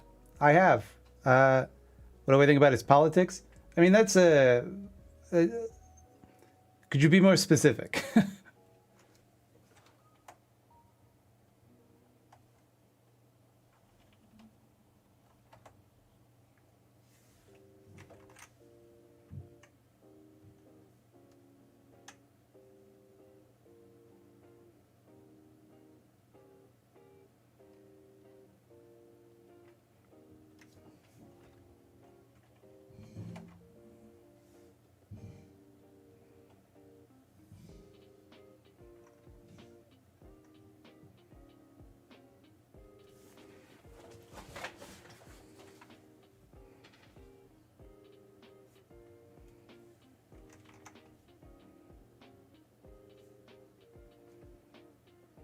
I don't think this font is gonna work.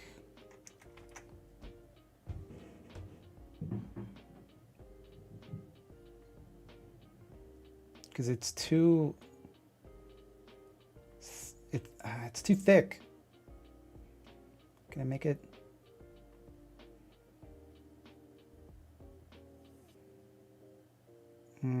Not really. Okay.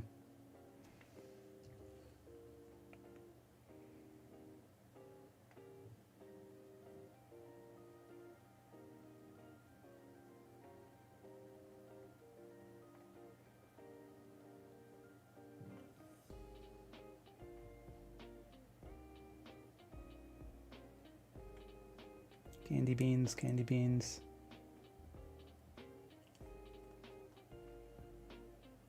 That's really hard to read when you...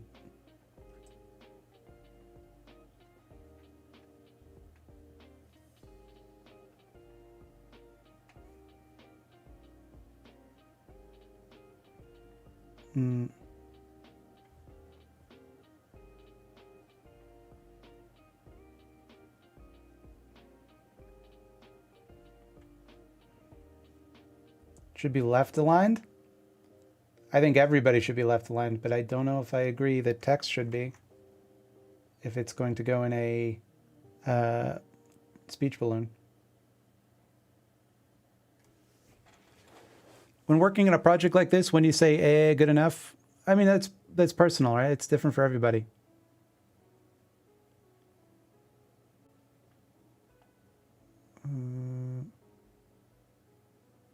Where's my...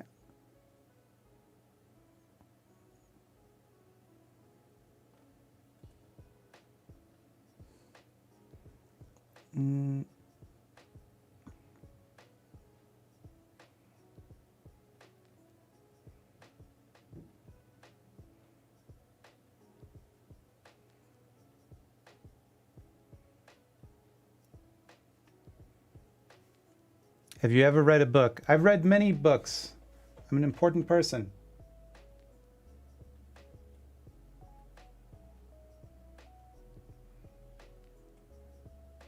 Let's go back to the previous font. How about this one? I think I like that better. But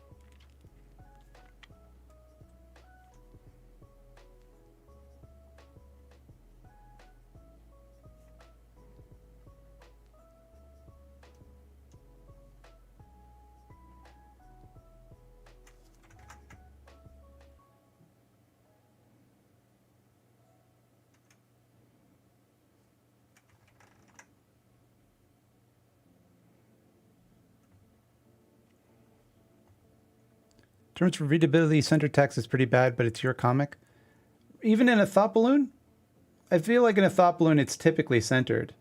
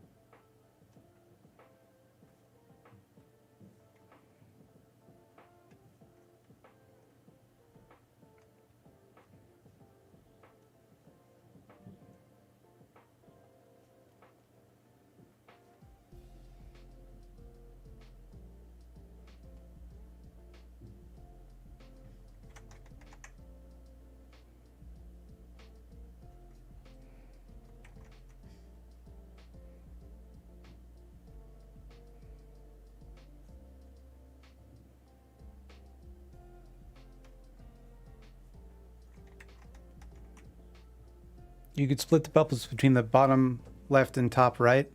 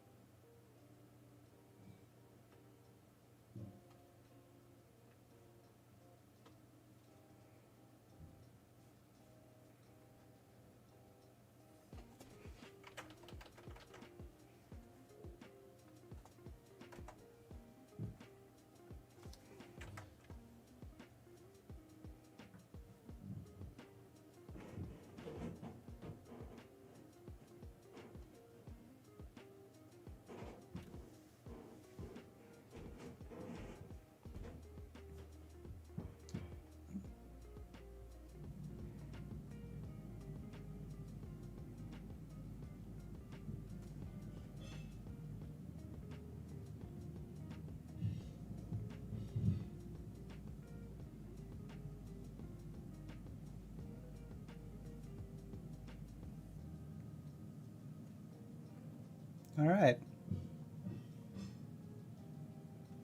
I think that's going to do me for today. I've been streaming for quite a while. Tomorrow I'm probably going to stream super early because I have a thing in the afternoon. So you might miss that if you're not paying attention. Best way, hit that bell, follow on Twitch if you're not followed. And then you'll know. Then you'll know right away. See if there's somebody we can raid Twitch-wise. Well, I called you an annoyance. Okay. Shh, Twitch. Shh. You don't get to make noise.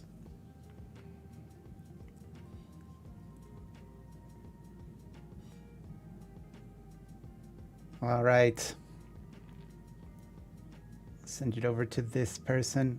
Honestly, there's some people I follow that I'm not really sure who they are, but best to send a raid nonetheless.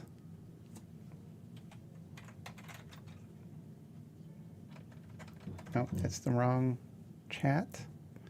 Your Twitch. Thank you so much for coming and for sharing your vulnerable victories. And then I will see you tomorrow for more comic fun. How do I? That's the command. Okay.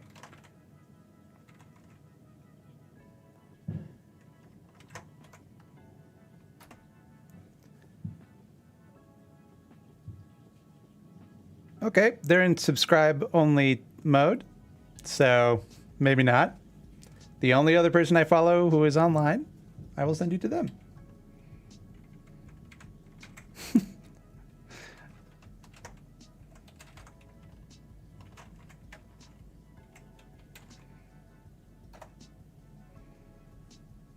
I already have a raid in progress?